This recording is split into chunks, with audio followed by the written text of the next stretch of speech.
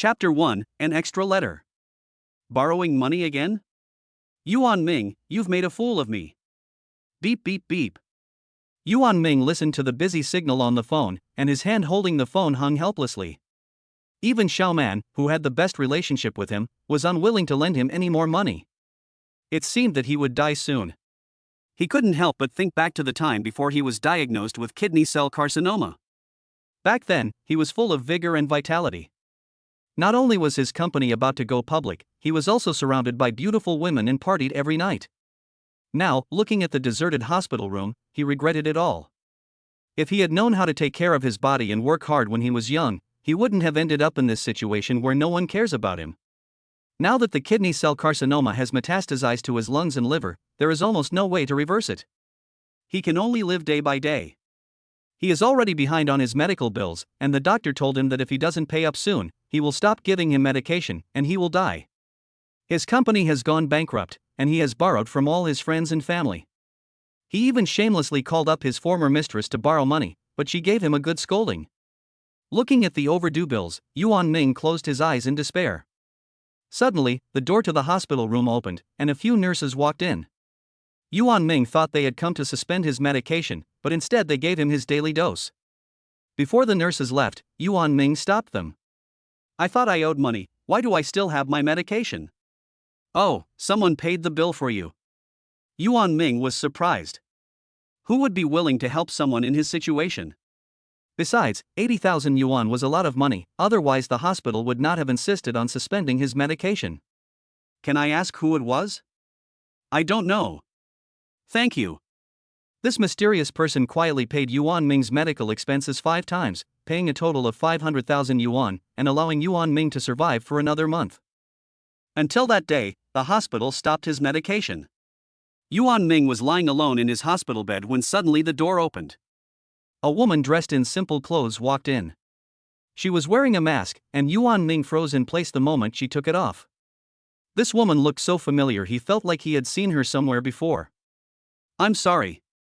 The woman saw his tears streaming down his face, and she burst into tears as she threw herself down in front of his bed. I don't have any money left, not a single penny. Yuan Ming had a hunch that she was the mysterious person who had been helping to pay his medical bills. Have you been helping me all this time? The woman nodded, her eyes filled with sadness. She looked at Yuan Ming's shaved head from chemotherapy, thinking of his handsome appearance in the past, and couldn't imagine how difficult it was for him now. Yuan Ming. The woman could not hold back her sobs and cried on his lap. Yuan Ming guessed that this was his former girlfriend, but he could not remember which one it was. Thank you, I didn't expect that in the end only you were willing to come and see me. Yuan Ming held her hand, his eyes sparkling with tears. If he could do it all over again, he would never become the Sea King again, but would just be with her and be good to her for the rest of his life. You remember me? The woman looked at Yuan Ming in disbelief, and a trace of joy could not help but appear in her tear-filled eyes. Since Yuan Ming broke up with her in his sophomore year, they had not been in contact for so many years, but she had always kept an eye on him. After learning that he was sick, she took out all her savings over the years, but it was still no use. I remember. Yuan Ming had cheated on women his whole life, but this time he felt a sense of guilt. A huge wave of sadness washed over him, and Yuan Ming desperately closed his eyes, begging the woman to help him turn off the oxygen machine. The woman hesitated for a moment, but did as he asked. Yuan Ming, goodbye. If there is a next life, we must be together. He opened his eyes abruptly, and Yuan Ming was shocked and broke out in a cold sweat. What? Wait, this isn't a hospital room, and he isn't bald. Where is he? The surroundings were unfamiliar but also familiar, with 2 rows of neatly aligned bunk beds. This was a dormitory? He walked over to the table and opened the book, which had his name written on it. He looked at the time and was surprised to see that it was 10 years ago. At that time, he was still a sophomore. He had gone back in time? Yuan Ming was so happy that he burst into tears, and his emotions could not be calmed for a long time. This time, he must cherish his health and not mess around anymore. And that woman, he must find her. Wait, that woman looks a bit like Yin Xian? Memories returned, and Yuan Ming suddenly remembered that sophomore year he was chasing after the school beauty, Yin Xian. The 2 of them were identical in appearance, except for their different personalities. Could it be that person was the future Yin Xian? He and Yin Qian broke up after being together for 6 months, supposedly because she was too clingy? It is now the second semester of his sophomore year, April 15th, and he should have broken up with Yin Qian for a week. The reason why he remembers it so clearly is because Yin Qian's birthday is on April 8th, and he broke up with her on her birthday. Bastard! What a jerk! Yuan Ming cursed himself in his heart while putting on his shoes and going out. He just looked at the class schedule and there was no class until this afternoon. It was morning now, and he was going to find Yin Qian to get back together. When he arrived at the classroom where Yin Qian usually took her classes, he was surprised to find that Yin Qian was not there.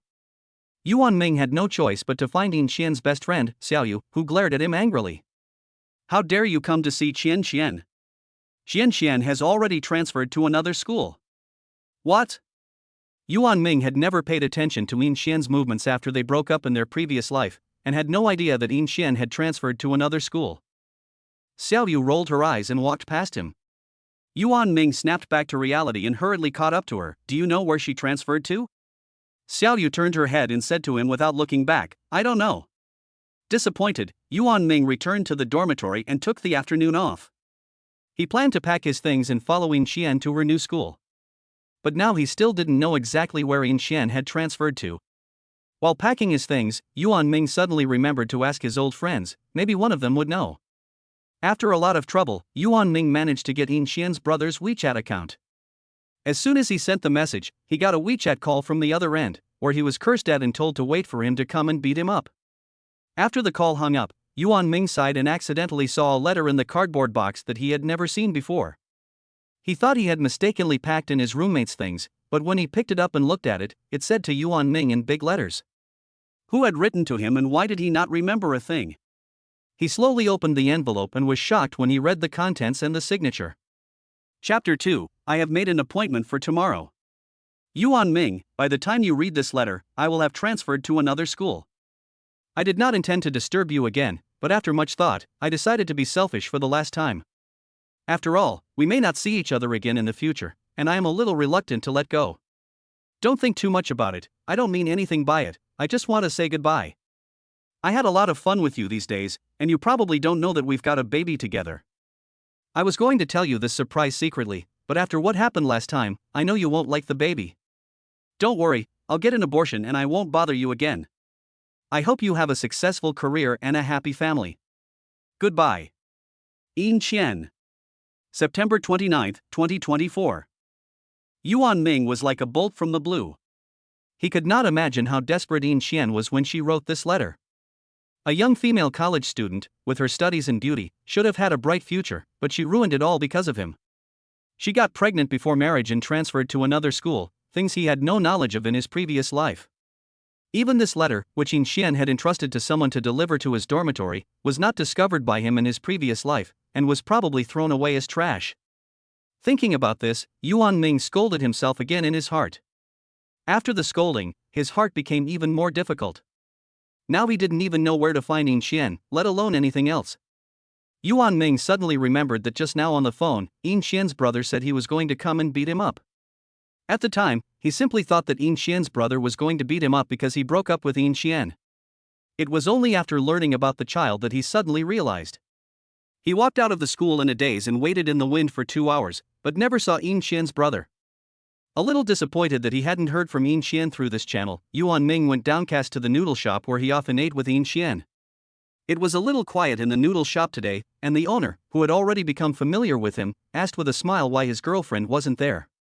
Yuan Ming had to lie to himself and make up an excuse to get away with it. Suddenly, he saw in the far corner of the noodle shop the back of a girl wearing a black cap, whose appearance strongly resembled Yin Qian. He laughed to himself, thinking that Yin Qian had already transferred to another school, so how could he possibly see her here? Yuan Ming ate his noodles with big mouthfuls, unaware as his tears fell silently into his bowl. After finishing the noodles, he took out a cigarette and smoked. The way he exhaled looked cool, but in reality, his heart was full of vicissitudes. Perhaps it was because he was choked by the smell of the cigarette. The girl in the cap coughed twice and then stood up from her seat. As he listened to her cough, Yuan Ming felt inexplicably familiar with the sound. The girl carried a black shoulder bag and when she passed by him, she revealed half of her face, which was partially hidden by her hair. Seeing that half of her face, Yuan Ming suddenly grabbed her wrist. Qian? The girl didn't look up, her face hidden by her hair as it fell down her shoulders, but she recognized Yuan Ming's voice the moment she heard it. How could this be? Shouldn't Yuan Ming be in class right now? Why was he here? Did Yuan Ming miss this noodle shop as well as her? Or was he just passing by occasionally? The girl panicked, broke free of his grasp, and hurriedly ran off, leaving only the words, "You've got the wrong person." Yuan Ming stood there in shock, and after a moment of reaction, he hurriedly chased after her. Qian. In just half a minute, Yin Qian disappeared without a trace. Yuan Ming wandered down the street, but he couldn't find her anywhere. He was sure that the person just now was Yin Qian. He could recognize any woman he had seen just once, and what's more, Yin Qian had slept with him before. He recognized her as soon as she stood up just now, but he was too shocked to react just now. While he was flustered, a glimmer of hope also emerged in his heart. Yin Qian had not yet transferred schools, and from the state she was in just now, she didn't look like someone who had just had an abortion. That meant there was still hope for him. Yuan Ming immediately dialed his father's phone. He was the director of the obstetrics and gynecology department at the City People's Hospital, and he should be able to find out about any girl who went to the hospital for an abortion. Rotten kid, why are you asking this? Yuan Fanhai immediately sensed something was wrong when he heard that he wanted to find out if a girl named Yin Qian had made an appointment for an abortion. You wouldn't have. Dad, you have to help me check first, it's urgent. Seeing that his rebellious son had called him on his own initiative, Yuan Fanhai reluctantly agreed. It wasn't long before the news came from his father. There is one booked for tomorrow. Tomorrow? Rascal, what have you done to her? What's the relationship between you two? Oh, Dad, I can't explain over the phone. I'll come see you tomorrow. You must help me stop her from getting an abortion. Okay, I'll call you then. Thanks, Dad. Yuan Fanhai was taken aback when he heard his son say thank you. What's wrong with this kid today? After hanging up the phone, Yuan Ming couldn't help but crouch down on the street and cry bitterly. He hadn't heard his father's voice in years, and he almost cried out loud on the phone just now. In his previous life, the old couple passed away in the 5th year of his work. Before they left, their greatest wish was for him to marry a wife and give them a grandchild, but this was such a small wish, and he ignored it at the time because he was too busy working. In this life, he will not be such an asshole. Wiping away his tears, Yuan Ming straightened his expression and forced a smile. Think of something happy. The old couple still didn't know that they would soon be able to hold their grandchild in their arms. Shan also didn't know that her unfaithful ex-boyfriend, who had no sense of responsibility, would soon be asking her to get back together. And the kids, don't be afraid, you won't disappear, Daddy is here, Daddy will protect you. He must seize this opportunity to start over and do his best not to leave any regrets. Yuan Ming threw away the cigarettes in his pocket and from now on, he would quit smoking. Pregnancy only lasts 10 months, so for the safety of her and the baby, he will not touch this thing again for at least that long. He takes out his phone album and looks at his hairstyle. He's dyed it with a gradient? That's not mature at all, he'll go dye it back immediately. The barber owner often dyes Yuan Ming's hair, and when he sees him coming again this time, he subconsciously asks what color he wants to dye it back to. Dye it back to black. Black? The owner was puzzled. Yuan Ming had been getting cool haircuts from him for 2 years, and now he was giving up? Seeing Yuan Ming's serious expression, he didn't dare to ask any more questions and just did as he was told. Coming out of the barber's, Yuan Ming was very satisfied with his medium-length hair parted down the middle, which made him look more literary and elegant. Then he went to the clothing store next door and bought himself a white short-sleeved shirt and slim cropped pants, planning to wear them to see Qian tomorrow. When he returned to the dorm, none of the dogs recognized him. Yuan Ming, going out to pick up girls again, this time it's a pure young girl? Get out of here, I only love Yin Qian. Come on, you dumped her just last week, and you're already trying to fool us? I'm serious. His roommate saw him packing and asked, Yuan Ming, are you moving out? You're not going to move in with some young girl, are you? Chapter 3, What did you call me? Honey. Yuan Ming admitted generously, yes, we're sharing a flat. Wow, you just admitted it like that? There's no need to pretend. Wow. Which little girl is it? I'm not telling you. Yuan Ming, you're not being a good friend.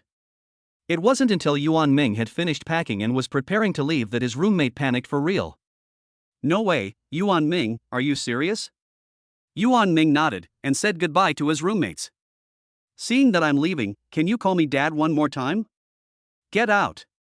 Yuan Ming was pushed out the door. These ungrateful guys. He had taken them to the toilet many nights before, and they called him Dad without any sense of incongruity. Anyway, he was going to have his own child soon. He wouldn't argue with these guys. He asked his counselor for 2 days off, and then left school. A moment ago, he ran into Chanshan's best friend, Xiaoyu, and learned from her that Chanshan had already completed the transfer procedures. Yuan Ming went outside the school and rented a one-bedroom apartment on Wutong Street for 1,000 yuan per month. Although his monthly living expenses were only 2,000 yuan, he had saved some money over the years, and the total had accumulated to more than 20,000 yuan. He would settle down with Chanshan first. He tidied up the house a bit, took a shower, and lay down on the bed to sleep. At 7 o'clock the next morning, Yuan Ming was woken up by the alarm clock he had set. After getting up and washing up a bit, Yuan Ming took a taxi back home. Mom, can I borrow your Volkswagen for a while? Zhang Xiaomei heard her son's voice, and just as she came out of the door, she saw him sneak away with the car keys. Rotten kid, you stop right there. Yuan Ming quickly slipped into the car, rolled down the window and said to her, Mom, I love you. Zhang Xiaomei looked at his receding back and froze. What did that brat just say? What the hell? Yuan Ming looked at the time, afraid that he would be late. At that moment, Yuan Fanhai's phone rang. The girl is almost here. Yuan Ming parked the car in the parking lot. I'm here too. He rushed into the obstetrics and gynecology department. Yuan Fanhai's voice came over the phone. Second floor, operating room entrance. Yuan Ming arrived on the second floor and saw Yin Qian sitting on a chair in the corridor at a glance. Qian. He shouted, and Yin Qian subconsciously stood up when she heard his voice, stunned in place. Yuan Ming came up to her and took her hand. Follow me. I'll be good to you for the rest of your life. People around him cast glances at him until they saw Yin Qian being dragged away by him, and their eyes gradually revealed envy. They had noticed the young lady earlier, and a few older women had even given her a lecture, making her cry. The man must be her boyfriend, as he seemed to care about her. What a lucky life, unlike theirs. When they arrived outside the hospital, Yin Qian broke free of his grasp. Let go of me. Yuan Ming turned around, and Yin Qian's face was already streaming with tears. His prepared words were instantly disrupted, and he felt like something was stuck in his throat. Yin Qian looked at him, her eyes full of disappointment. The scene of him decisively breaking up with her a few days ago was still vivid in her mind. Whenever she closed her eyes now, she could hear the words he had said to her, which pierced her heart. Could it be that today, he was going to scold her again? Yuan Ming took her hand again. Give me another chance. Shanshan, I regret it, I shouldn't have let you down. What did you say? Yin Qian froze, she thought she had heard wrong. Yuan Ming repeated it again. Aren't you here to scold me?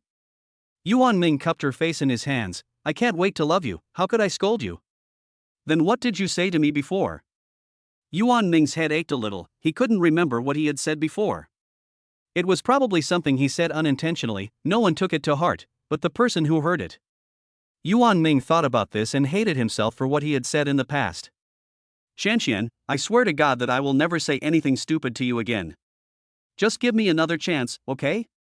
He reached out and wiped the tears from Yin Qian's face, and then gathered her hair that had been blown about by the wind. Yuan Ming could see her hesitation, so he reassured her once again, even vowing an oath. Yin Qian told him to stop. Yuan Ming seized the opportunity. Shanshan, are you saying yes? Yin Qian lowered her head, her face full of confusion. Shanshan, if you don't say anything, I'll take that as a yes. After saying this, he suddenly embraced Yin Qian in his arms. Just then, a voice suddenly appeared in Yuan Ming's mind. Congratulations, the host has activated the exclusive love system. Do you wish to bind an exclusive love object? Yuan Ming reacted, this is a golden finger. He mentally told the voice, bind Yin Qian. Once bound, it cannot be changed for life. Please choose carefully. Do you confirm? Confirm. Binding successful. Congratulations to the host for successfully reuniting with the object of his affection. You are rewarded with a BMW 42Si. The key is on the table in the rented room. The car is in the underground parking lot near Wutong Street. BMW 42Si? If I remember correctly, this is still a convertible, and the price is hundreds of thousands of dollars. Yuan Ming took Yin Xian to the parking lot and thoughtfully opened the passenger door for her. This way, princess. Yin Xian hesitated for a moment, but then got in. Yuan Ming sat in the driver's seat with a smile on his lips. After starting the car, they met another black Audi entering the basement exit. Yuan Ming didn't take it seriously, but Yin Xian covered her face with her hands and said to him, "No, my brother is here." Yuan Ming remembered what Yin Xian's brother said on the phone yesterday. Your brother said yesterday that he was going to beat me up. Could it be such a coincidence? Yin Xian's nervousness suddenly eased upon hearing this. She gave Yuan Ming a glare, her tone slightly mocking. You asked for this for bullying me. Wife, I won't let you bully people like this. What did you just call me? Wife. Yin Xian felt a little unnatural. Don't call me that.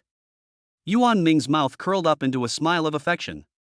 Yin Xian glanced at him, then suddenly remembered that her brother was still in front of them, and quickly covered her face. If I'm discovered, I won't be able to protect the baby in my belly. Don't let my brother catch you. Don't worry, I'll just let him pass. Yin Yuchen didn't notice Yuan Ming and Yin Xian and drove straight into the parking lot. Yuan Ming drove out and asked Yin Xian where she wanted to go next. Yin Xian was a little torn, thinking about her parents' attitude towards her, and said with a sense of loss. I don't know. Yuan Ming said to her, why don't you come to my place? Stay there for now. Chapter 4, Are you sure this is your first time cooking? Yin Xian thought about it for a moment. At the moment, she didn't really have any other options. She had told her parents that she was getting an abortion before leaving the house today, and they would definitely be angry if she went back home like that.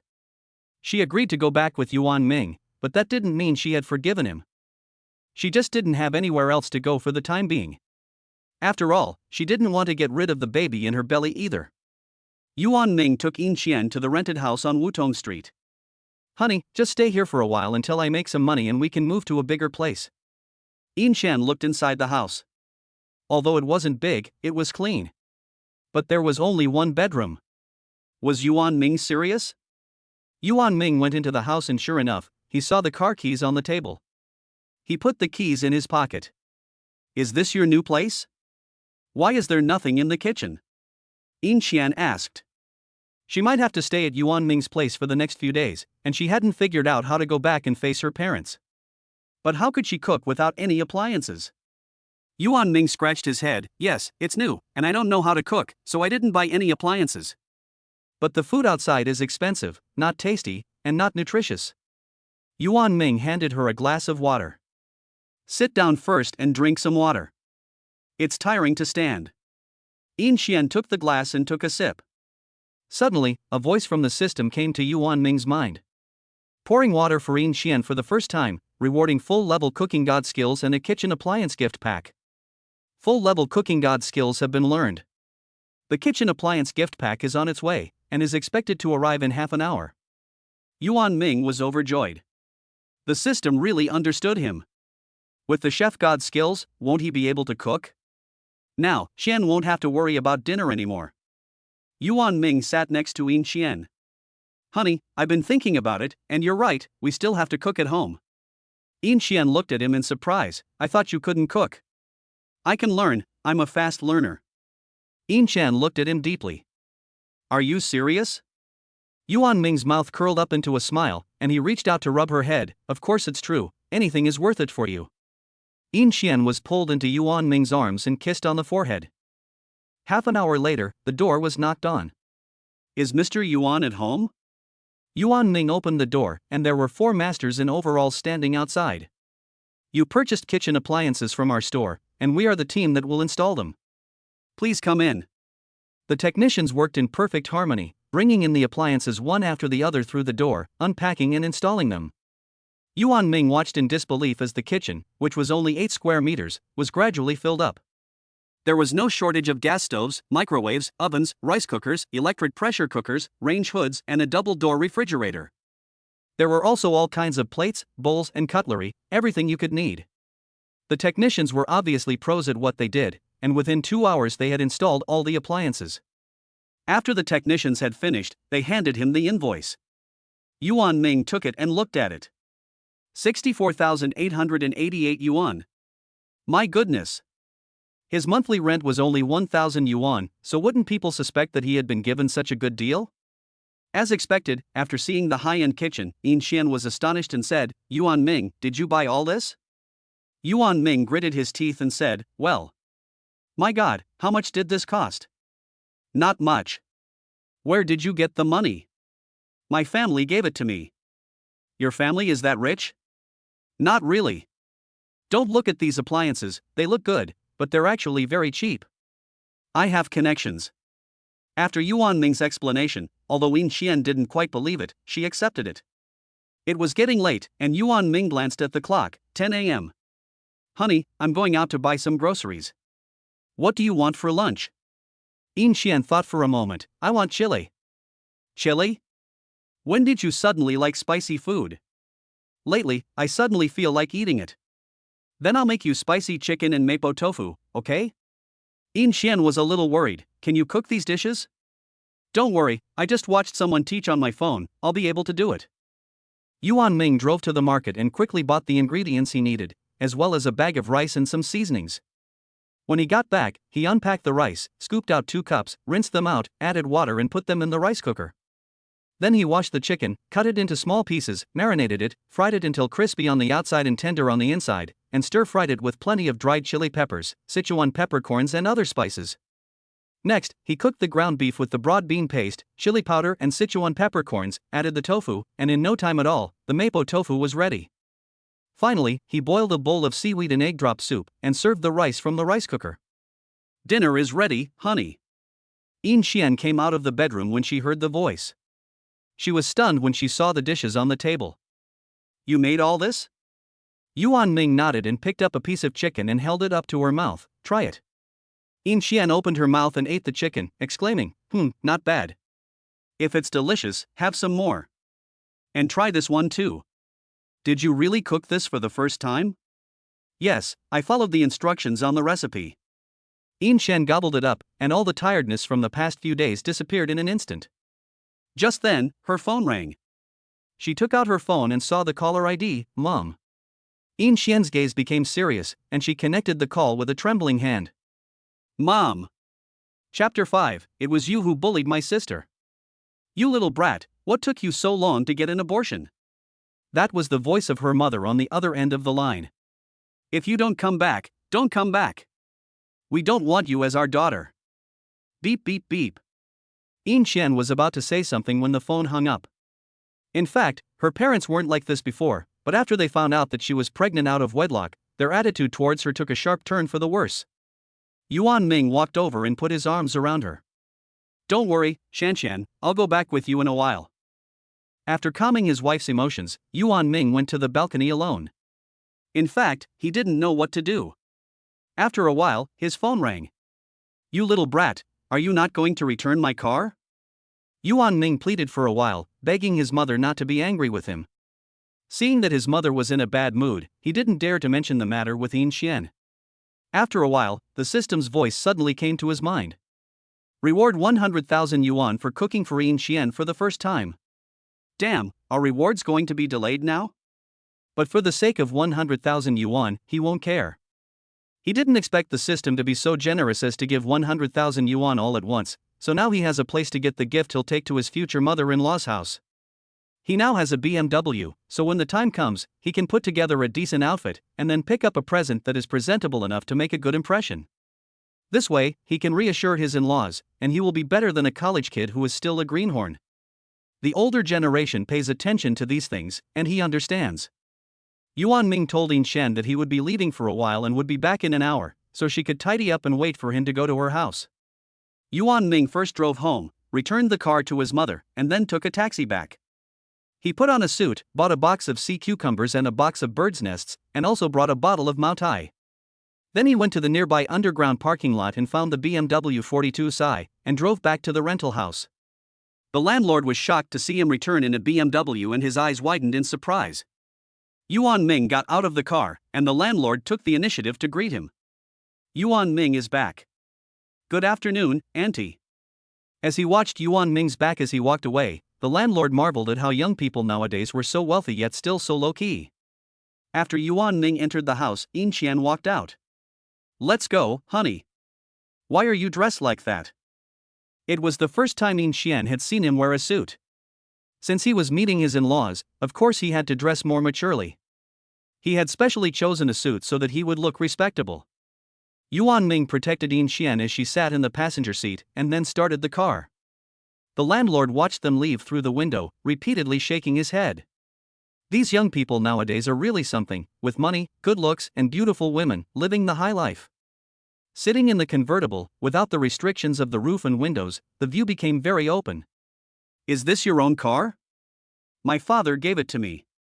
"Your family is so rich?" "It's okay." Yuan Ming appeared calm on the surface, but in fact he was a little panicked. He was worried that Shallow wouldn't believe what he was saying.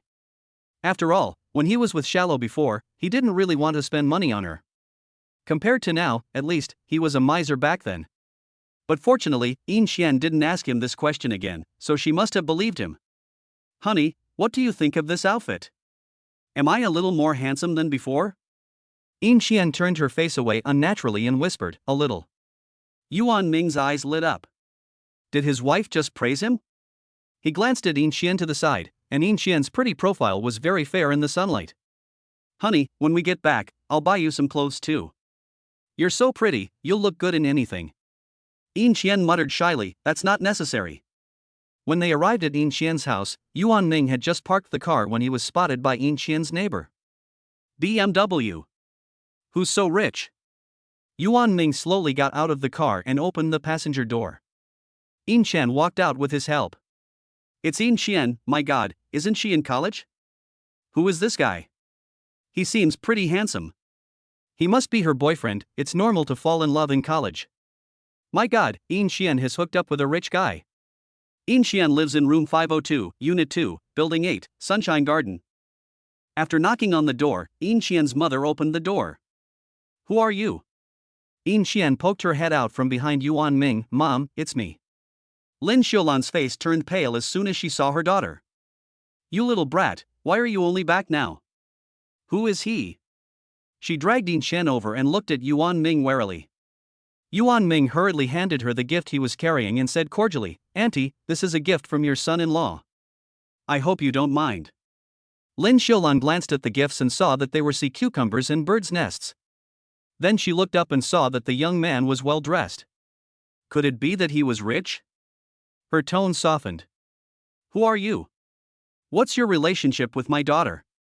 "I'm Chanshan's boyfriend. I was negligent in not being able to take care of Chanshan before, and I've come to apologize to you." Zhang Xiulan glanced at Yin Qian and paused for a moment. "Look at you, if you had just said so, you wouldn't have had to bring anything, it's so formal." She warmly led Yuan Ming into the house and took the gift he was holding in his hand. "Auntie, I actually wanted to come a long time ago, but I was afraid that because Chanshan and I are still young, you and Uncle wouldn't approve." "This child, you are not young, my family has children the same age as Chanshan, they have had 2 children already." Lin Xiulan quickly accepted Yuan Ming and Yin Qian's relationship. After all, Yuan Ming had lived for so many years in the past life, and he was still good at dealing with the older generation. He soon had his mother-in-law beaming with joy. Yin Qian was shocked as she listened to their conversation. When did Yuan Ming become so eloquent? Was this still the same person? "Yuan Ming, what does your family do for a living?"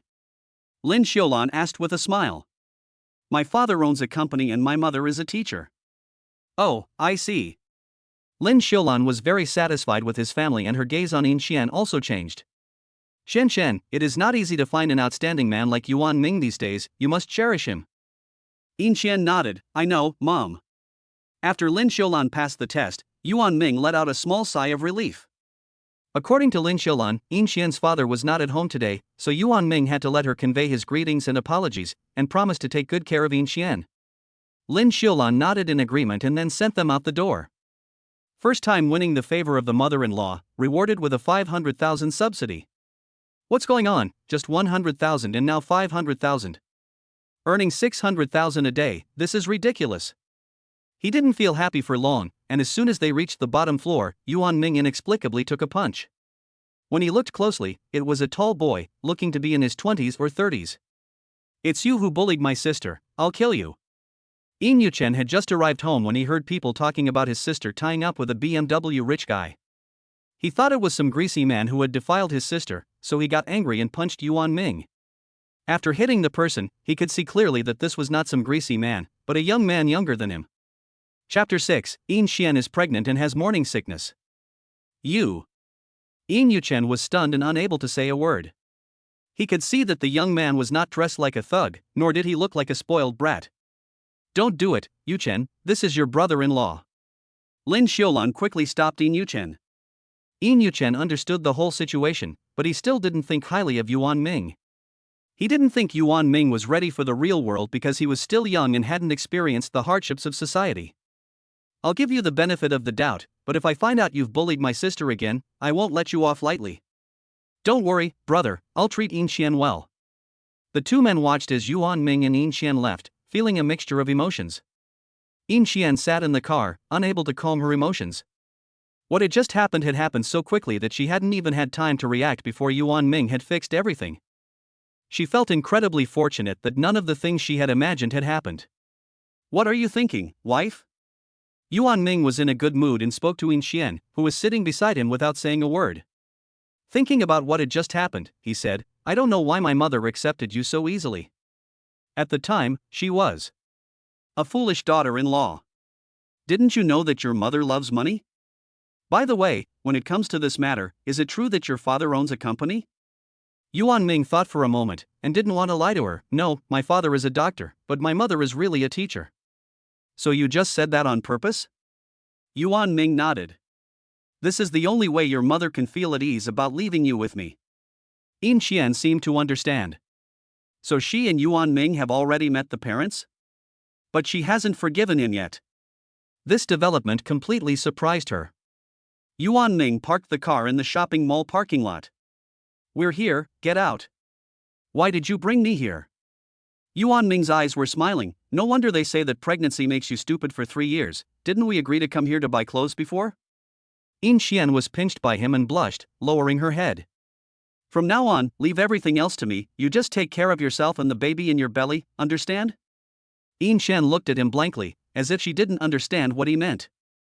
Yuan Ming couldn't hold back a smile at the corner of his mouth. The more he looked at his wife, the cuter she looked, and he couldn't help but give her a kiss. Ah! Why did you kiss me? There are so many people here. Yuan Ming turned his head and put his arm around her waist, leading her into the mall. Let's go, I'll buy you some clothes. When they arrived at the clothing counter, Yin Xian picked out a white dress. After walking out of the fitting room, Yuan Ming only glanced at it before saying to the clerk without thinking, wrap it up. It wasn't that he was being perfunctory, but anyone could see that the outfit was a perfect match for Yin Xian. Yin Xian quickly stopped him. Wait, you haven't asked the price yet. It's okay, if you like it, I'll buy it for you. Yin Xian ignored him and turned to the shop assistant. Excuse me, how much is this? This is a classic Chanel dress, priced at 34,888. She was so shocked that she couldn't say a word, but Yuan Ming didn't think twice and said, yes, wrap it up.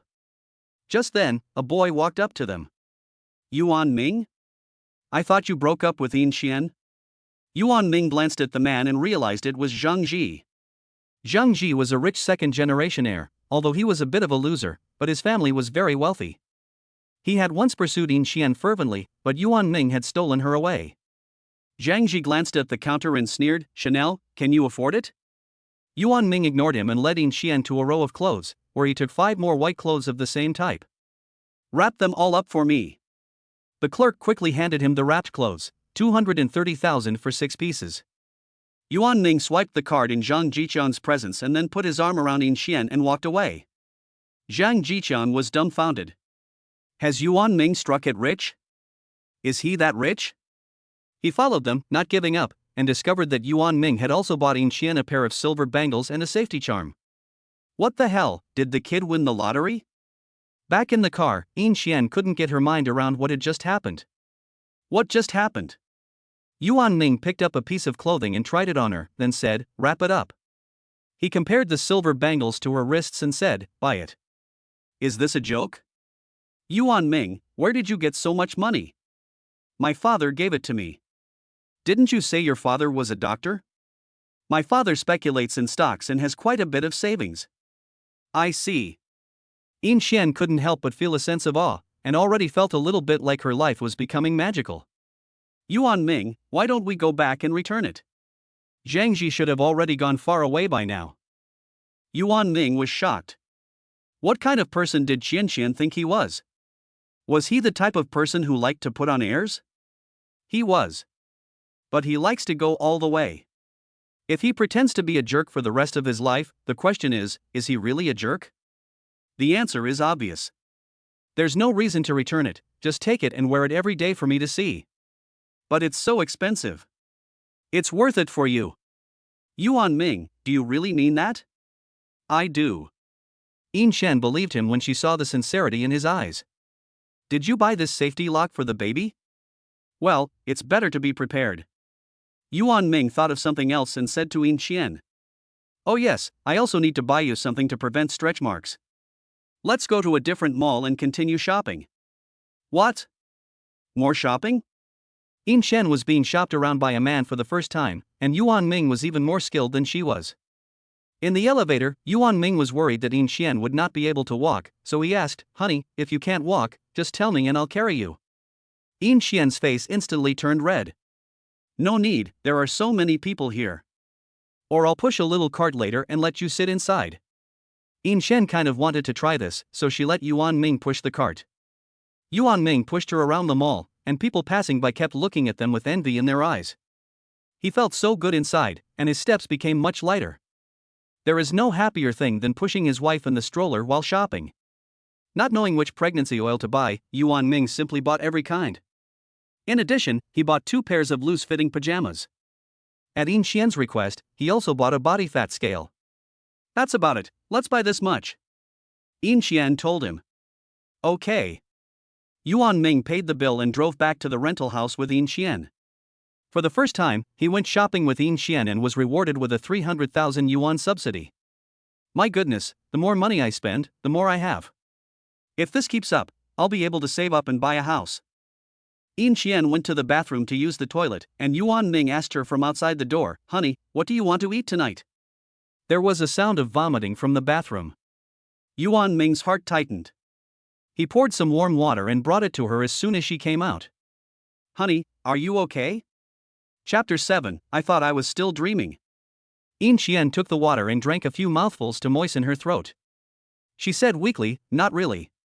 Yuan Ming hurriedly helped her sit down on the sofa, looking at her with concern. I just asked you what you wanted to eat tonight, do you still want to eat now? Yin Xian shook her head weakly, and her hand unconsciously stroked her stomach. I feel a bit sick, I want to go lie down on the bed. Okay, I'll help you. Yuan Ming carefully helped Yin Xian up and slowly walked towards the bedroom.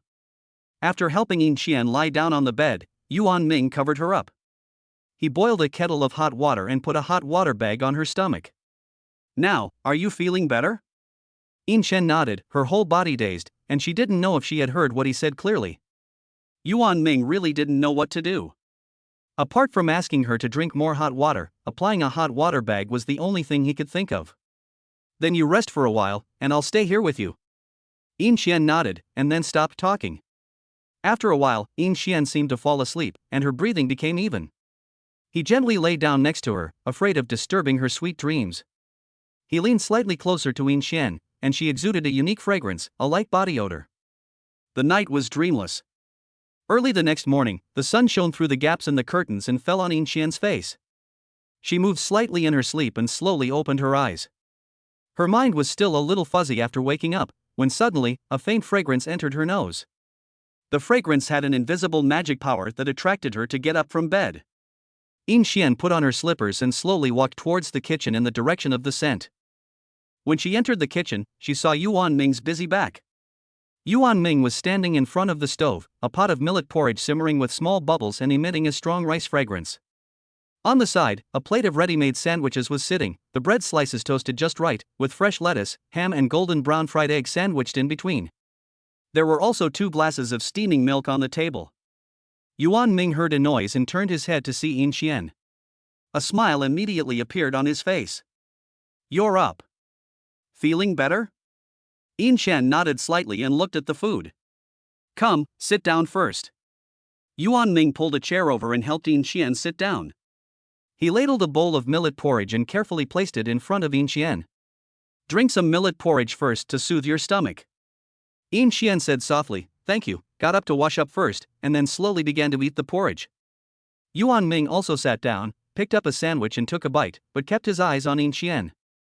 "Today's sandwich has your favorite pistachio jam, try it." Yin Qian obediently took the sandwich and took a small bite, her cheeks puffed up like a little squirrel. Yuan Ming couldn't help but laugh at the sight of her. "So what?" Yin Qian nodded slightly.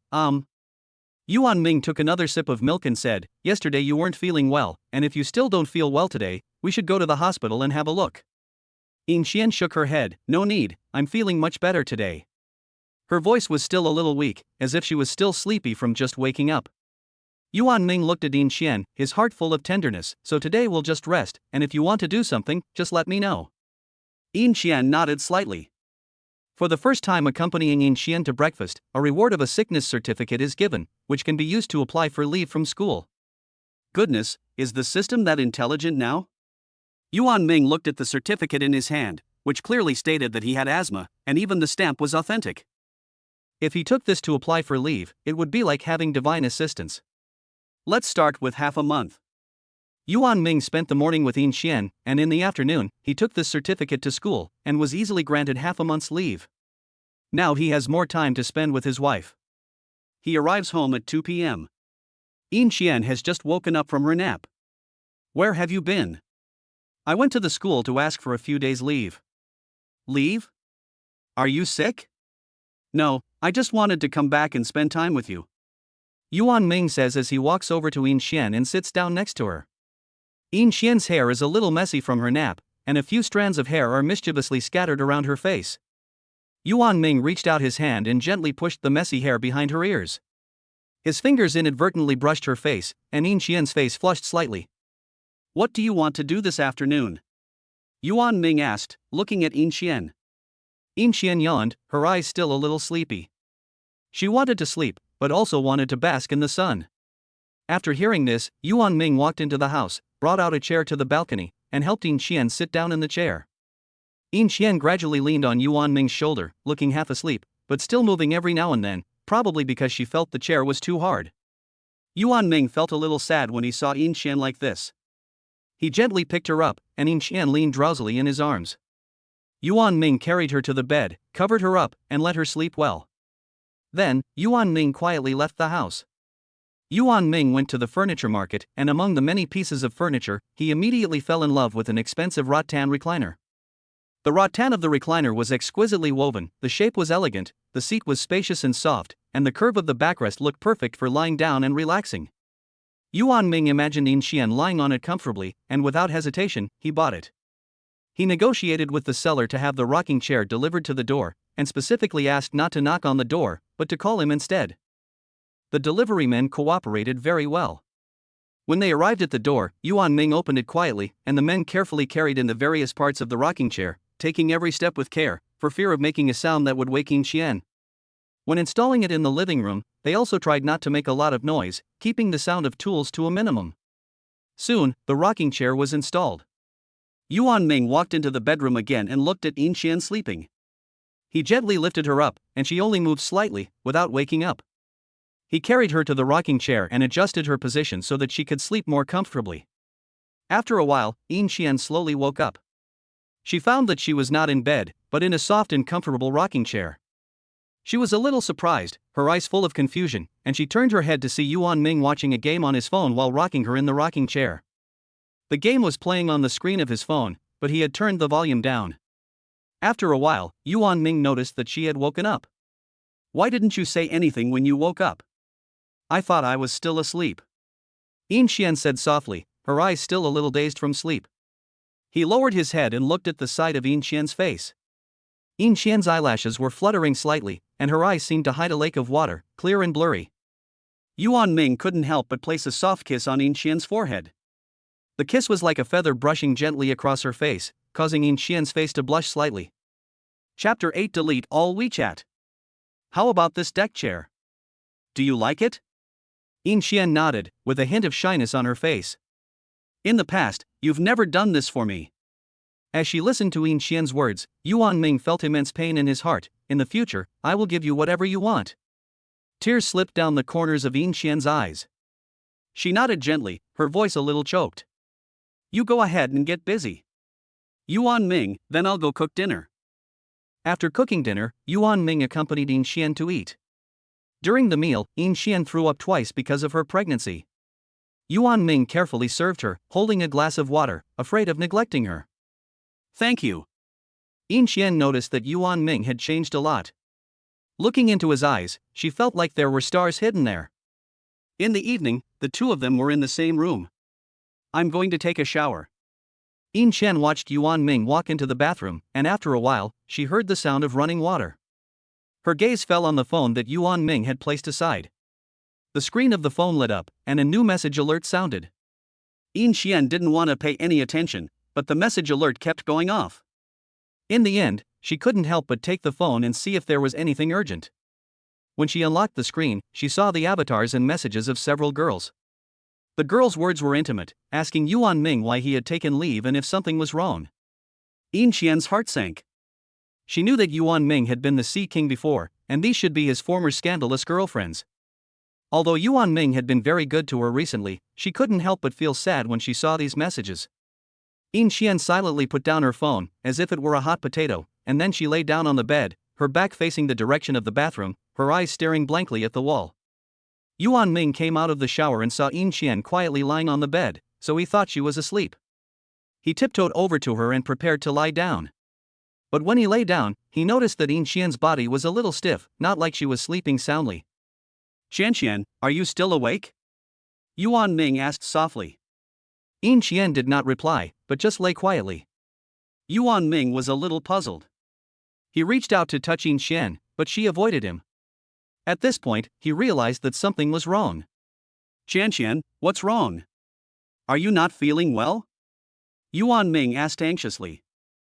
Yin Xian still did not respond, but her shoulders began to tremble slightly. Yuan Ming panicked. He forced Yin Xian's body to turn over, but saw that her face was full of tears. Xian, why are you crying? What happened?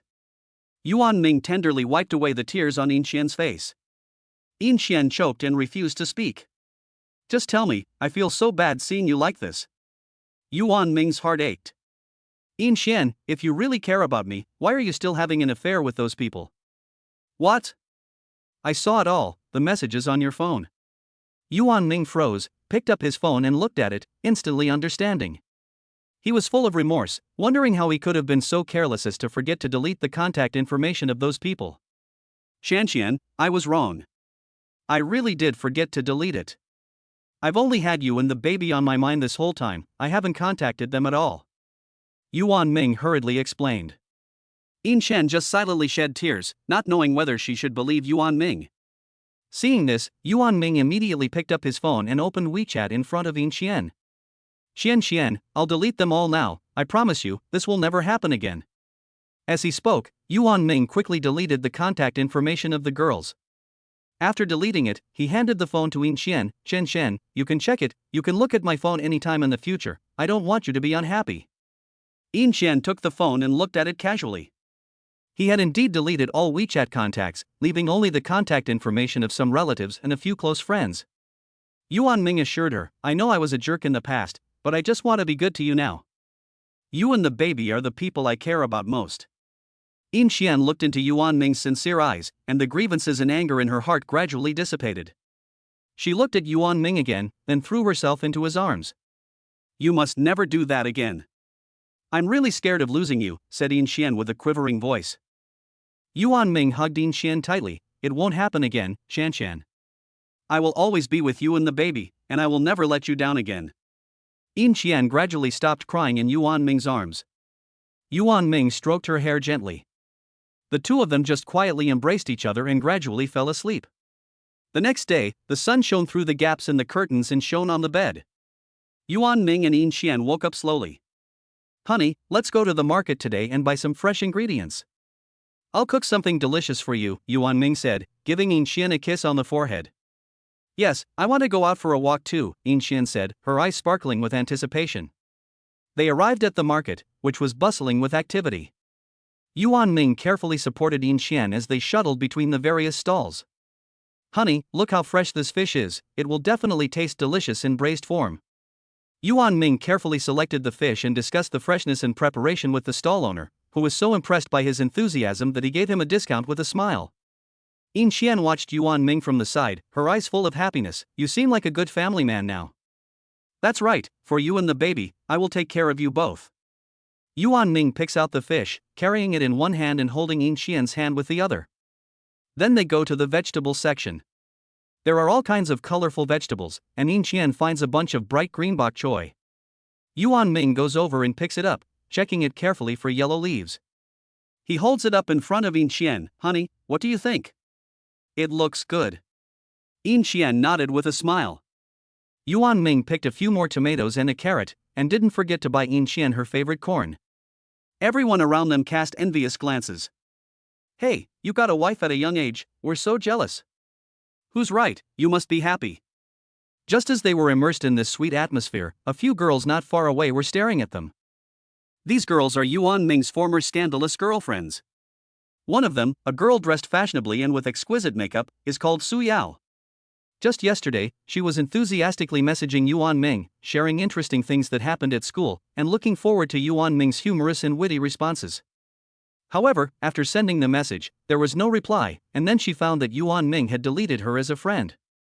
At the moment, she was staring in surprise and anger at Yuan Ming and Yin Xian not far away, and said with gritted teeth, "It really is Yuan Ming.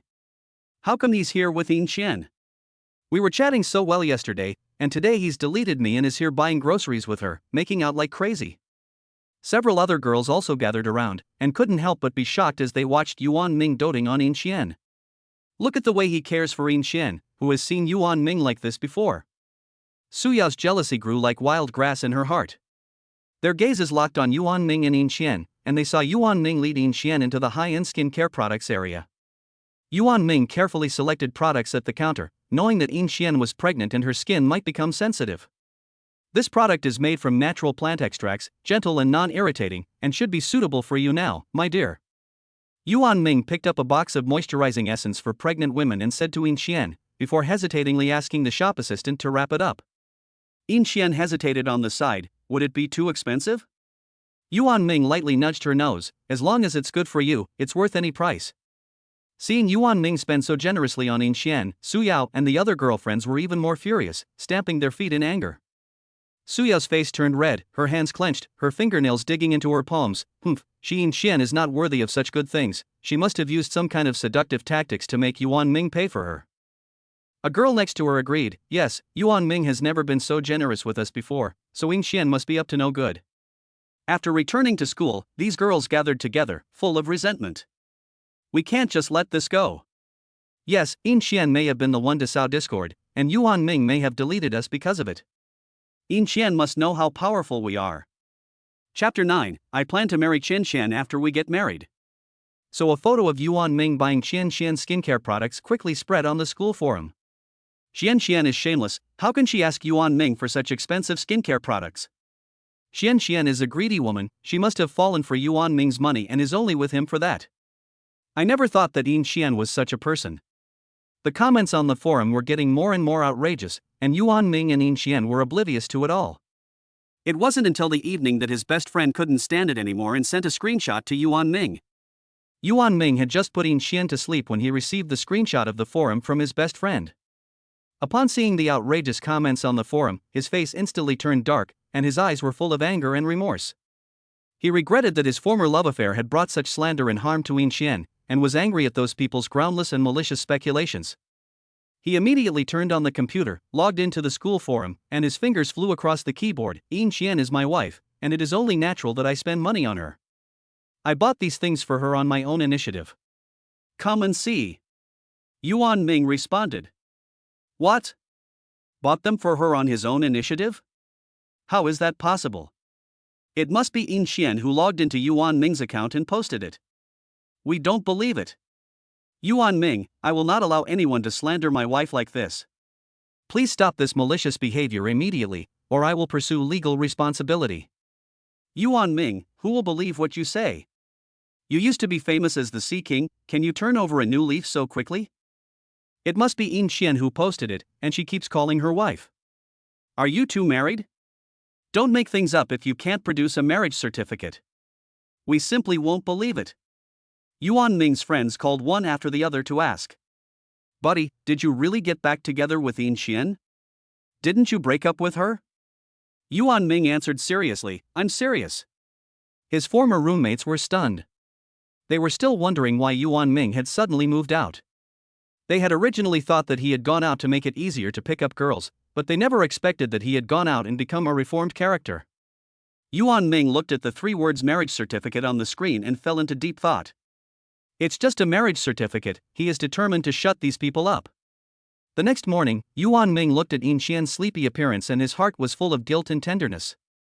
Wake up, honey, let's go home.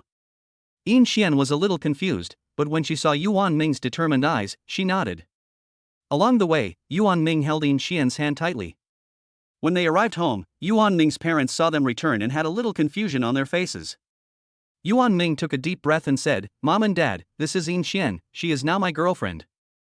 Yuan Ming's mother slightly widened her eyes, and her gaze took in Yin Xian. Yin Xian lowered her head a little nervously.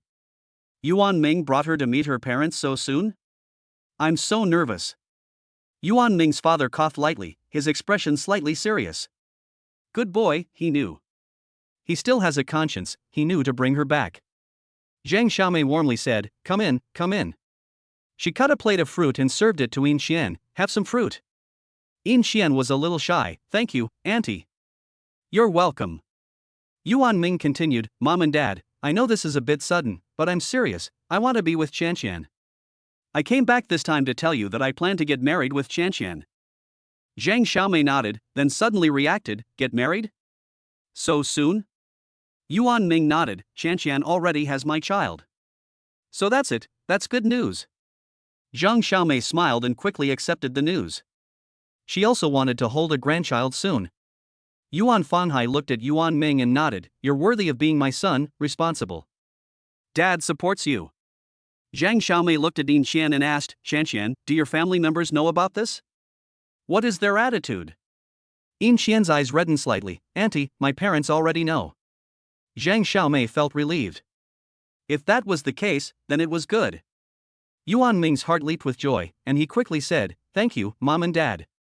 Then Zhang Xiaomei went into the room, found the household register, and handed it to Yuan Ming. Here is the household register, and here is the savings book we left for you and your father. There are 280,000 yuan in it. You can ask Qianqian's family how much the bride price is. Yuan Ming took it, thanked his parents, and then left with Yin Xian. After leaving the house, Yuan Ming took Yin Xian straight to the Civil Affairs Bureau. Along the way, Yin Xian's emotions were mixed. Yuan Ming seemed to read her mind, and from time to time he comforted her, Qianqian, don't be afraid, I'm here, and the future will only get better and better. When they arrived at the Civil Affairs Bureau, the two of them walked in hand.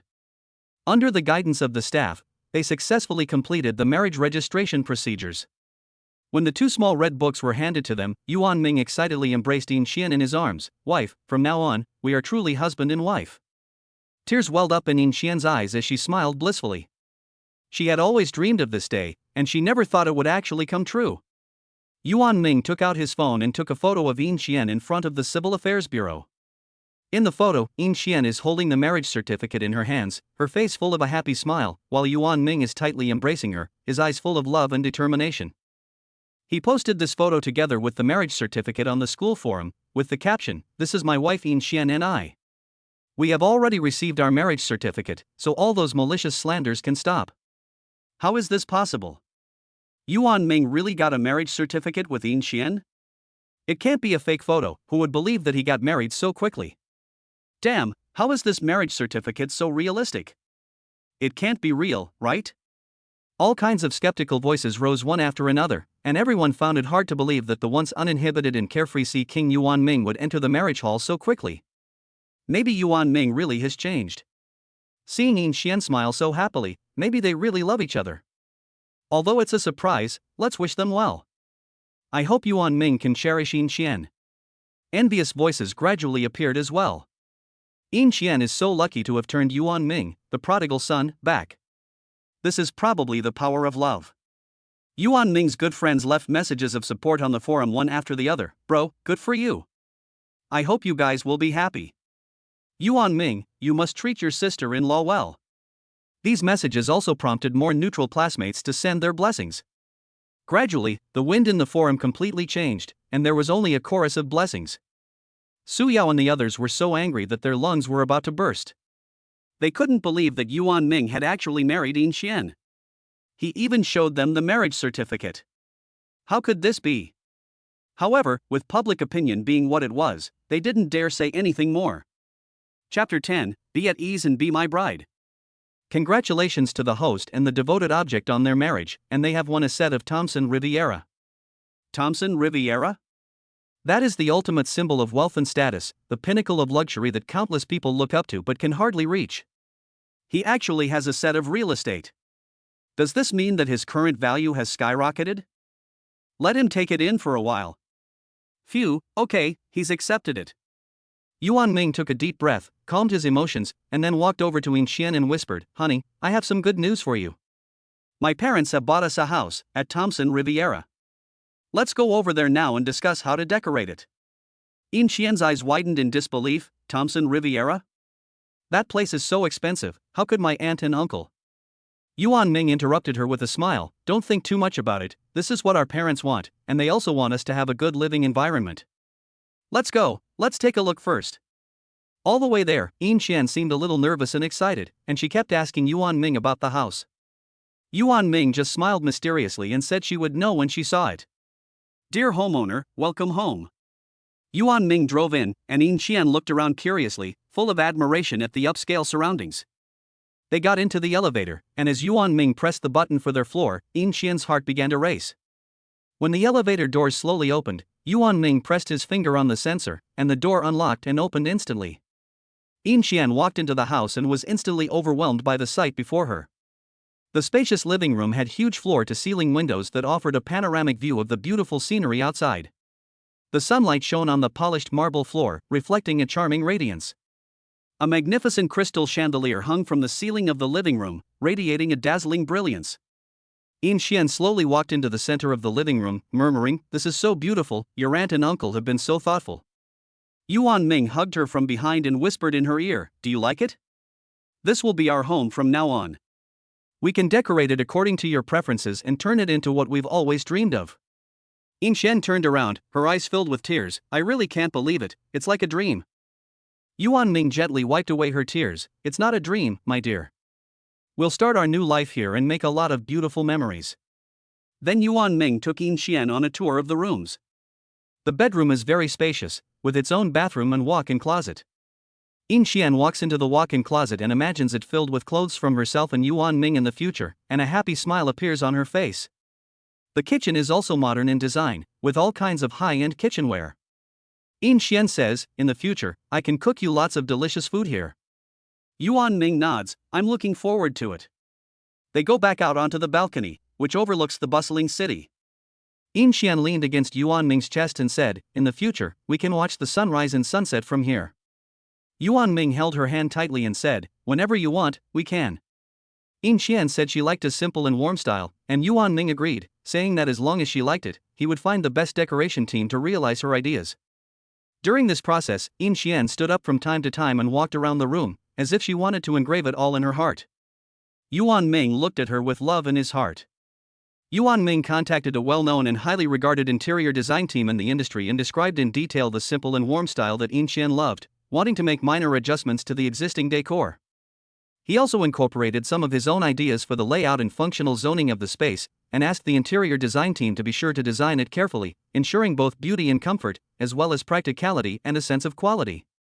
While the interior design team got to work preparing a plan, Yuan Ming also found a professional moving company. "I want to make sure that every item, especially the kitchen appliances, is safely and orderly moved to the new home." "Don't worry, sir, we are professionals at moving." After taking care of the moving arrangements, Yuan Ming called her parents to discuss the details of the wedding preparations. "Dad, Mom, for the wedding, I want to use white and pink flowers to decorate the venue to create a romantic and warm atmosphere. And for the menu, we can choose some of Yin Xian's favorite dishes and add some of our family specialties." Yuan Ming said seriously. Her parents responded enthusiastically on the other end of the phone, offering suggestions on the wedding ceremony process and guest reception. Then that's settled, thank you, Mom and Dad.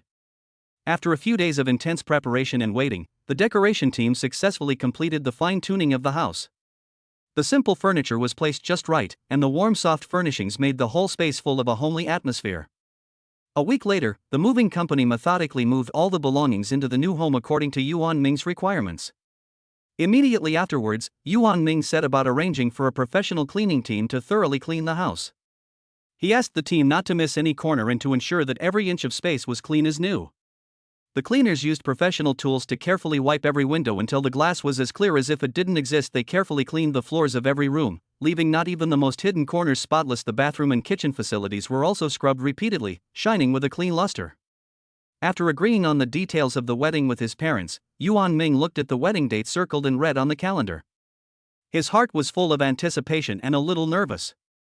Tomorrow, he would walk down the aisle with Yin Xian. That night, Yuan Ming noticed that Yin Xian seemed a little restless. He gently took her hand and led her to the sofa to sit down. Honey, I know you're worried about tomorrow's wedding. Don't worry, everything will be perfect, Yuan Ming said tenderly, his eyes full of concern and deep affection. Yuan Ming said tenderly, his eyes full of concern and affection. Yin Xian bit her lip slightly. I just can't help thinking that tomorrow so many people will be watching us. What if I make a fool of myself? And this is a big event in life, I'm so afraid of anything going wrong. Yuan Ming gently embraced Yin Xian in his arms. Fool, you will always be the most beautiful and charming in my eyes. And I've already arranged all the details, so you just need to be at peace and be my bride. Yin Xian looked up, a hint of worry still in her eyes, but I'm still a little scared. Yuan Ming gently wiped away the tears at the corner of her eyes. Don't be afraid, I'll always be by your side. Yin Xian listened to Yuan Ming's words and gradually calmed down. She leaned in Yuan Ming's arms. With you here, I feel much more at ease. Chapter 11 I love you, not just in words. The next morning, the sun shone through the sheer curtains, gently illuminating the faces of Yin Xian and Yuan Ming. Yin Xian slowly opened her eyes, and what met her gaze was Yuan Ming's affectionate gaze. Wife, today is our big day, Yuan Ming said softly, his voice tinged with an unmistakable excitement. The tension in Yin Xian's heart instantly returned, but seeing Yuan Ming's determined yet gentle gaze, she took a deep breath and nodded.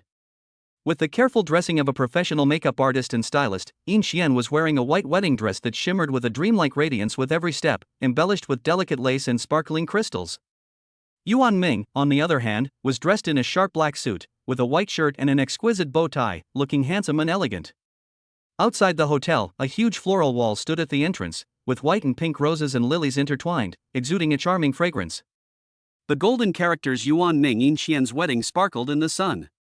Walking into the hotel lobby, the crystal chandelier casts a bright, soft light that reflects on the polished marble floor. Family and friends have already taken their seats, and laughter echoes throughout the space. Yuan Ming's brothers are sitting together, drinking tea and teasing him. Yuan Ming, you brat, you finally settled down, and you can't be as carefree as you used to be in the future. That's right, you have to treat your sister-in-law well, otherwise we won't let you off the hook. Yuan Ming laughed and responded to each one, his eyes full of happiness and determination. Yin Xian's parents were seated in the most honorable position, and Yuan Ming walked up to them and respectfully bowed. Dad, Mom, thank you for entrusting Xian to me, I will definitely give her happiness. Yin Xian's father patted him on the shoulder. Yuan Ming, we believe in you, and hope you can grow old together. The wedding ceremony officially began. Melodious music played as the flower girls threw flower petals in front of them. Yin Xian took her father's arm and slowly walked towards Yuan Ming, who was standing in the middle of the stage. Yuan Ming's gaze was locked on Yin Xian, his eyes full of love and emotion. As Yin Xian's father handed her hand over to Yuan Ming, he said solemnly, I'm entrusting my daughter to you, you must take good care of her. Yuan Ming nodded firmly, Dad, don't worry. Under the witness of the priest, they vowed to be together for the rest of their lives. Yuan Ming, do you take Yin Xian to be your wife, for better or for worse, in sickness and in health, to love and to cherish, till death do you part? I do. Yuan Ming's voice was firm and strong. Yin Xian, do you take Yuan Ming to be your husband, for better or for worse, in sickness and in health, to love and to cherish, till death do you part? I do. Tears glistened in Yin Xian's eyes. During the exchange of rings, Yuan Ming gently picked up the ring that sparkled with diamonds and slowly placed it on Yin Xian's finger. Yin Xian also placed a ring on Yuan Ming's finger, and from then on their destinies were bound together. Then came the wedding banquet, with tables laden with sumptuous dishes, seafood, steaks, exquisite desserts, and everything else imaginable. The guests enjoyed the food and offered their blessings. The couple were a perfect match, and their future together would surely be full of happiness. Yin Xian's girlfriends also gathered around. Xian, you look so beautiful today, you must be happy. Yuan Ming and Yin Xian toasted each table, and at every table they could hear sincere blessings and laughter. When it came to Yin Xian's parents' table, Yin Xian's mother took her hand and was in tears. Xian, seeing you so happy, I feel relieved. Yuan Ming quickly said, Mom, I will always make Xian happy, this is my lifelong promise. Nightfall enveloped the city, and Yuan Ming and Yin Xian returned to their wedding room at Thompson Riviera. In the living room, the dim yellow light shone in every corner, creating a warm and peaceful atmosphere. Yin Xian sat on the sofa, breathing slightly, exhausted from the day's busy schedule and feeling a little weak from the morning sickness that had hit her during the wedding. Yuan Ming looked at her with concern and said softly, Honey, you rest for a bit, I'll go make you something to eat. Yin Xian wanted to refuse, saying she wasn't hungry, but her stomach grumbled inopportunely. Yuan Ming smiled, turned around, and went into the kitchen. In a moment, the kitchen was filled with the aroma of food. Yuan Ming walked out with a bowl of steaming pasta, sprinkled with Yin Xian's favorite cheese powder. He placed the pasta on the coffee table, sat down next to Yin Xian, and gently put his arm around her shoulders. Honey, you've thrown up 3 times tonight, so you must not have eaten well. Yin Xian looked at the bowl of pasta and a warm feeling welled up in her heart. She looked up and said, Yuan Ming, you're so good. And called him husband. Yin Xian blushed and whispered, Husband. Yuan Ming's heart was filled with sweetness like honey after hearing this husband. He scratched Yin Xian's nose and said, Silly, I will always be so good to you in the future. Yin Xian picked up the fork and slowly began to eat. Yuan Ming quietly watched her from the side, his eyes full of adoration. Is it delicious? Yuan Ming asked. Yin Xian nodded, it's delicious. Yuan Ming smiled and said, As long as you like it, I'll cook it for you often in the future. After finishing the noodles, Yin Xian leaned against Yuan Ming's chest, and the two of them quietly enjoyed the moment of tranquility. Yuan Ming gently stroked Yin Xian's hair and felt her breathing. You must be exhausted today, right? Yuan Ming whispered. Yin Xian nodded, Although I am tired, I am very happy. Yuan Ming hugged her tightly, Me too. Today is the best day of my life, because I got to marry you. Yin Xian sat up straight and looked at Yuan Ming. You have to promise me that no matter what happens, we will always be honest with each other and never keep secrets. Yuan Ming nodded, I promise, my wife. We are husband and wife, we have to trust each other and support each other. Yin Xian smiled contentedly. She got up and walked to the window, looking out at the dazzling night scene. Fireworks were being set off in the distance. Yuan Ming followed her, and from behind, he embraced her. Look, the fireworks outside are as beautiful as you are. Yin Xian gave him a gentle slap on the hand. You're the one who knows how to sweet talk. Yuan Ming gently turned Yin Xian's shoulders so that she was facing him. Yin Xian raised her eyes, and what met her gaze was Yuan Ming's gaze full of deep affection and burning passion. Her heart skipped a beat. Yuan Ming lowered his head slightly and slowly approached Yin Xian. His breath gently brushed past her face, carrying endless tenderness and love. Yin Xian's eyes closed slightly, her long eyelashes quivering. Just as the two of their lips were about to touch, Yuan Ming whispered, I love you, and I mean it. Then, he gently kissed Yin Xian's lips. The kiss was gentle and deep, as if he wanted to merge Yin Xian into his life. Yin Xian couldn't help but respond, and her hands gently wrapped around Yuan Ming's neck. The fireworks outside the window bloomed magnificently, and the two people inside were intoxicated in the sweet embrace of their kiss. Time seemed to have stopped at that moment. Chapter 12, Top of the Class. The first half of the month quickly passed, and Yuan Ming returned to school to take the midterm exam. The moment he set foot on campus, he felt the strange stares and whispers of his classmates around him. Hey, Yuan Ming, your honeymoon is over. You've been absent for a long time, so you'd better watch out for this exam. Laughter broke out all around. Yuan Ming just smiled slightly, ignored it, and walked straight to the exam room. In the exam room, the invigilator couldn't help but frown when he saw Yuan Ming, and when handing him his exam paper, he specifically reminded him, Yuan Ming, you've been absent for a long time and missed a lot of work, so you must take this exam seriously. Yuan Ming nodded, but in his heart he was completely confident. Although he had taken a half-month vacation, in his previous life he had already finished all his schoolwork and graduated with excellent grades. During his time in college and his previous life, he had almost full marks in many core courses and was ranked among the top in the college. That knowledge had long been deeply imprinted in his mind, and even when facing the exam at the moment, he was able to feel confident. After the exam began, Yuan Ming quickly skimmed the exam paper and found that the questions were not too difficult for him. He picked up his pen and confidently began to answer the questions. There was a hush in the classroom, with only the sound of the pen scratching across the paper. Yuan Ming was absorbed in the process of answering the questions. His thoughts were clear and his answers were quick, in stark contrast to the surrounding students, who were frowning and scratching their heads. Time passed by minute, and Yuan Ming successfully completed the exams in all subjects. When he handed in his exam paper and walked out of the exam room, many of his classmates cast surprised and doubtful glances at him. A few days later, the midterm exam results were finally announced. When the teacher read out Yuan Ming's score, there was an uproar in the classroom. Yuan Ming, 98 points, first in the class. The teacher's voice carried a hint of surprise and relief. The students' eyes widened in disbelief. What? He got such a high score? How is that possible? Didn't he take half a month off? How could he still do so well? Amidst the sound of awe, Yuan Ming walked up to the podium and calmly took the test paper. He looked at the students below who had once questioned and teased him, and there was not the slightest trace of smugness in his heart, just a faint smile. The teacher was also full of praise for Yuan Ming's results. Yuan Ming, your performance this time has really impressed me. It seems that you didn't relax your studies during your leave, and you are worth learning from. Yuan Ming modestly said, Thank you, teacher, I just used the holiday time to learn some course content and advance myself. Yuan Ming's best friend even excitedly patted him on the shoulder. Well done, you're awesome, you're my brother for sure. After school, Yuan Ming was packing up to go home when his teacher came up to him and called out to him, Yuan Ming, come to my office for a moment, I need to talk to you about something. Yuan Ming was a little puzzled, but he followed the teacher to the office. The teacher looked at him with a smile and said, Yuan Ming, you did very well in the midterm exam, especially since you were out for half a month. You still managed to come in first in the class, which shows me your potential. The school is currently preparing for a high-level academic competition, and I think you have the ability to participate. What do you think?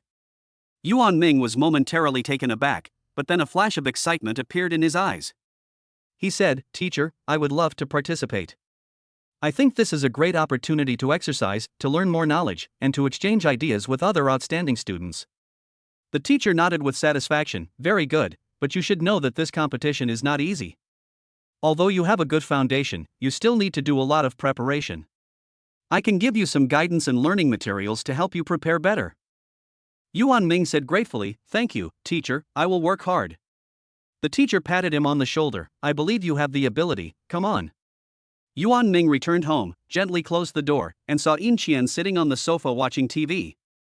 He said gently to Yin Qian, Honey, you rest for a while, I'll go prepare dinner for you. Yin Qian nodded with a smile.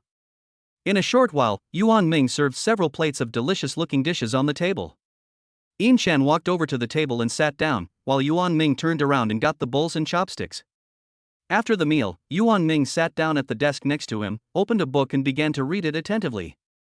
Yin Qian was a little curious and asked while eating, Honey, you went back to school today, how were your grades? Yuan Ming answered without looking up, Average, 98. Yin Qian's eyes widened in surprise, and she almost dropped her chopsticks. What? 98? You took half a month off and still got such good grades, honey, you're amazing. Yuan Ming then looked up and smiled at Yin Qian, saying, It's nothing, I've studied that knowledge before. Yin Qian said with relief, You're amazing, but don't overwork yourself, studying so late at night. Yuan Ming put down the book, walked over to Yin Qian and sat down next to her, taking her hand and saying, Honey, the teacher approached me again today. There's a high-level subject competition at school and they want me to participate. I think it's a great opportunity, so I said yes. Yin Qian frowned slightly, but then her brows relaxed. Honey, I support you going to participate. You've worked so hard, you'll definitely do well. With that, Yin Qian got up and went to the kitchen to heat up a glass of milk, which she brought to Yuan Ming, gently placed on the table, then stood behind him, put her hands on his shoulders, and gently massaged him. Yuan Ming, however, took Yin Qian's hands and handed her the milk. Honey, you're pregnant and need more nutrients, so you drink it. Yin Qian could not argue with him, so she had to drink the milk in small sips. Yuan Ming looked at Yin Qian with love in his eyes. Honey, you've had a long day too, so go back to bed and rest. Yin Xian obediently went back to the bedroom. After Yin Xian went back to the bedroom, Yuan Ming sat down at his desk and began to organize his knowledge with a calm mind. He first sorted out the key points learned this semester one by one, combined with the competition outline provided by the teacher, and marked the knowledge points that needed to be emphasized. Then his thoughts drifted back to his previous life, to his time as a high school sophomore. He remembered participating in this competition, and the questions that had once confused him gradually became clear. After finishing organizing his notes, Yuan Ming stretched and got up to go back to his room. Seeing that Yin Xian was already asleep, he lay down on the bed quietly, gently embraced Yin Xian in his arms, and silently told himself that he must do his best in the competition, for himself and for his family. Chapter 13 Twins?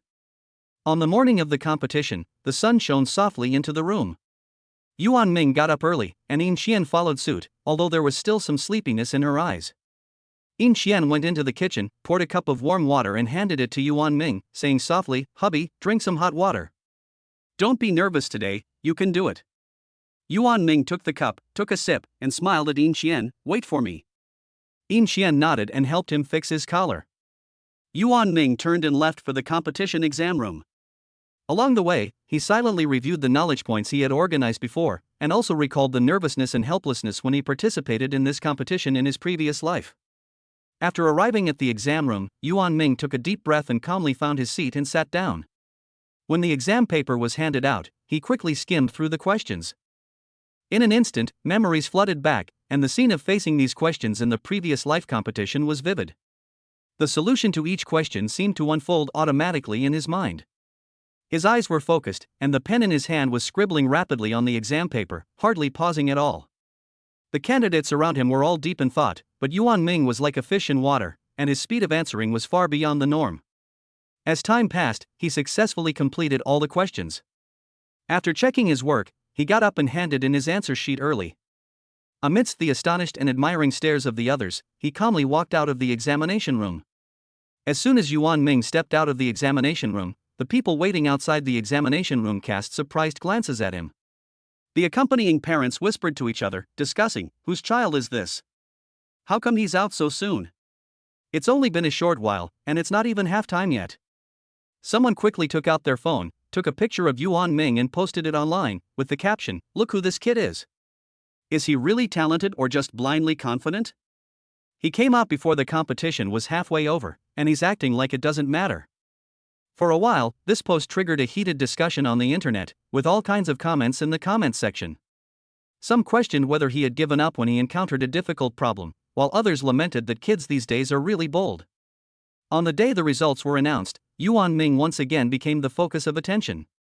#A perfect score in a math competition has been discovered in our city, a once-in-a-century prodigy. What? A perfect score. This kid actually got a perfect score. Wait, isn't he the male protagonist in that video? You're right, I remember him. Wow. Didn't he give up and leave the exam hall before the halfway mark? My God, this is pure genius. The combination of the two videos made Yuan Ming instantly popular all over the internet. Even when he accompanied Yin Xian to the hospital for her prenatal checkup, he was recognized. Wow, isn't that the genius who left the exam hall before the halfway mark? Oh my God, it's him. He's so handsome. Oh, it's such a pity that he has a girlfriend. What? He already has a child? Oh, my heart is breaking. I'm so jealous, I hope they'll be happy. Yin Xian froze in place when she received the prenatal checkup report. Yuan Ming took it over and was also dumbfounded. Twins? Doctor, congratulations to the both of you. Yin Xian unconsciously stroked her slightly bulging abdomen, as if she wanted to perceive the existence of those two little lives through this gentle touch. After a while, she came back to her senses and turned to Yuan Ming. "Honey, we're going to have 2 babies?" Yuan Ming was like waking up from a dream when he heard Yin Xian's words. A broad smile blossomed on her face. "Honey, it's twins." He originally thought there would be just one child, but never imagined it would be 2. This is just incredible luck. At the same time, he also thought about his past life, when he was such an asshole that Yin Xian had to have a twin aborted. When he returned home, Yuan Ming carefully helped Yin Xian into the house. His movements were slow and cautious, as if Yin Xian were the most precious treasure in the world. Yin Xian felt a little uncomfortable. "Honey, what's the matter?" People might think I'm in labor. Watch your step, be careful. As soon as she sat down on the sofa, Yuan Ming quickly ran to the kitchen. In a moment, he brought out a cup of warm water and handed it to Yin Qian. Honey, drink some water to moisten your throat. Yin Qian took the glass and took a few sips. Yuan Ming began to get busy in the room, organizing the items Yin Qian might need and placing them within reach. Yin Qian looked at Yuan Ming's busy figure and was full of emotion. Honey, don't work too hard, I can't do everything. Yuan Ming immediately stopped what he was doing, walked over to Yin Qian, knelt down, took her hand and said, Honey, your most important task now is to rest assured and nurture the baby, don't worry about anything. I was an idiot before and made you suffer, and I will never let you suffer again in the future. I will take care of everything at home, you just need to rest well, stay happy, and give birth to our babies healthy. Yin Qian's eyes reddened slightly, and she gently stroked Yuan Ming's hair. Honey, with these words from you, I feel at ease. Chapter 14, Giving Up on Studying Abroad. Yuan Ming had thought that the competition was over, but to everyone's surprise, a video of Yuan Ming submitting his answer sheet early and being photographed and posted online was seen by a well-known professor at Tsinghua University. The professor contacted Yuan Ming through the university, and when the phone rang, Yuan Ming didn't know what to expect. When he learned that it was a well-known professor from Tsinghua or Peking University who had called specifically because of his outstanding performance in the competition, Yuan Ming's heart beat faster. On the other end of the phone, the professor's voice was gentle but full of strength, and he sincerely expressed his admiration for Yuan Ming. Student Yuan Ming, I saw the video of you submitting your answer sheet early during the competition, and then I learned more about the results of this competition. Your top ranking proves your strength. I have been working in the field of scientific research for many years and have been looking for young students with potential and drive like you. Yuan Ming listened quietly, knowing full well that this was a unique opportunity bestowed by Rebirth. The professor then went on to introduce in detail the scientific research project he was preparing. This is an experimental research project at the forefront of the discipline.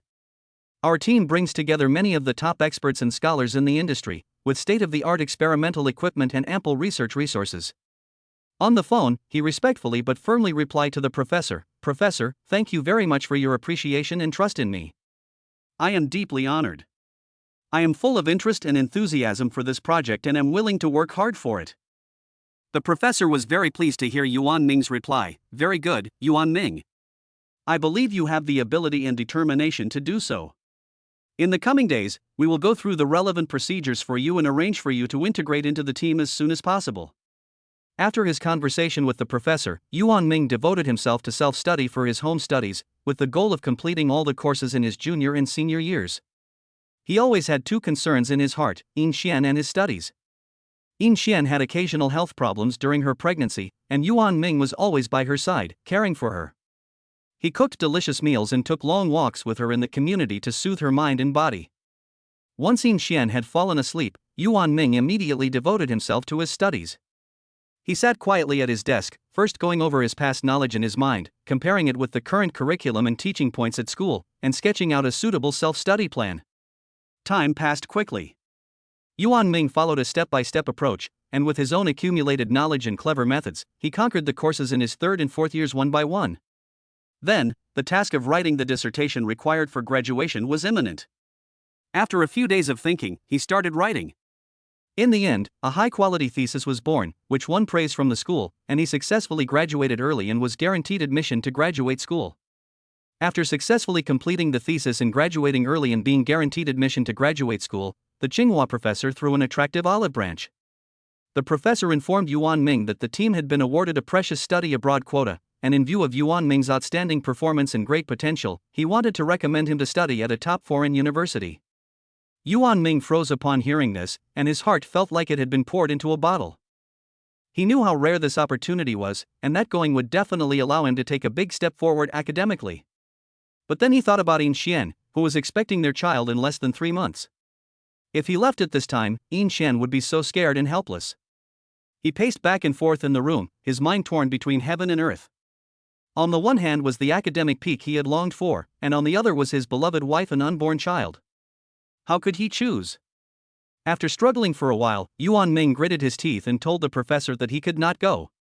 The professor was a little surprised at the other end of the phone and wanted to persuade him further, but Yuan Ming told him his difficulties in full. The professor could only sigh and say that he understood. It's a pity, but since this is your choice, I respect your decision.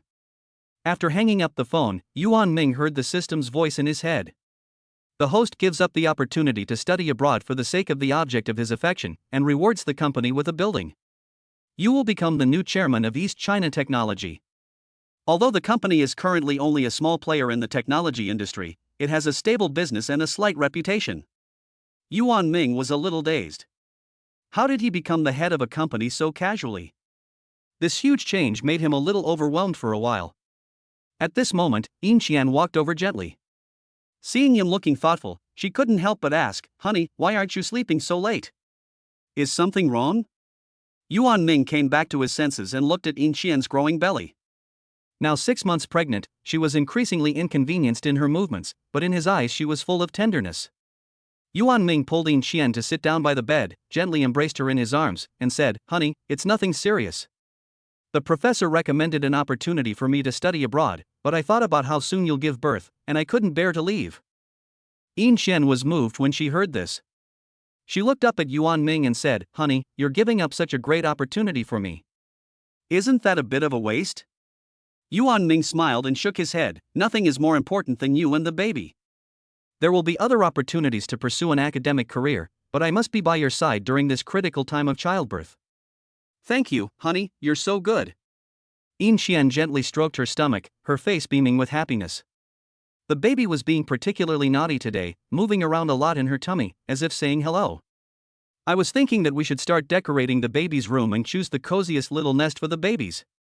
Yuan Ming nodded quickly. "Of course, I've been busy with other things recently and haven't had time to pick out a cot for them. Tomorrow is perfect, I'll go with you." Yin Qian continued, "I want a wooden cot, it looks warm and cozy, and it has to be safe, with no sharp edges. After all, there are 2 babies, so it has to be spacious and comfortable."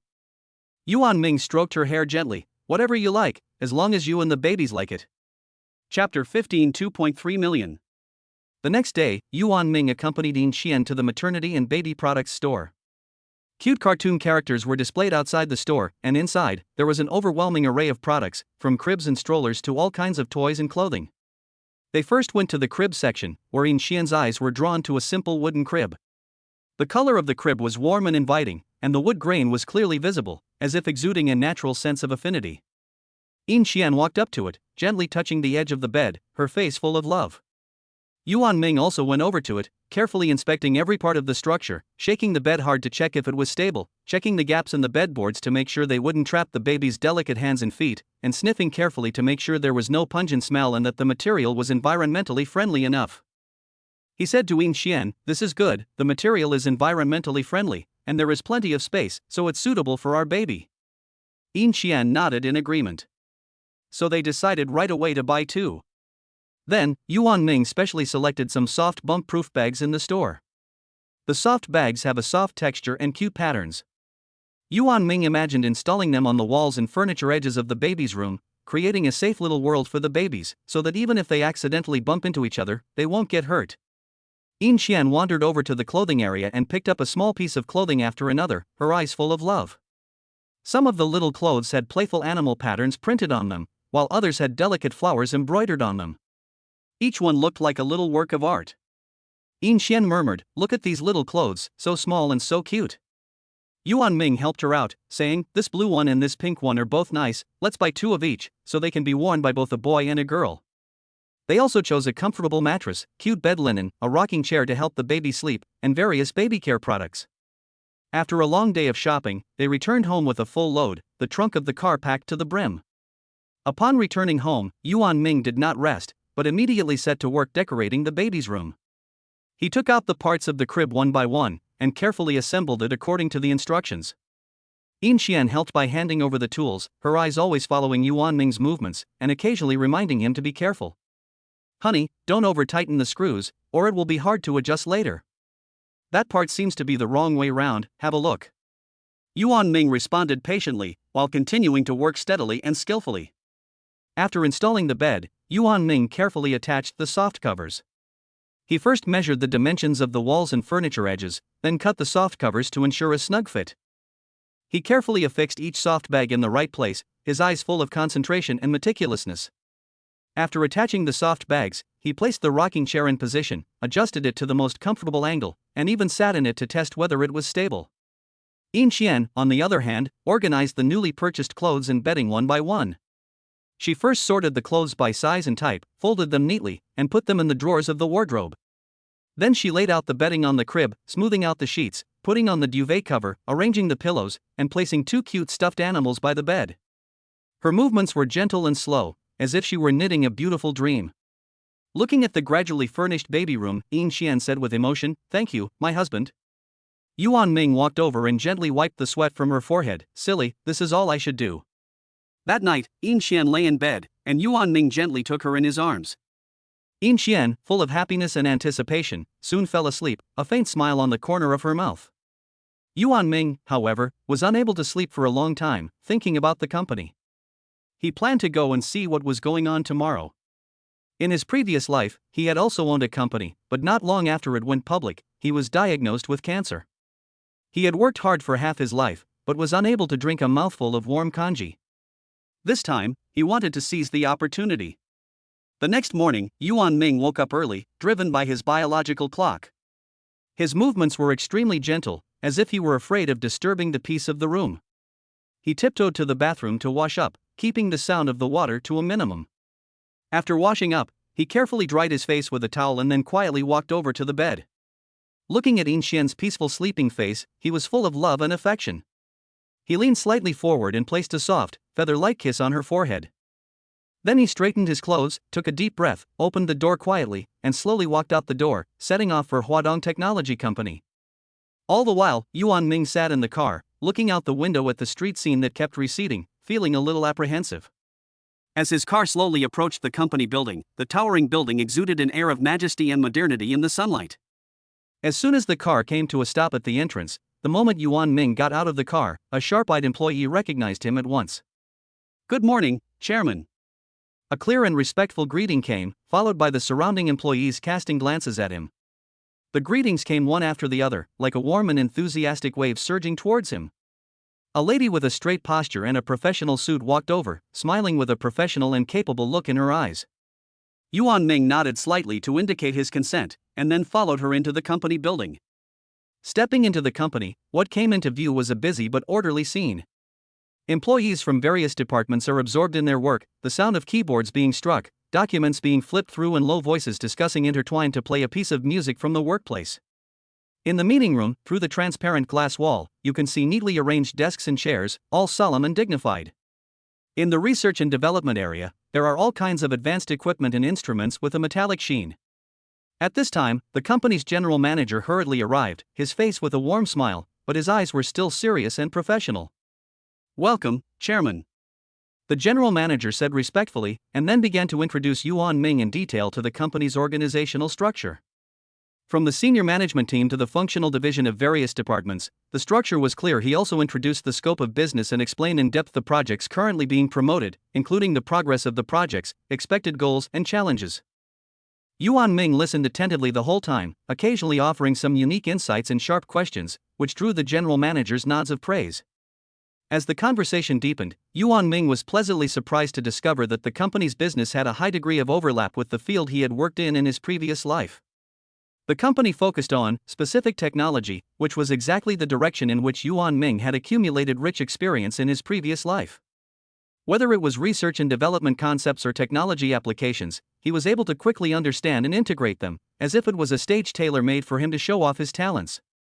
When learning about the company's financial situation, Yuan Ming learned that the company currently had a considerable annual profit. Although it is still a small company, the annual net profit can reach 8 million yuan. Just as Yuan Ming was checking his account, he found that he had already received the company's profit payment for the previous quarter, a full 2.3 million yuan. Yuan Ming's eyes widened instantly, and his heart was in turmoil. Chapter 16, Sending a Light Bouquet of Pink Tulips. This is unbelievable. 2.3 million yuan has just appeared in his account for real. He was prepared to work hard, but this sudden wealth made him instantly at a loss. What the hell is there to work hard for? After leaving the company, Yuan Ming's mood remained unsettled for a long time. The message about the 2.3 million yuan in his account kept flashing in his mind. He got into his car, leaned back in his seat, and took a few deep breaths to try to calm himself down. Suddenly, he started the car and turned towards the flower shop. Inside the flower shop, there were many kinds of flowers, and he carefully selected a bouquet of pink tulips. The pink tulips were elegant and soft, and their flower language was eternal love. Until the car slowly pulled up near his home, he shook his head, temporarily putting aside thoughts about the company and money. He got out of the car with the flowers, hiding them behind his back. When he entered the house, he didn't find Yin Xian in the bedroom, so he went straight to the baby's room. Yin Xian was standing in the middle of the room, holding a few cute little pendants in her hands, carefully comparing where they would look best hanging from the crib. Her expression was focused and gentle, her stomach already high and bulging, and her movements slightly awkward, but in Yuan Ming's eyes she was as beautiful as the Virgin Mary. Yuan Ming walked over gently and rested his head on her shoulder.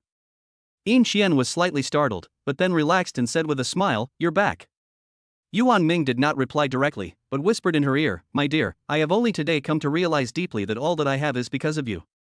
Yin Xian turned around and looked into his eyes, exasperated. "What's wrong with you? Why did you suddenly say that?" Yuan Ming suddenly produced a bouquet of flowers from behind him, and stars blossomed in Yin Xian's eyes. "Wow." Yuan Ming looked at Yin Xian, his eyes full of deep affection and gratitude. "My dear, ever since I met you, my life has had meaning and direction. You have made my life better and better. Thank you, my dear." "Silly, we're family, and it's only right that we support each other." Yin Xian took the flowers and sniffed them close to her nose. They smelled so good. Yuan Ming nodded with a smile. "My dear, you're so good." Yuan Ming looked at Yin Xian's surprised expression and felt full of affection. He gently reached out his hand and took Yin Xian into his arms. Yin Xian leaned slightly against him, docile and natural. Yuan Ming lowered his head slightly and rubbed his chin against Yin Xian's hair. The hair was soft and smooth, with a light fragrance. Yin Xian was in his arms, still holding the bouquet of pink tulips in his hands. The fragrance of the flowers lingered around them, mingling with the fragrance of Yin Xian's hair and drifting slowly into Yuan Ming's nostrils. It was an incredibly wonderful and unique scent that instantly filled Yuan Ming's heart with a deep sense of happiness. In that moment, he truly felt the warmth and tranquility of home, as if all the noise and chaos of the outside world had faded away, leaving only the love in his arms and the warmth of the room. Yuan Ming closed his eyes slightly, immersed in this beauty, and his arms tightened unconsciously, holding Yin Xian and Hua even closer in his arms. The next morning, Yuan Ming got up early and, looking at Yin Xian, who was still asleep, he gently placed a kiss on her forehead before quietly leaving for the office. As soon as he entered the company, Yuan Ming sensed an unusual atmosphere. His secretary, Lin Yu, hurried over, looking slightly panicked. "Chairman, Engineer Wang from the RD department and Manager Li from the marketing department are arguing in the meeting room." Yuan Ming frowned and quickly walked towards the meeting room. Before he even entered, he could hear the sound of a heated argument coming from inside. Engineer Wang shouted, "Our RD department has worked hard to produce results, but your marketing department is not doing a good job of promoting them. Now sales are not going up, so how can you blame us for high costs?" Manager Li was not going to be outdone. "You can't lower RD costs, and the product price has no advantage. How are we supposed to compete with the competition for the market?" Yuan Ming walked into the meeting room, his face darkening. "Stop arguing. The company is a whole, and when problems arise, we should work together to find a solution, not pass the buck to each other." Engineer Wang saw Yuan Ming and hurriedly said, "Chairman, please judge what is right and wrong. We have been working day and night on this new product, overcoming one technical problem after another, but now the marketing department says it is not a good idea to promote it because of the high cost." Manager Li continued, "Chairman, our marketing department has also worked very hard. But our competitors' products are cheaper and have similar functions, so it is hard for us to highlight our selling points. And when customers hear our price quote, many of them hesitate." Yuan Ming sat down and calmly said, "Engineer Wang, I know how hard the RD department works, but we also have to consider market acceptance. If the cost is high, the price will naturally be high, which will affect sales. Tell me, where else can the cost be optimized?" Engineer Wang thought for a moment and said, "In fact, some raw materials can be switched to a different supplier, which can reduce some costs, but the quality may fluctuate slightly. And in terms of production technology, if it is improved, a sum of money will need to be invested to update the equipment." Yuan Ming nodded and turned to Manager Li. "Manager Li, the market is highly competitive, and we can't just complain about prices. Do you have any specific marketing strategies to deal with this?" Manager Li replied, "We've thought about increasing advertising, but this requires financial support. In addition, we also want to expand some new sales channels, such as cooperating with some influential e-commerce platforms in the industry, but we have found that some employees are not professional enough when communicating with customers, which affects the impression of our company. After a moment's thought, Yuan Ming said, let's do it this way, Wang Gong. You go and assess the quality risks after changing suppliers. If the risks are manageable, then replace some of the raw materials first. At the same time, make a detailed plan for improving the production process, including a budget and expected results, and we'll discuss it in a meeting. Managerly, I'll coordinate with the finance department about the funds for advertising. You go and connect with the e-commerce platform as soon as possible and try to reach a cooperation agreement. After listening to Yuan Ming's arrangements, both Wang Gong and Managerly nodded, indicating that they would do as requested. After dealing with this dispute, Yuan Ming had an in-depth communication with the finance department to gain a detailed understanding of the company's financial situation and cash flow. He found that the company's cash recovery rate needed to be improved, and some customers had been in arrears for a long time. He decided to establish a more comprehensive customer credit assessment system, strictly review new customers, and reasonably adjust the payment deadlines for old customers. At the end of the day, Yuan Ming dragged his tired body home. Yin Xian had been waiting at the door for a long time. Seeing his tired appearance, Yin Xian walked over with concern and took his jacket. Honey, why are you so tired? Forget it. I thought I could be a hands-off boss, but I didn't expect there to be so much going on at the company. Company? Chapter 17, the neighbor gave him a shikaku fruit. Yuan Ming then remembered, sorry, honey, I forgot to tell you, I took over my uncle's company and have been there for the past 2 days. Don't tire yourself out, are you really busy? Not really, I've almost finished. Really?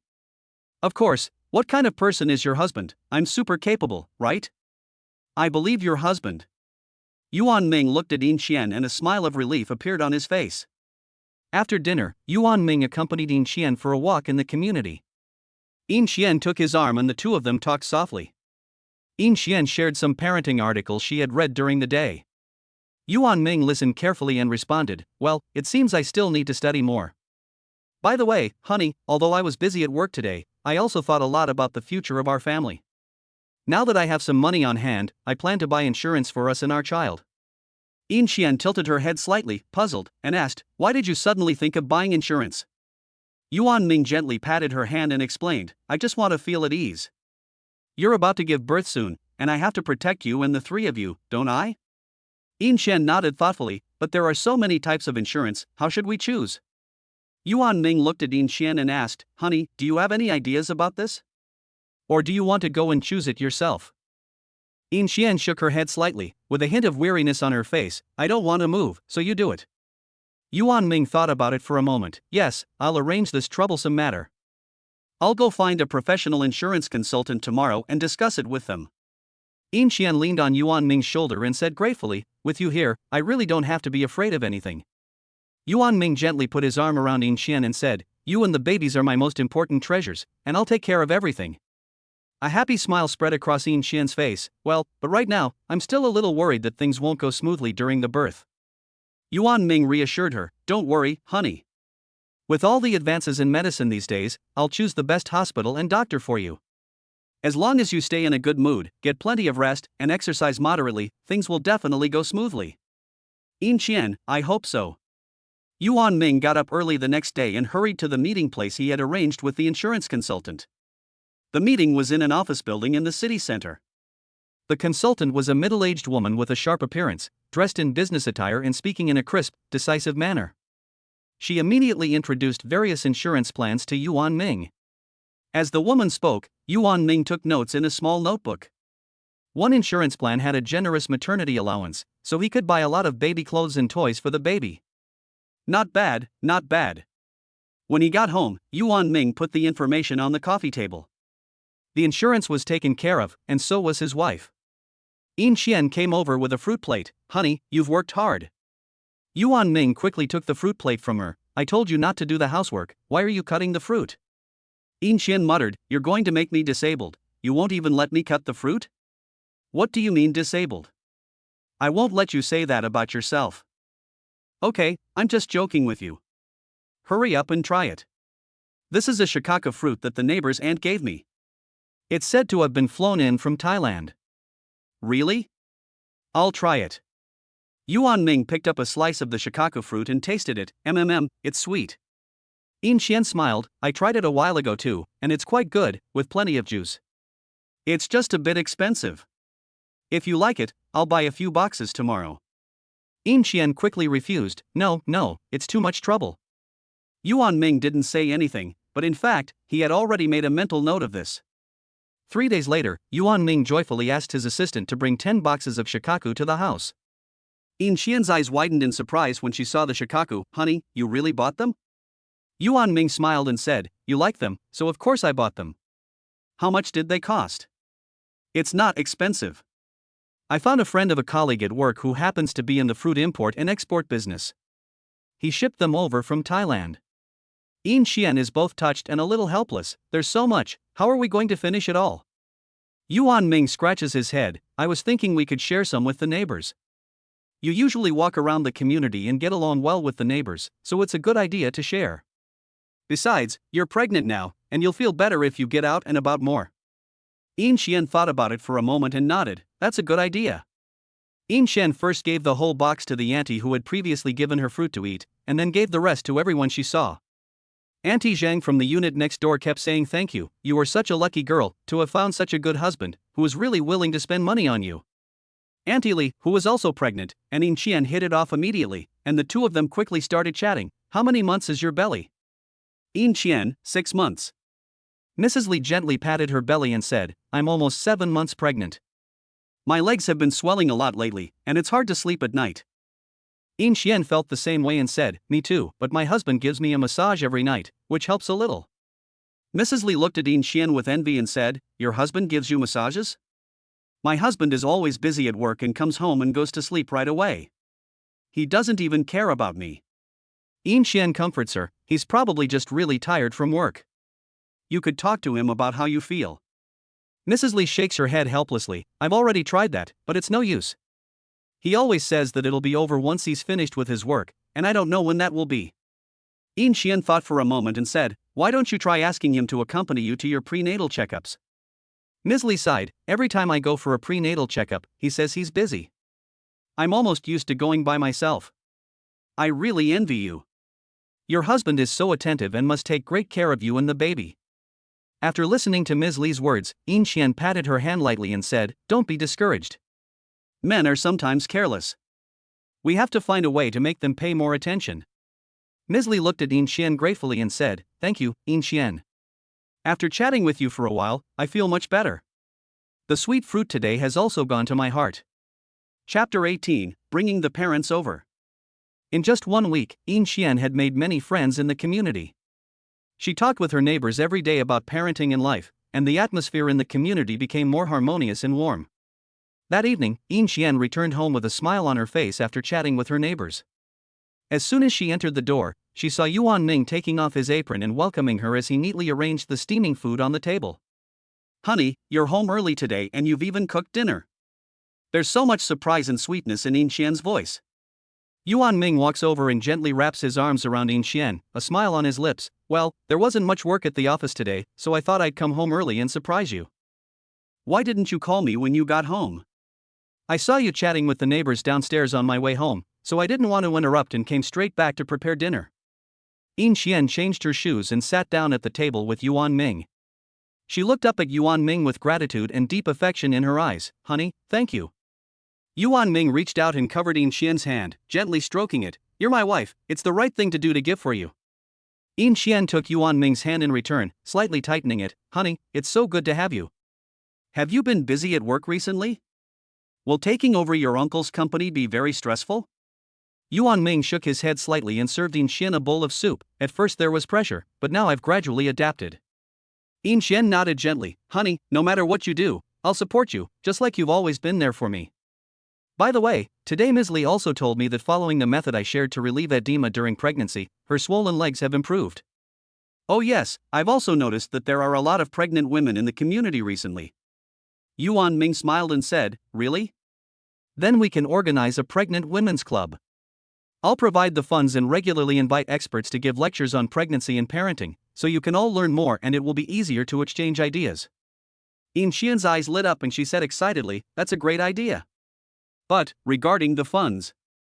Yuan Ming looked at her and said, are you still worried about your husband's financial situation?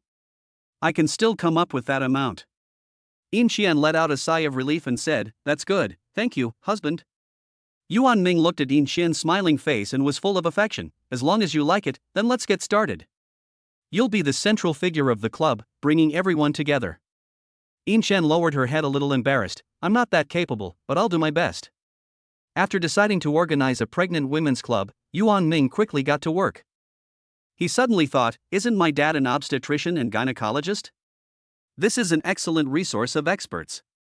So Yuan Ming quickly dialed Yuan Fanhai's phone number. "Are you busy recently, Dad?" Yuan Ming asked.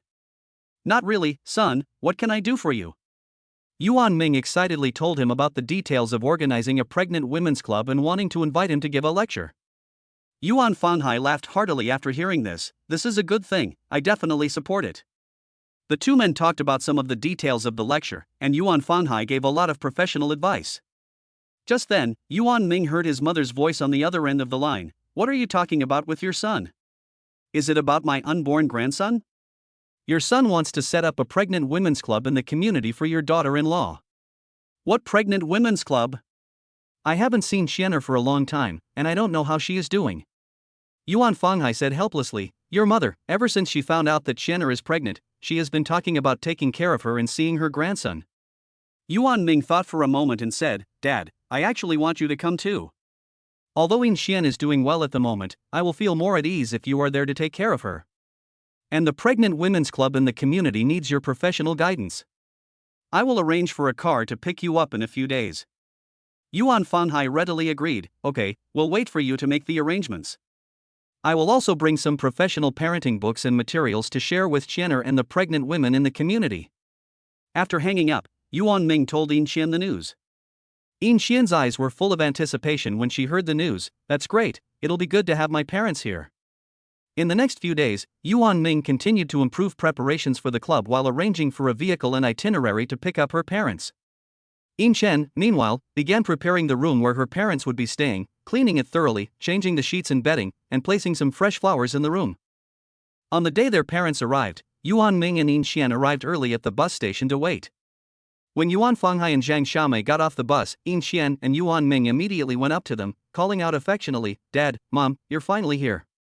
Zhang Xiaomei embraced In Qian and looked her over carefully, saying, "Xianer, your belly is bigger again, you must have had a hard time." "Don't worry, I'm here now, I'll take good care of you." Yuan Fanhai also walked up with a smile and said to Yuan Ming, "Son, how are things going with the club?" Yuan Ming said confidently, "Everything is ready, Dad. Just wait for you to show off your skills." When they arrived at the residential area, Zhang Xiaomei and Yuan Fanhai were stunned. Yuan Ming knew what they were going to ask, so he immediately pulled them aside. In Qian looked at them in confusion. "Ming, isn't this the Thompson Riviera? How can you afford to live in such a neighborhood?" Zhang Xiaomei was full of doubts. On the phone, Yuan Ming had only said that he had bought a house, but he hadn't said that it was the Thompson Riviera. "Yuan Ming, Mom, I bought it on credit and I'm still paying off the mortgage. When will I finish paying it off?" "Mom, don't worry, I'll work hard to earn money. I can't let Qian suffer. I'll bring over all the savings your father and I have saved up over the years. It will also reduce your burden. Mom, don't worry about it. Just take it. Really, I'll make money, and I can balance it out now." The two old people told him some more about the future, and let him coordinate it himself without saying anything more. "Okay, my son is growing up now and becoming more and more capable. Mom believes in you." The family returned home happily. In Qian and Zhang Xiaomei sat on the sofa, holding hands, chatting intimately. "Qianer, are you used to your diet now? Is there anything you particularly want to eat or can't eat?" "Mom, my appetite has been pretty good lately, except that occasionally I suddenly want something sour." "How's your sleep? Do you often wake up at night or have trouble sleeping?" "I don't wake up often, but sometimes I feel back and waist pain and can't sleep well." "This is normal. Your belly is getting bigger and bigger, and the burden on your body is getting heavier. Let Yuan Ming massage your waist before going to bed, or use a soft pillow, that will make you feel better." "I know, Mom." Yuan Ming also promised, "Don't worry, Mom, I'll do it." Chapter 19, In Qian, you've really fallen into a blessed nest. On the day of the lecture at the Pregnant Women's Club, the community activity center was carefully decorated to look like a warm mother and child paradise. Yuan Ming specially hired a professional decoration team for this event, and decorated the entire venue with vitality and energy. As soon as you enter the door, you can see pale pink and light blue balloons intertwined with each other, forming a beautiful arch. The walls were hung with cute baby portraits and warm parenting slogans, and lush green plants were placed around the room, not only beautifying the environment, but also making the indoor air more fresh and pleasant.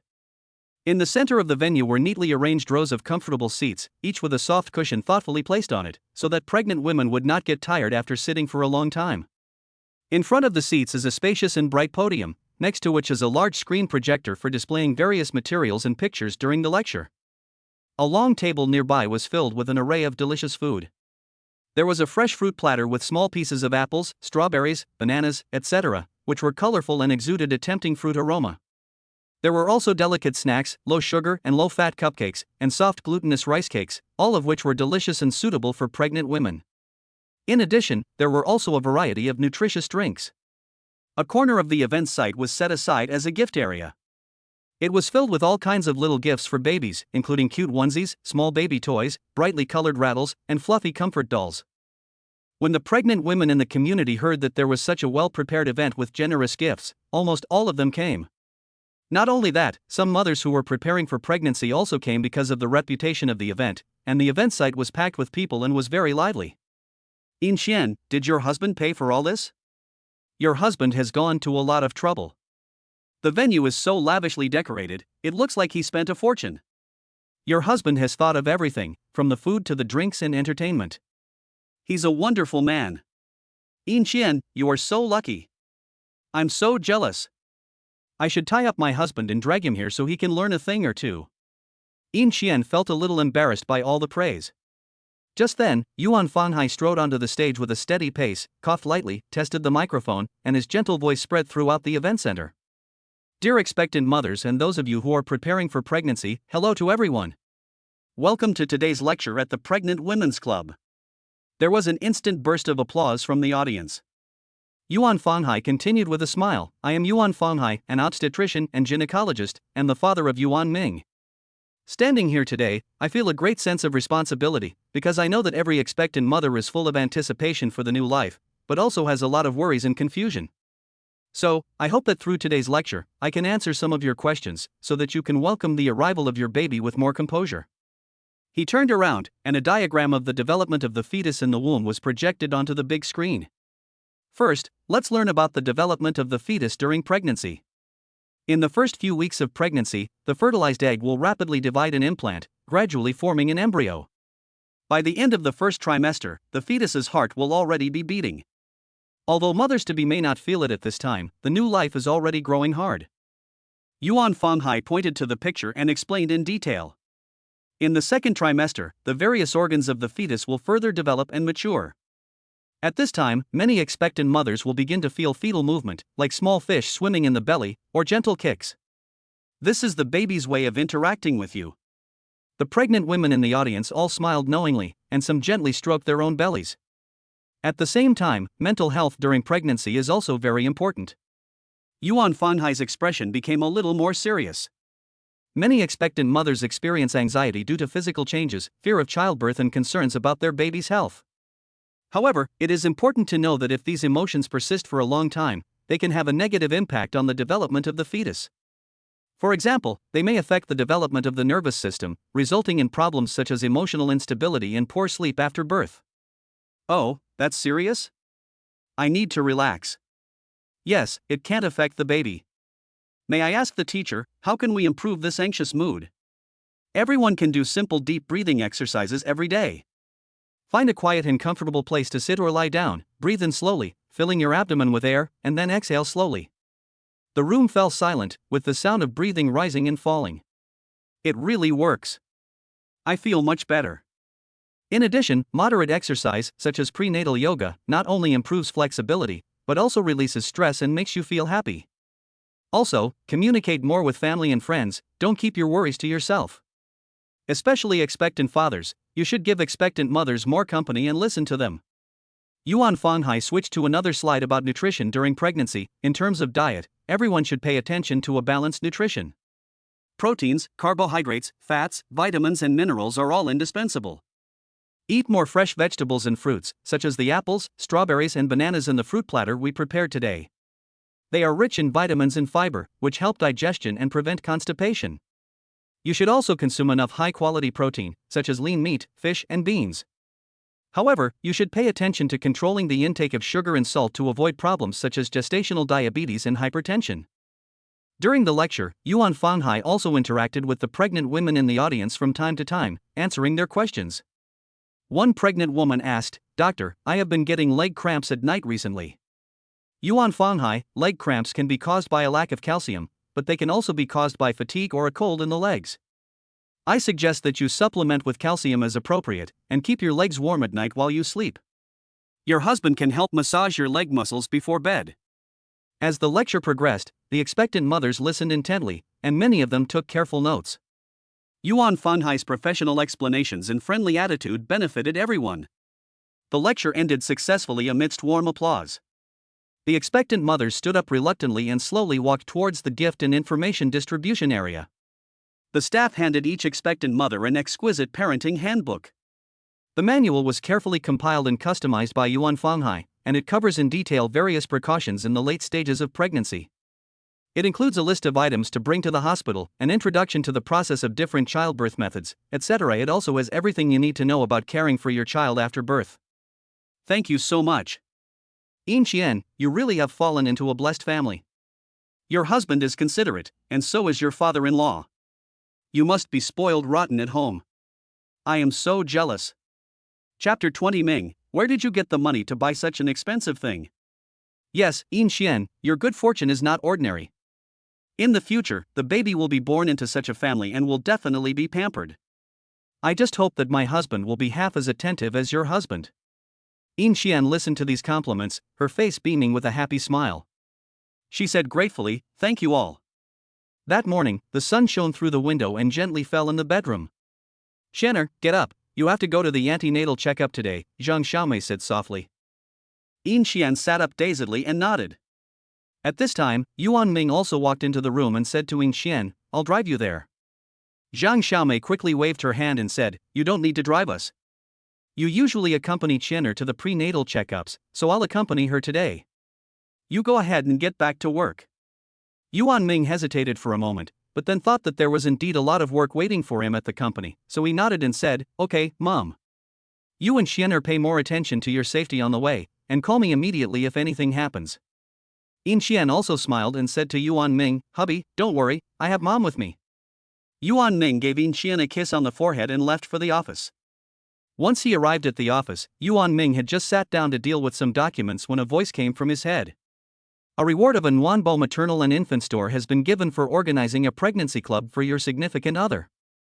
The offline address is at 38 Qingning Street. Information about the online store has been sent to your mobile phone, so please check it. This Nuanbo Maternal and Child Store has both online and offline businesses. The online platform is quite easy to use, with a simple interface. It cooperates with many well-known maternal and child product suppliers, such as clothes for babies, milk powder, toys, and things for pregnant women. The offline store is near the Community Business Center. The store is warmly decorated, with a dedicated area for displaying products, as well as a parent-child interactive experience area and a parenting consultation service desk. Yuan Ming was quite happy when he saw this news. He immediately began to carefully study all kinds of operational data of the Nuanbo Maternal and Infant Store, looking at how much inventory there was, how the staff were arranged, and what the previous sales data were like. At this time, a phone call came in. "Hello, is this Mr. Yuan?" A polite and professional voice came from the other end of the line. "Yes, who is this?" "Hello boss, this is Xiao Wang, the assistant of the Nuanbo Maternal and Infant Store. I'm here to communicate with you about the store's situation." After some discussion, Yuan Ming has a general idea of the situation. "Assistant, today there is a new shipment of goods, mainly some well-known brands of infant formula and new baby clothes. Boss, do you have any ideas or instructions for the arrangement of these goods?" Yuan Ming ponders for a moment before replying. "First, sort the goods according to category and size and arrange them in the corresponding locations in the warehouse. For the formula, check the expiry date and whether the packaging is intact. For the clothes, arrange for someone to check for defects. Okay, boss, I understand. And there's also the issue of some previous customers who have contacted us with questions and feedback after hearing about the change of ownership. Some have asked if their previously registered membership cards can still be used and whether their membership benefits will change. Yuan Ming said, of course the membership cards can continue to be used, and not only will the membership benefits not change, we will also consider launching more discounts and exclusive services in the future. You can reply to the old customers first to reassure them.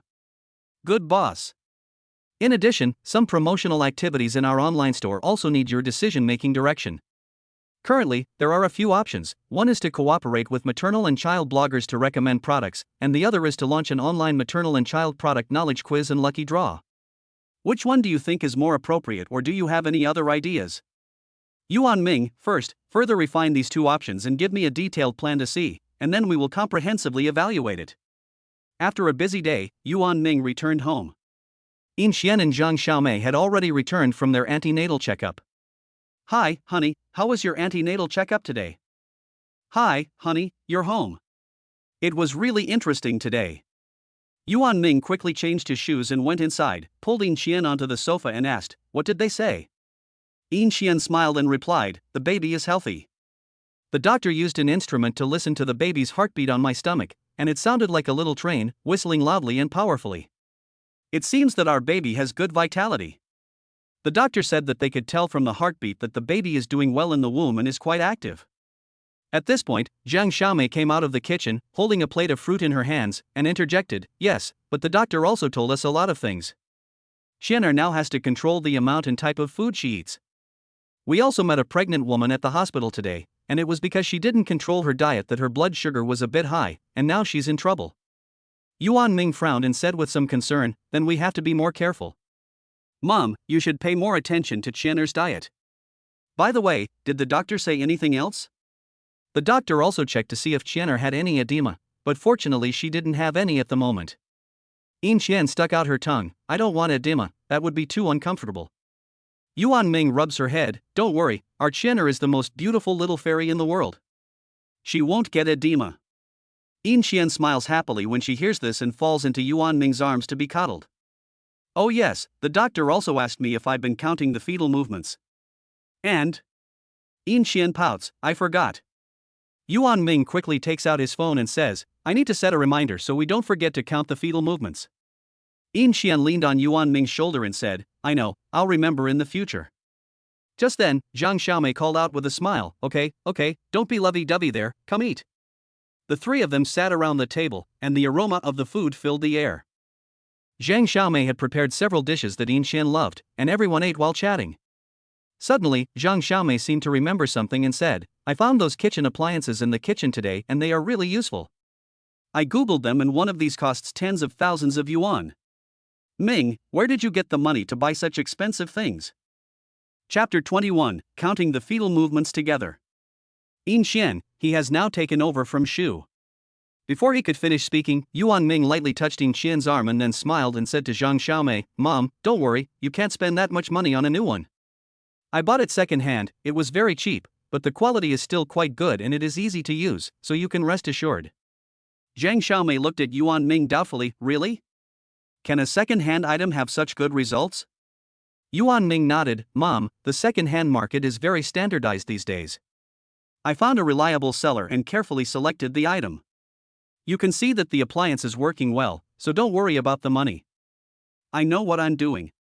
Yin Xian also reacted, and quickly agreed, Mom, Yuan Ming is very cautious when buying things, and won't get taken advantage of. Zhang Xiaomei then let her guard down, okay, it's good that you young people have your own plans, but you still need to save a bit, because when the baby is born, there will be many places to spend money. Yuan Ming replied, Mom, I'll plan it well and won't spend money recklessly. The topic was thus changed, and the family began discussing the various arrangements after the baby was born. The next day, Yuan Ming went to the maternity and baby store to investigate. As soon as he arrived at the door, he was attracted by the warm atmosphere of the storefront. The transparent glass display cases were filled with delicate and cute baby clothes and interestingly shaped toys, making people unable to stop and take a few more looks. Inside the store, the spacious and bright space was reasonably divided into different areas. The baby product area was full of an assortment of goods, with neatly organized shelves, and the goods were full but not at all messy. Yuan Ming then realized that Xiao Wang, the assistant he had spoken to on the phone the day before, also had the important role of store manager, and knew the operation of the maternity and baby store inside out. Manager Wang, how was the store's profit last month? Xiao Wang respectfully replied, Boss, last month's profit was more than 80,000. Although the results were acceptable, the competition in the maternity and baby market is becoming increasingly fierce, and there is still much room for improvement. Yuan Ming nodded slightly and began to explain his thoughts. I think we need to make our products more distinctive and increase the number of specially made mother and baby products. Nowadays, customers are looking for individuality and uniqueness, so that we can stand out from the crowd of mother and baby stores. Wang Xiao expressed his agreement. Boss, I understand your thinking, and will arrange for the team to conduct a detailed market survey. Just then, there was a sudden commotion outside the store. A woman, her face full of anger, was holding a can of milk powder in her hand. What's wrong with this milk powder? My baby always gets diarrhea after drinking it. Some customers had already gathered around, whispering and looking worried. How could this be? There must be a problem with the quality. Luckily, I didn't buy it. Yuan Ming hurried over. Madam, don't worry, can you tell me the details? The lady said angrily, I bought this can of milk powder from you, and my baby started having diarrhea after drinking it just a few times. I think it's your milk powder that's the problem. Yuan Ming took the milk powder and looked at it, then said, Madam, the milk powder in our store is all purchased from regular channels, and the quality control has always been very strict. Would you be so kind as to take your baby to the hospital for a checkup? I will pay for the cost of the checkup. If it is indeed the problem of the milk powder, we will definitely not shirk our responsibility, and will compensate you and deal with it according to the relevant regulations. The woman's mood eased slightly after hearing Yuan Ming's words. Okay, I'll take my baby for a checkup first, but you have to give me an explanation. Yuan Ming nodded and said, Don't worry, we'll wait for your test results. In the meantime, we'll seal up this can of milk powder for follow-up investigation. After the woman left, Yuan Ming said to Xiao Wang, We need to pay attention to this matter, reassure the other customers, and not let this affect the store's reputation. Xiao Wang replied seriously, Boss, I understand, I'll get on it right away. After returning home from the maternity store, as soon as Yuan Ming entered the house, he saw Yin Qian sitting on the sofa, her hand gently stroking her stomach, her face full of contentment. He hurriedly walked over to Yin Qian and sat down next to her, asking softly, Honey, how are you feeling today? The baby is very active today, moving around in my stomach the whole time. He was smiling when Yuan Ming's mobile phone alarm went off, reminding him to count the baby's movements. Have you counted the baby's movements today? Yin Qian put her hand to her forehead, looking annoyed. I was so busy talking to them that I forgot again. Yuan Ming just laughed. No wonder they say that being pregnant makes you stupid for 3 years, and you're only at the beginning. Yin Qian scolded, You're teasing me again. Yuan Ming placed his hand on Yin Qian's stomach. Let me count with you. Yin Qian looked at him with a serious expression, her heart full of warmth. These two little ones move unpredictably, sometimes very frequently, sometimes quietly. Yuan Ming felt the movement under his palm and said, The baby may be practicing martial arts in the womb. Maybe he will be an athlete in the future. I'm a little worried. I don't know if the baby moving around like this will wrap the umbilical cord around its neck. Yuan Ming took Yin Qian in his arms and comforted her. Don't worry, our regular checkups have been normal. The baby will definitely be healthy and come to us. What you need to do now is to stay in a good mood. Yin Qian leaned against Yuan Ming's chest and nodded. Okay, I know. Yuan Ming took out his phone from his pocket, turned on the timer function, and said, Honey, I'm starting the timer. Then he gently stroked Yin Qian's stomach, concentrating on feeling the baby move. Yin Qian also quieted down and waited patiently with Yuan Ming. After a while, the baby seemed to sense his father's hand and gave a gentle kick. Yuan Ming whispered, 1. This little guy has quite a bit of strength. After about 2 minutes, the belly moved twice in a row again, and Yuan Ming hurriedly counted 3 times. Yin Qian couldn't help but laugh as she watched Yuan Ming's serious expression. Yuan Ming, does he know where his dad is? He kicked my hand 3 times. Yin Qian, maybe they can be very clever. In the next few minutes, the baby seemed to be playing hide and seek, occasionally moving, and sometimes pausing for a long time. Finally, the 10-minute timer went off. Yuan Ming looked at the record on his phone and said to Yin Qian, he moved a total of 12 times. Yin Qian said, the doctor said that this number of movements is within the normal range, and that the baby is healthy. With that, she let out a sigh of relief. Yuan Ming kissed Yin Qian's forehead and said, Don't worry, I'll count them with you every day from now on. What you need to do now is to stay in a good mood and talk to the baby a lot, so that he gets used to our voices. Yin Shan nodded with a smile, then patted her stomach gently and said tenderly, "Baby, both Daddy and Mommy love you very much." You have to be good. Yuan Ming added, "Baby, when you're born, Daddy will take you to lots of fun places and teach you about the world." Yin Xian was amused by Yuan Ming's words. "You're already planning it now, but the baby doesn't even know if it can understand yet." Yuan Ming said nonchalantly, "It'll understand sooner or later, so we might as well start early." Chapter 22, Yin Shan being a little brat. The next day, Yuan Ming was in the maternity store discussing the details of the customized product with Xiao Wang. Several customers walked in, and suddenly there was some commotion. "Why are you still buying this brand of milk powder? There are problems with the quality." "What? What's going on?" "You don't know yet, but a mother bought their milk powder and her child got diarrhea from it." "What?" Yuan Ming was about to go up and say something when the woman who had previously complained about the milk powder walked into the store. With a mixture of guilt and gratitude on her face, she walked straight up to Yuan Ming and said, "Boss, I'm really sorry. I've come to apologize to you." All the other customers in the store gathered around. "I recognize her, she was the one who complained yesterday." The woman continued, "Yesterday I was so impulsive, I barged into the store without finding out what was going on. I took my baby to the hospital for a full examination and found out that my baby has irritable bowel syndrome, which is why she has frequent diarrhea. It has nothing to do with the milk powder." Yuan Ming is relieved, "Thank you for clarifying. Thanks to you, we were able to find out about the baby's problem in time and have already started treatment." Yuan Ming smiles and responds, "It's okay, madam, the baby's health is the most important thing." At the time, we all understood your worries and anxieties, and now as long as the baby can get proper treatment, that's all that matters." The lady nodded repeatedly, "You are such a good person.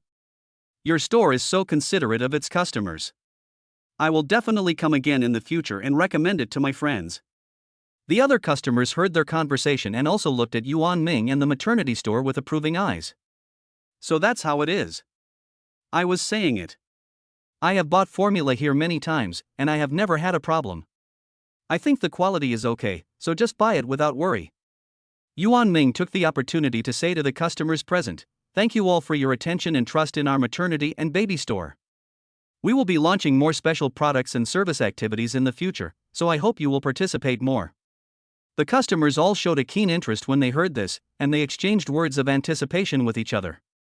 Yuan Ming then turned to Xiao Wang and said, "This incident also serves as a reminder to us that we need to further strengthen our communication with customers and our after-sales guarantee for our products, so that customers can shop in our store without any worries." Xiao Wang firmly replied, "Boss, I understand." At the end of the day, Yuan Ming finished up the shop's business and returned home full of joy. Yin Shan was sitting in a rocking chair humming a little tune, her stomach already high and round. Yuan Ming walked quickly over to her, crouched down, and put his ear close to Yin Shan's stomach, saying tenderly, "Baby, Daddy's home." "Did you miss Daddy today? And you? Did you miss me today?" Yuan Ming said, while rubbing her head with affection in his eyes. Yin Shan lowered her head with a blush, "You're so bad." Yuan Ming heard her kitten-like voice and his heart itched. "Say that again? I didn't hear you." Yin Shan angrily gave him a slap that didn't hurt, on his shoulder. "Your ears are bad, go get them fixed." Yuan Ming took her hand in his. "Are you serious? How come I didn't know I had bad ears? Say husband and let me check." Yin Shan's face flushed with embarrassment, and she tilted her head slightly. "Why are you so annoying? Hurry up, I'm really scared that I'm going to go deaf and won't be able to hear the three of you." Yin Shan gave him a reproachful look, but she couldn't argue with him, so she shouted. "What? Am I really going to go deaf? It's over, wife, I'm really going deaf." Yin Shan teased him, pulled his ear and shouted, "Honey. Is that better?" Yuan Ming kissed her face contentedly and smiled happily. He covered his heart. Fortunately, I can still hear my wife's heavenly voice." Yin Shan looked at him and laughed. "Just act, you can be an actor someday." Yin Shan's eyes suddenly lit up, as if she had thought of something extremely important. She held Yuan Ming's hands tightly in both of her hands and shook them gently, her voice full of coquettishness and expectation. "Honey, I saw an awesome magazine today." Saying this, she let go of one hand and pointed to the coffee table not far away, where it was. "Would you get it for me, please?" Yuan Ming was amused by her appearance and got up to get the magazine as she had asked. Yin Xian couldn't wait to take it, quickly flipping through the pages. After finding the set of maternity photos, she held the magazine in front of Yuan Ming's face, leaning slightly towards him, almost leaning into his arms. Honey, look at how beautiful these photos are, each one is like a painting. Envy and longing shone in her eyes as she lightly tapped her finger on the photo. Look at the effect of the light and shadow, it's absolutely amazing. Yin Xian looked up at Yuan Ming, her eyes sparkling with envy and longing, her fingers lightly tapping the photo. I want to go and have my photo taken like that too. I want to record myself now, pregnant with my baby. This is a unique moment in my life. When my baby grows up, I want to show him these photos, so that he knows how beautiful and happy I was when I was pregnant with him. As she spoke, she rubbed her cheeks against Yuan Ming's arm, like a spoiled kitten. Honey, just take me to the photo shoot, okay? I promise I'll cooperate super well. Yuan Ming was overjoyed to see Yin Xian acting so straightforwardly and being so cute, and he was holding back a smile on his face. He just wanted to enjoy the rare sight of his wife acting cute. Seeing that Yuan Ming did not respond immediately, Yin Xian took his hand again and placed it on her stomach. The baby definitely wants to see his mother looking beautiful too. Honey, please grant me this small wish. It's been a long time since I've looked forward to something so much. She blinked her big eyes, her long eyelashes fluttering, her eyes full of pleading. Seeing her like this, Yuan Ming's heart was full of affection, and he could not say no. Okay, I'll take you tomorrow. Really? Honey, you're so good. Yin Xian exclaimed excitedly, threw herself into Yuan Ming's arms, wrapped her arms tightly around his waist, and buried her face in his chest. Yuan Ming was overwhelmed by her sudden passion, his face beaming with a broad smile, his eyes full of adoration and love for Yin Xian. He gently stroked the back of Yin Xian, feeling her joy and dependence.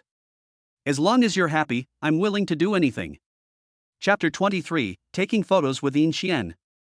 The next day, the sun was shining. They walked into a shopping mall, where the dazzling array of clothes in the store was overwhelming. Yin Xian's gaze was immediately drawn to a soft white knitted dress. The neckline of the dress was embroidered with delicate flowers, and the skirt was loose and is-shaped, which not only cleverly covered the pregnant belly, but also looked elegant and generous. She gently picked up the dress and held it in front of her body, then turned to Yuan Ming with a questioning gleam in her eyes. Yuan Ming smiled and nodded, saying, Honey, you'll look great in it. Yin Xian was pleased to hear this, and a happy smile appeared on her face as she placed the dress over her arm. Next, they selected a pair of light blue denim overalls, which they paired with a simple beige maternity top for a casual yet playful look. Yin Xian also chose a few pairs of delicate earrings and a thin belt to embellish the overall look. In the fitting room, Yin Xian changed into different outfits and walked out to let Yuan Ming look at them. Yuan Ming looked carefully, and every time Yin Xian walked out, he would cast admiring glances. She's so beautiful, my wife was born to be a clothes horse. After buying the clothes, they went to the photography studio where they had made an appointment. The staff warmly greeted them and took Yin Xian to the dressing room to get ready. Your temperament is very gentle, and today's outfits are fresh and elegant, as well as playful and cute. I think I can create a fresh and natural makeup look to match. What do you think? Yin Xian nodded gently. I trust your expertise, just be natural. The makeup artist smiled and got to work, carefully priming Yin Xian's face with a light foundation that matched her skin tone. She applied it evenly to her face, covering the slight discoloration that had appeared during pregnancy while also making her skin look more radiant. Next, the makeup artist took a box of light pink eyeshadow and first applied a base color to Yin Xian's eyelids, then slightly emphasized the color at the outer corners of her eyes to create a natural gradation. For the lip gloss, the makeup artist chose a product that is hydrating, transparent and has a light pink hue. After the makeup was complete, Yin Xian walked out of the dressing room. Yuan Ming's gaze was instantly drawn to her. His eyes were full of awe and love. Honey, you're so beautiful, like a fairy come down to earth. The photographer next to him couldn't help but praise, the makeup matches your temperament and clothing perfectly, and the photos will definitely turn out great during the shoot. The staff also looked approvingly, and Yin Xian smiled a little embarrassedly. The shooting began. The photographer first asked Yin Xian to stand in front of a scene set up as a garden background. She gently stroked her stomach, her eyes full of love and tenderness, and a happy smile of becoming a mother gradually spread across her face. That smile was as bright and moving as the warm spring sun. The photographer quickly pressed the shutter to capture this beautiful moment, while excitedly saying, Great, that's it. Ms. Yin, your smile is especially infectious. Come, let's change the pose. You can lean slightly to the side, and look at the place where you are touching your stomach with your hand. Yes, very good, this one will definitely become a classic. Then, they changed into another set of clothes and went to a warmly decorated indoor scene. The room was filled with soft light. In Xian sat on a soft sofa, with a shelf full of cute baby products behind her. The little pacifiers and fluffy toys exuded a strong sense of childlike innocence. In Xian sat sideways, her eyes gazing tenderly into the distance, as if she were looking forward to her baby's future. During the shoot, Yuan Ming stayed by In Xian's side the whole time, acting like a thoughtful little butler. After posing for a while, Yuan Ming hurriedly handed In Xian a bottle of water, saying, "Baby, drink some water to moisten your throat and take a break." After In Xian had drunk a few sips, Yuan Ming carefully smoothed out the wrinkles in her clothes. This scene is so real. If the baby asks where he came from in the future, we'll say we found him behind the shelf full of toys, huh? In Xian was amused and laughed out loud. During a break in the shoot, the photographer looked at the photos in the camera and said to Yuan Ming with a smile, "Your wife really is photogenic, and these photos turned out really well." After the shoot, Yuan Ming asked, "How long will it take to get the photos developed?" The photographer replied with a smile, "Generally speaking, after careful post-processing, high-quality photos can be developed in about a week." Yuan Ming put his arm around In Xian's waist, "Then I'll come back in a week to get them." "Now let's go home." In Xian nodded. Once in the car, Yuan Ming thoughtfully fastened In Xian's seatbelt. "Are you tired today?" In Xian shook her head, "No, I'm very happy." Yuan Ming placed a kiss on her forehead, "I'm glad." Then he started the car and drove back. Just then, a system voice came from his head. "Congratulations, host, for accompanying your significant other for a photo shoot. You are rewarded with 1 million paternity allowance." Yuan Ming couldn't hold back his excitement. 1 million paternity allowance? What does that mean? Is Shallow giving birth? If I count the months, it's about time. Yuan Ming suddenly became nervous. In Shallow, who was standing nearby, noticed that something was wrong with him. "What's wrong?" "Yuan Ming, it's nothing, it's hot. Let's open the window to let in some fresh air." "Okay." "Wait, let him process it. 1 million. Forgive him for losing his sense of money at the moment. Money just seems like a bunch of numbers to him now. It's a feeling that can't be described as either bad or good, just something that needs to be adjusted to." When Yuan Ming returned home, he mentioned the production incident to In Xian, whether intentionally or not. Zhang Xiaomei decided to take In Xian to the hospital for another checkup the next day. The next morning, the sun shone softly through the windows and into the room. Yuan Ming got up early and looked at In Xian, who was still asleep, with love and compassion in his heart. He finished getting ready quietly, then went into the kitchen and prepared a simple breakfast. When In Xian woke up, she saw Yuan Ming's busy figure and a warm feeling welled up in her heart. The two sat down at the table, and Yuan Ming said, "Honey, I'll go with you to the hospital for the checkup later." In Xian nodded with a smile, "Don't worry, I'll take care of myself and the baby. You should also take care of your health when you go to the office, don't get too tired." Zhang Xiaomei has also finished packing, and the three of them head out the door together. As they part at the door, Yuan Ming once again tightly grips In Xian's hand, "Baby, call me after the checkup, I'll be waiting for your news." In Xian responds tenderly, "Okay, you go quickly." Yuan Ming drives to the maternity and baby store company. Once there, he quickly adjusts his state of mind and gets down to work. Employee Mr. Yuan, recently, quite a few customers have reported lost packages or not receiving their goods for a long time. Yuan Ming frowned, "Have you contacted the courier company? What went wrong?" Employee Wang continued, "We have already communicated with the courier company. It is clear that there was a mistake in the delivery process, but they refuse to respond, and the customer does not accept these explanations, and only thinks that it is our problem." Yuan Ming said after a moment's contemplation, "We can't just rely on the explanations of the courier company. We should blacklist those courier companies that frequently make mistakes and have poor service, and no longer cooperate with them. From now on, we will record the logistics information of every parcel sent in detail and promptly report it to the customer, so that the customer can check the delivery status of the goods they purchased at any time." The employees nodded in agreement, and Yuan Ming continued to arrange. In addition, the customer service department should call back every customer who has complained, sincerely apologize, and offer some compensation, such as a coupon or a small gift, to try to restore the customer's trust and satisfaction. Chapter 24. In Xian suddenly craved glutinous rice cake and took a plane to the ancient town. Yuan Ming sat in his office and rubbed his temples. His heart was always concerned about Yin Xian in the hospital, and from time to time he picked up his phone to see if there was any news from her. Just then, the screen of his phone suddenly lit up. "Dear, the examination went well, there's nothing major to worry about." Yuan Ming let out a long sigh of relief when he saw these words. He quickly typed a reply on the screen, "It's good that everything is fine. How long until the baby is due, according to the doctor?" A moment later, Yin Xian's reply came through. "The doctor said it's still a while until the baby is due. How are you feeling now?" "I feel okay. Don't tire yourself out at the office and don't worry about me all the time." Yuan Ming saw this and let out a sigh of relief. 1 month later, good news came. The business of the maternity store was booming. When the accountant presented the monthly account statement to him, Yuan Ming was shocked. The net profit column clearly stated 200,000, and both online and offline sales exceeded expectations. Great, if this continues, the business of the maternity store will get better and better, and the money will keep coming in. That night, Yuan Ming was about to pay the employees' wages when he received a message from the system. The system had automatically paid the wages of all employees under the host's name, so the host did not need to pay them again. Yuan Ming was shocked. This system is really considerate. Is he only thinking about making money? Yes, that's good. The business of the maternity store gradually stabilized, with no fluctuations day after day.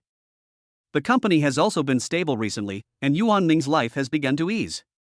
In the evening, Yuan Ming was lying on the sofa with Yin Xian, watching TV. A documentary was playing on the TV about the water chestnut cakes of the ancient town of Xitan. Yin Xian leaned drowsily in Yuan Ming's arms, and was about to fall asleep when she heard the news about the glutinous rice cake and immediately opened her eyes. "It's not the glutinous rice cake, I ate it when I was little, it was so delicious." "When you were little? How little?" Yuan Ming looked at her fondly. Xiaotian is really a foodie. Just now she was almost asleep, but as soon as she heard about something delicious, she immediately perked up. "I think it was when I was 7 or 8. At that time, I went to the ancient town of Xitan with my cousin's family for 3 days and 3 nights. I still remember it fondly. We had a lot of fun, didn't we?" Yin Qian nodded eagerly, "Yes, we did." Then she changed the subject. "Hey, I haven't been there for many years, and I haven't had any glutinous rice cake for a long time. I miss it so much." Yuan Ming looked at her thoughtfully. Yin Xian was oblivious to this, and tilted her head up in longing, saying, "I really want to try the glutinous rice cake from the ancient town again." Yuan Ming gave Yin Xian a gentle nudge on the nose and said with a smile, "You little glutton, I'll book the tickets tomorrow and we'll go to the ancient town of Xitan." Yin Xian's eyes lit up and she said in surprise, "Really? Darling, you're so good." The next day, Yuan Ming finished up the company's business early and then took Yin Xian to the airport. Yin Xian was full of excitement the whole way, and kept talking about the interesting things she did in the ancient town when she was a child. "Do you know, it was so much fun, I ate so many delicious things." At night, there were people releasing river lanterns by the river. "And wow, is this the plane we're going to be on in a little while? This is the first time I've ever flown." Yin Xian followed Yuan Ming into the cabin of the plane with light steps, like a curious child.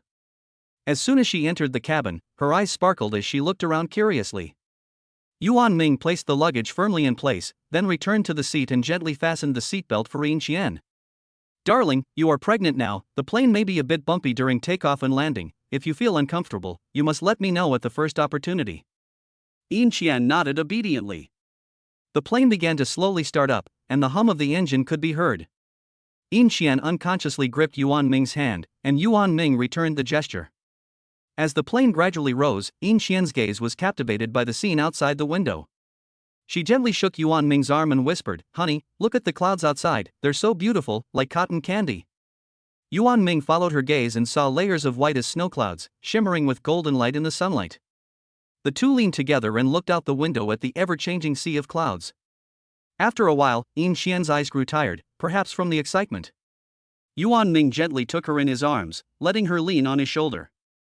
He also thoughtfully adjusted the angle of the seat so that she could rest more comfortably. Yin Xian found a secure place to lean on his shoulder and soon fell asleep, with a faint smile on the corner of her mouth. Soon after, the plane slowly landed at the airport near the ancient town of Xitan. Yuan Ming gently woke Yin Xian, who was sleepily dazed. Yuan Ming looked at her tenderly and said, "Honey, we're here, the ancient town is not far away." They walked out of the airport, and the fresh air came rushing at them. Yuan Ming hailed a car and they were driven towards the ancient town. Along the way, Yin Shan looked out of the window at the scenery, gradually coming to her senses, her heart full of excitement at the reunion in the ancient town. Finally arriving at the entrance to the ancient town, it was an old archway. The stone pillars, eroded by the passage of time, bore mottled marks, but they still stood tall. Walking into the ancient town, the path beneath her feet was made of bluestone slabs, each one polished smooth by the passage of time, with the occasional sprout of tender green grass peeking out between the cracks. On both sides are quaint old houses with white walls and black tiles, and the wooden window frames are carved with exquisite patterns. Some people have red lanterns hanging outside their doors, swaying gently in the breeze. Walking along the river, the water flows slowly and is so clear you can see the bottom. You can see the water plants at the bottom of the river swaying gently with the current, and a school of small fish swimming and playing among them. Yin Xian excitedly took Yuan Ming's hand and said, "It's just as I remember it, not a bit has changed." Yuan Ming looked at her happy face and laughed along with her. Suddenly, his gaze was caught by an inconspicuous food stall by the roadside. Yuan Ming's eyes lit up, and he quickly took Yin Xian's hand and walked quickly to the stall, smiling, and saying to the owner, "Boss, a portion of glutinous rice cake, please." Yuan Ming took the steaming pastry and handed it to Yin Xian gently, not forgetting to say, "Baby, eat slowly, don't burn yourself." Yin Xian carefully picked up a piece and put it in her mouth.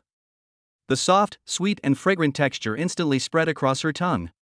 She closed her eyes contentedly, her face beaming with a happy smile, and she said indistinctly, "This is the same taste as when I was a child, it's delicious." Yuan Ming looked at her in adoration and smiled, reaching out to gently wipe the pastry crumbs from the corner of her mouth. Yin Xian picked up a piece of glutinous rice cake and gently handed it to Yuan Ming's mouth, speaking in a coquettish tone, "You try it too." Yuan Ming lowered his head slightly and took a bite of the cake in Yin Xian's hand, smiling and saying, "It is indeed very sweet, but you are still the sweetest." Yin Xian shyly lowered her head, "The glutinous rice cake can't even block your mouth." The glances they exchanged were full of deep affection, and passers-by around them cast envious glances. Chapter 25, It's Time to Give Birth. It's time to give birth. Yuan Ming spent a week with Yin Xian, taking her to see the old town, spending tens of thousands of dollars, and buying a bunch of local specialties to take back home. On the plane ride back, Yin Xian leaned into Yuan Ming's arms, full of contentment and happiness. She tilted her head slightly, her eyes shining as she looked at him. "Honey, thank you for always being there for me. I had a really good time." Yuan Ming stroked her hair gently and said tenderly, "As long as you're happy, everything is worth it."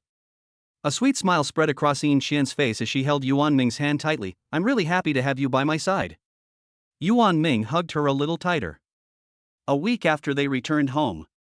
In the dead of night, Yin Xian was gradually awakened from sleep by the urge to urinate. She frowned and a hint of embarrassment appeared on her face. She was a little embarrassed and hesitated whether to wake Yuan Ming. After all, she felt a little embarrassed about such a thing. She tried to get up on her own, but the inconvenience of pregnancy and the laziness of her body made her fail to succeed after several attempts. Yuan Ming slept lightly, and Yin Xian's movements were quickly noticed by him. He asked softly, "What's wrong?" He noticed that in recent nights, Yin Xian had frequently got up to go to the toilet. Yin Xian bit her lip and whispered, "I want to go to the toilet, but it's not very convenient." Yuan Ming immediately understood what she meant, and quickly got up and turned on the bedside lamp. "I'll carry you." He gently lifted the quilt and carefully carried Yin Xian in his arms. Yin Xian's face flushed slightly, and she buried her head in Yuan Ming's arms, her hands unconsciously gripping his clothes. Yuan Ming held her firmly as they walked step by step towards the bathroom, taking each step steadily. Once they entered the bathroom, Yuan Ming gently lowered Yin Xian onto the toilet seat, supporting her as she did so, and only slowly released his hold when he was sure she was standing steadily. After Yin Xian had finished, Yuan Ming once again carried her back to the bed. Yin Xian lay back on the bed, her heart full of gratitude and relief. That day, Yuan Ming was at the office when his phone suddenly rang. The caller ID showed that it was his mother. "Ming, you need to come back quickly. I think the baby is coming." Her mother's voice on the other end of the line was clearly anxious.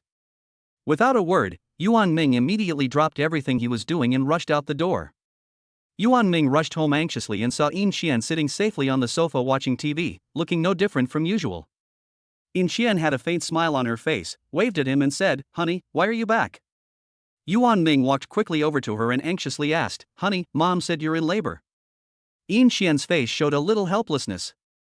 "Oh, it's Mom being overdramatic." I'm actually fine, except my legs are a little sore, probably from walking too much these past few days. Yuan Ming heard this and felt slightly relieved, but still wasn't at ease.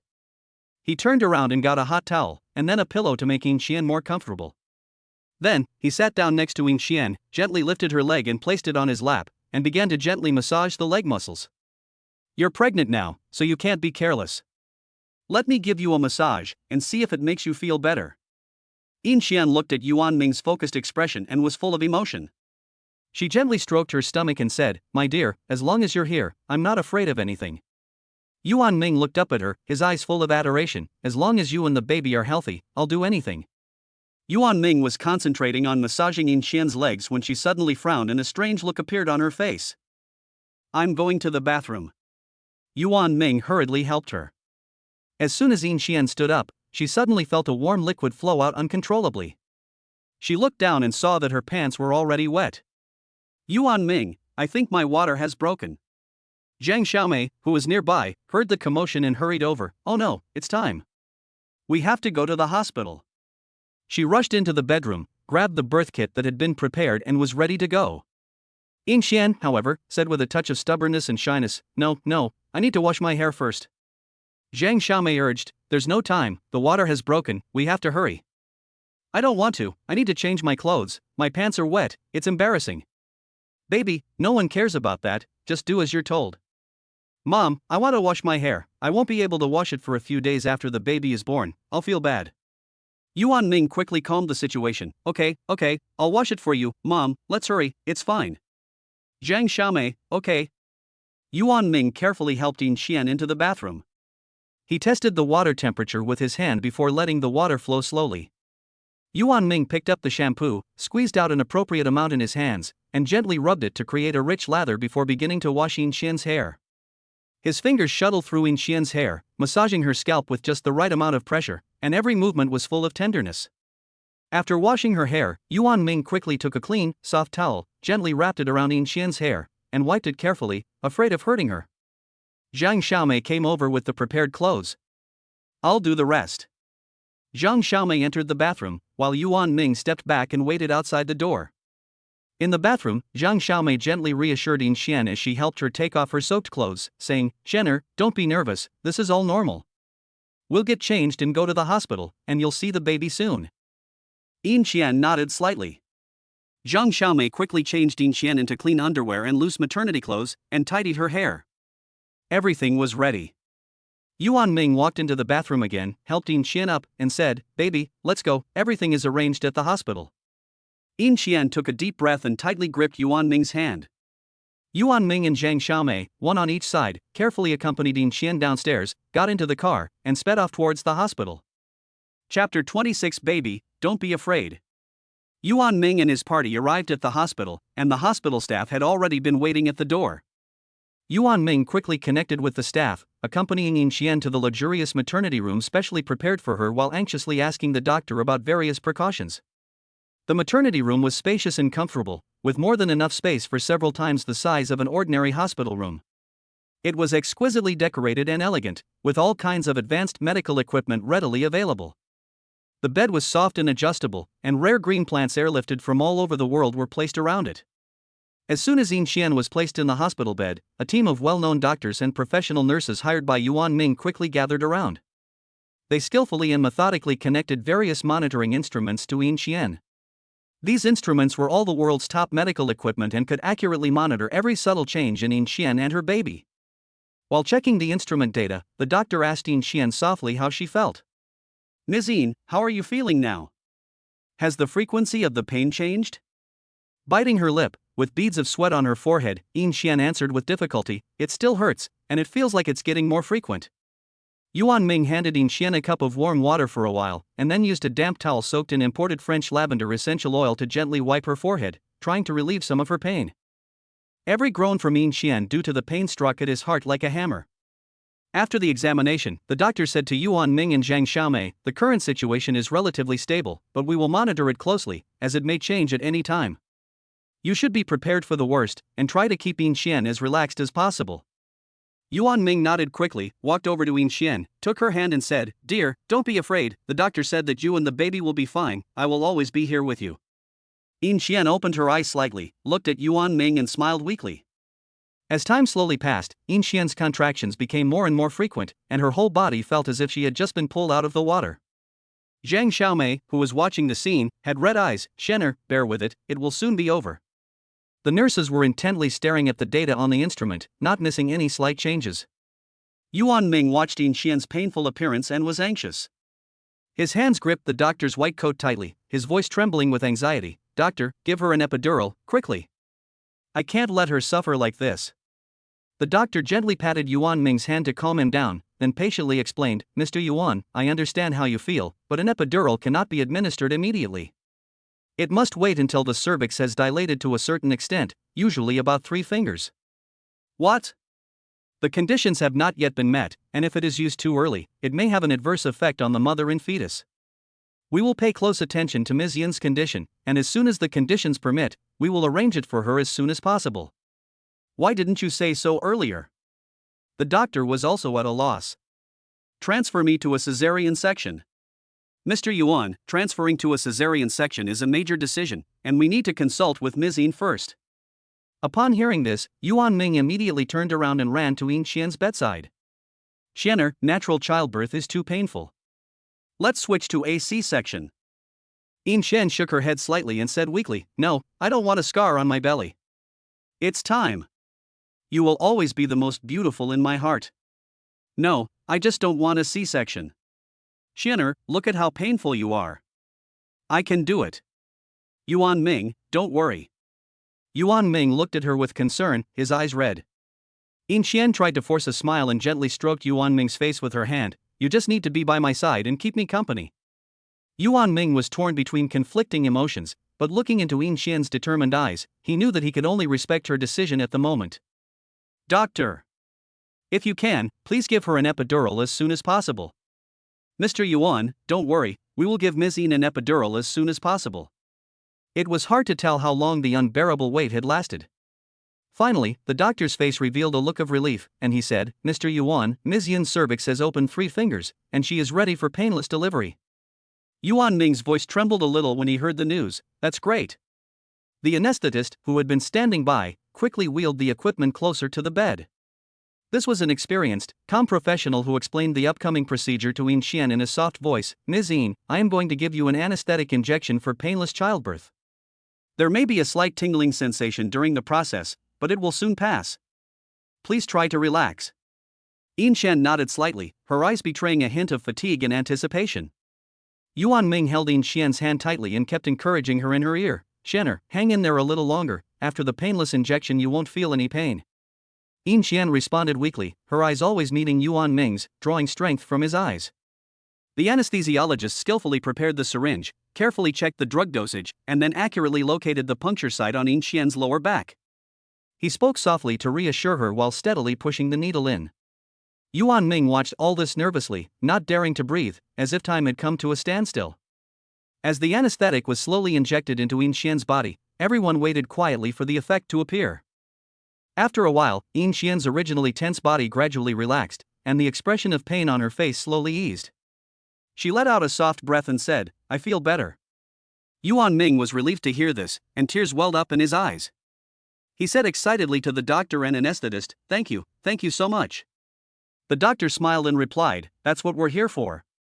We still need to continue to observe the progress of the labor, but Ms. Yin should feel a little better." Yuan Ming sat by the bed, still holding Yin Xian's hand tightly, and his anxiety finally eased a little. After Yin Xian had received the pain relief, the pain in her body was greatly relieved, her expression gradually relaxed, and her consciousness became clearer. The doctors and nurses still did not let up, continuing to closely observe the changes in the data on the instruments, while carefully checking Yin Xian's physical condition to ensure that the birth process could progress smoothly. Yuan Ming stayed by Yin Xian's bedside, not daring to leave for a moment, and from time to time, he fed her some sugar water and chocolate to replenish her strength. As time passed, Ms. Yin, the cervix had opened quite smoothly, and it was now close to 10 fingers, so she could prepare to enter the official stage of childbirth. Although you have had an epidural, you may still feel some sensations during childbirth, but don't be afraid, we will be by your side to assist you throughout. Yuan Ming became nervous at this news and immediately tightened his grip on Yin Xian's hand, saying, "Baby, don't be afraid, I'll be right here with you, you can do it." Yin Xian looked at Yuan Ming, her eyes shining with determination, and nodded gently. The nurses methodically prepared all the equipment and instruments needed for the delivery and then carefully transferred Yin Xian to the special delivery bed in the center of the delivery room. Chapter 27. Congratulations, it's a little princess. The bed was designed with great consideration for the user, and could be adjusted to various angles according to the needs of the mother, providing maximum convenience during childbirth. Yuan Ming went to the waiting area for family members outside the delivery room at the doctor's signal. He fidgeted, pacing the room and looking at the door to the delivery room from time to time. Zhang Xiaomei comforted him, Ming, don't worry too much, Shenner will be fine, the doctors are very professional. Yuan Ming just nodded slightly, his thoughts were all on Yin Xian in the delivery room. In the delivery room, the doctors and nurses gathered around Yin Xian, encouraging her softly and instructing her on how to push. Yin Xian took a deep breath and began to push rhythmically as instructed by the doctor. With each push, she clenched her lips tightly, beads of sweat once again trickling down her forehead, but her eyes remained firm. The sound of painful groans came from the delivery room, and Yuan Ming could no longer hold back, pounding on the door. Let me in. I want to go in with Qian. Yuan Ming. I want to see Yuan Ming. The doctor couldn't stand there shouting, so he opened the door and let Yuan Ming in. The doctor helplessly opened the delivery room door, and Yuan Ming rushed in like an arrow and dashed straight to Yin Xian's bedside. Yin Xian in front of him was drenched in sweat, her hair clinging to the sides of her face from the moisture, her whole body as if she had just been pulled out of the water, pale but with an unyielding determination. Yuan Ming's heart instantly tightened, and his hands trembled involuntarily as he gently wiped the beads of sweat that kept emerging from Yin Xian's forehead and cheeks. He tightly gripped Yin Xian's hand, his lips slightly trembling, his eyes red, and his voice hoarse as he said, Baby, I'm here, don't be afraid, I'll always be with you. After that, he pressed Yin Xian's hand against his own face, and then placed a series of affectionate and concerned kisses on the back of her hand. Yin Xian's expression of nervousness eased slightly when she saw Yuan Ming enter. She looked at Yuan Ming's trembling hands and said weakly, You too, don't be afraid. Yuan Ming suppressed his inner grief and worry, and said in a firmer tone, I'm not afraid, Shenner, you are the bravest, we will be able to see the baby soon. The doctor was closely monitoring the condition of the fetus and constantly gave professional advice and support to Yin Xian. Nizine, very good, just like that, one more time, the baby is slowly descending. With Yuan Ming's company and encouragement, Yin Xian continued to push with great difficulty. Each contraction and effort felt like a battle against her body's limits, but she persisted with gritted teeth. Time passed by minute, and the atmosphere in the delivery room was tense but full of anticipation. Finally, with a loud cry, the air was pierced by a loud cry as Yin Xian made a final effort. The doctor said happily, Congratulations, it's a little princess. The nurse quickly cleaned the newborn baby briefly and then held her in front of Yin Xian and Yuan Ming. Yuan Ming looked at his daughter, and his eyes were once again blurred with tears. He said excitedly to Yin Xian, Darling, look, our daughter. Yin Xian smiled weakly, her eyes full of love. She gently reached out her hand to touch the baby, but she was too tired to do so. Yuan Ming quickly took Yin Xian's hand and together they gently placed it on the baby's little face. The touch was soft and warm, and it deeply touched their hearts. However, the labor was not yet over. After a short rest, Yin Xian continued to push under the guidance of the doctor. She had already used up most of her energy, and each time she pushed it seemed even more difficult. But she had a firm belief in her heart that she must let both babies come into the world safely. Yuan Ming kept cheering for her from the side, giving her strength with gentle words and affectionate eyes. A moment later, another cry came, and the doctor announced with a smile, Congratulations. It's a little princess too. Yuan Ming's eyes were full of gratitude and admiration. Baby, you're amazing, I love you. Yin Xian closed her eyes in exhaustion, but a happy smile spread across her face. The nurse brought the second baby to them, and the two little beings lay side by side, as if they were the most precious gifts from heaven. Yuan Ming looked at Yin Xian and then at his two daughters, his heart filled with happiness and joy. At that moment, a system voice came from Yuan Ming's mind. Congratulations, host, you have activated the daddy system. What? Another system? What happened to his original system of monogamy? Yuan Ming didn't wait for an answer, and the voice in his head disappeared. The doctors and nurses gently and skillfully transferred the weak and drowsy Yin Xian to an ordinary hospital bed in the ward. The white sheets were carefully arranged and flattened, and the soft pillows were adjusted to the right height to support Yin Xian's neck so that she could rest as relaxed as possible. The nurses quickly set up an foredrip for Yin Xian. The medicine slowly dripped down the transparent tube and flowed into Yin Xian's bloodstream through the catheter.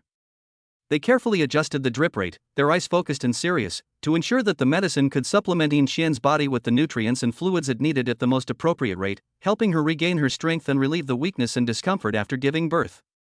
Yuan Ming stood by, his eyes fixed on Yin Xian, his expression full of worry and concern. At that moment, the door opened and there was a rush of footsteps outside. Yuan Ming looked up and saw her parents rushing in. "How is it?" Yuan Ming walked up to them, her face showing fatigue but also an unmistakable joy. She said, "Mother and daughter are safe, and there are 2 little princesses." Yuan Ming glanced back at Yin Xian, who was still weak in bed, and said, "She's had a hard time and is exhausted now. Mom, please help take care of the baby while I stay here with Qianshan." Zhang Xiaomei nodded quickly, carefully taking the baby from Yuan Ming's arms. Her eyes were full of love and tenderness. Yuan Ming turned and returned to Yin Xian's bedside, gently tucking in the corners of the quilt, so gentle that he was afraid of disturbing her beautiful dream. He noticed that Yin Xian's lips were a little chapped, so he quickly picked up a cotton swab from the side, dipped it in some warm water, and then applied it extremely carefully to Yin Xian's lips. Yin Xian was still in a daze, and the ward was so quiet that you could only hear the slight sound of the equipment and the ticking sound of the drip. Suddenly, a soft knock on the door broke the silence. Yuan Ming opened the door and saw a private rehabilitation therapist and a professional beautician pushing a cart full of various instruments and supplies. Chapter 28. You're still like a little cotton-padded jacket, and your sister is a little tyrant. The therapist said softly, "Mr. Yuan, this is the exclusive premium postpartum rehabilitation package you booked with the hospital. We will now begin to serve Ms. Yin." The physiotherapist first carefully ground some precious Chinese herbs with a light herbal fragrance into a powder, mixed them with a special preparation, and gently applied them to Yin Xian's abdomen. The warm medicinal power promoted uterine contraction and helped discharge lochia. Next, the physiotherapist took out a professional massage set and began massaging Yin Xian's legs and lower back. Her skilled and precise techniques soothed the aches and fatigue of the postpartum period. Each press was just right, gradually relaxing Yin Xian's muscles. The beautician was preparing postpartum skin care supplies while the physiotherapist massaged Yin Xian's legs and lower back with a professional massage device. She first used a soft towel to gently wipe Yin Xian's face and neck with a warm, multi-ingredient essence lotion to remove postpartum dullness and impurities, and then applied a thick layer of mask rich in collagen and other repair ingredients and massaged it in gently to promote absorption. Yuan Ming's parents watched all this with expressions of amazement. When the therapist and beautician temporarily stepped aside to prepare the follow-up supplies, Yuan Fanhai pulled Yuan Ming aside and whispered, "Ming, where did you get all this money?" "Dad, isn't the point of earning money to spend it on these important things?" "Xian has worked so hard for our family, and I want her to recover as soon as possible, without any aftereffects, and to maintain her beauty and confidence." Seeing how devoted and affectionate his son was towards Yin Xian, Yuan Fanhai couldn't help but give him a look of praise. He patted Yuan Ming on the shoulder and said, "Minger, you are a responsible man for thinking of Xianer like this." Yuan Ming nodded slightly, feeling the recognition and support in his father's eyes and words. In the next few days, the physiotherapist and beautician came every day on time. They adjusted their plans according to Yin Xian's daily recovery, taking care of her in every way, from dietary advice to rehabilitation exercise guidance. A light knock came from the door. Yuan Ming opened the door and a gentle-looking woman in a nurse's uniform, who looked experienced, stood in the doorway. She smiled, her eyes were professionally yet kind, and she wheeled a cart full of various baby care products into the room. The nurse said softly, "Mr. Yuan, I am the childcare nurse you specifically requested to assist you in caring for your babies." She then walked over to the babies' cots, carefully checking their condition. She skillfully took out a small notebook and began to record basic information such as the baby's temperatures and sleeping times, writing each number carefully. Next, she began to impart her knowledge of childcare to Yuan Ming. When explaining how to bathe a baby, she first adjusted the water temperature to just the right level, gently agitating the water with her hands to ensure that there was no temperature difference. As she demonstrated, she explained the steps. "Mr. Yuan, first gently wipe your baby's eyes and face with a soft towel, then slowly wash the body, paying attention to every fold and being sure to use a gentle touch." Yuan Ming watched intently, nodding from time to time. Yuan Ming's mother, Zhang Xiaomei, watched all this unfold, unable to hide her shock. She was both surprised and gratified by her son's thoughtful arrangements. The nurse picked up a piece of diaper and placed it on the nursing table. Then she picked up a baby and said gently to Yuan Ming, "Mr. Yuan, as you can see, when changing a diaper, First place the baby on the diaper, then gently remove the dirty diaper, being careful not to hurt the baby's delicate skin. Next, wipe from front to back with a damp paper towel. This will effectively prevent bacterial infection, and every corner must be cleaned carefully. The nurse spoke as she skillfully performed the task, her movements light and fluid, and she quickly finished cleaning up. Then she picked up a new diaper and showed it to Yuan Ming. At which point she placed the new diaper under the baby, adjusting the position so that it fit the baby's body curve, especially the elastic bands around the legs and waist, which should not be too tight or too loose. Yuan Ming followed the nurse's instructions and slowly got the hang of it. Although he was a bit rusty at first, with the nurse's patient corrections, he gradually mastered the technique and successfully changed the baby's diaper. Just then, a system prompt sounded in Yuan Ming's mind. Congratulations, host, on completing your first successful diaper change task. You are rewarded with 10 million parenting funds, which can be used to purchase items your baby needs and related parenting services. What? 10 million parenting funds? That much? Yuan Ming was so excited that he froze on the spot. The nurse in Jiang Xiaomei noticed his absent-mindedness and asked worriedly, "Mr. Yuan, what's wrong?" Son? Are you okay? Yuan Ming came to his senses. I'm fine. Then why the hell is he still working? Just retire. He never imagined that being good to his wife and daughters could result in such a reward. Suppressing his inner excitement, Yuan Ming did not slacken his efforts and continued to learn about taking care of babies. At night, the lights in the hospital room were dimmed, and Yin Xian slept peacefully. Yuan Ming lay on the bed next to her, but he was wide awake. He got up gently and walked over to his daughter's crib. The two little princesses were lying quietly there, their eyes wide open and curiously staring at the ceiling. You're not asleep either? The weak light shone on their rosy little faces, like blossoming flowers in spring, delicate and lovely. Their hair was sparse and soft, like delicate fluff, trembling slightly with each breath. Long eyelashes fluttered like two small fans, casting a pale shadow under the eyelids. Yuan Ming looked at them, his heart full of joy. What are you thinking, my dears? He gently extended his finger and touched his eldest daughter's small hand. The hand was soft and warm, and it instantly grasped Yuan Ming's finger as if it had found a support. His eldest daughter was quite strong, and she wouldn't let go of Yuan Ming's hand. Yuan Ming was amused and laughed. He turned his head to look at his youngest daughter. "My dear, look at how naughty your sister is. You must be good." The younger daughter rolled her eyes, looked at Yuan Ming, and a slight smile appeared at the corner of her mouth. That smile was pure, like the brightest star in the night sky, instantly lighting up Yuan Ming's heart. You're still like a little cotton padded jacket, and your sister is a little tyrant. Yuan Ming squatted down by the cot, brought his face close to his daughter's, and whispered, "You have to grow up quickly, so daddy can take you to lots of fun places." The girl seemed very interested in his voice and stared at him without blinking. Yuan Ming stayed with them until the girls gradually became sleepy and their eyelids began to fight. Then he gently tucked them in, returned to his bed, and slowly fell asleep. Chapter 29. This is the savings of your mother and I over the years. Take it and spend it wisely. The morning sun shone through the gaps in the curtains and fell into the hospital room. Yin Xian slowly woke up. Her gaze fell on the baby cot next to her, her eyes full of love and tenderness. Ming, I want to see the baby. Yuan Ming heard a noise and hurried to Yin Xian's bedside. He asked softly, "Baby, you're awake. How do you feel?" Yin Xian's gaze still hadn't left her daughter's. "I feel better." I want to see the baby. Yuan Ming nodded quickly.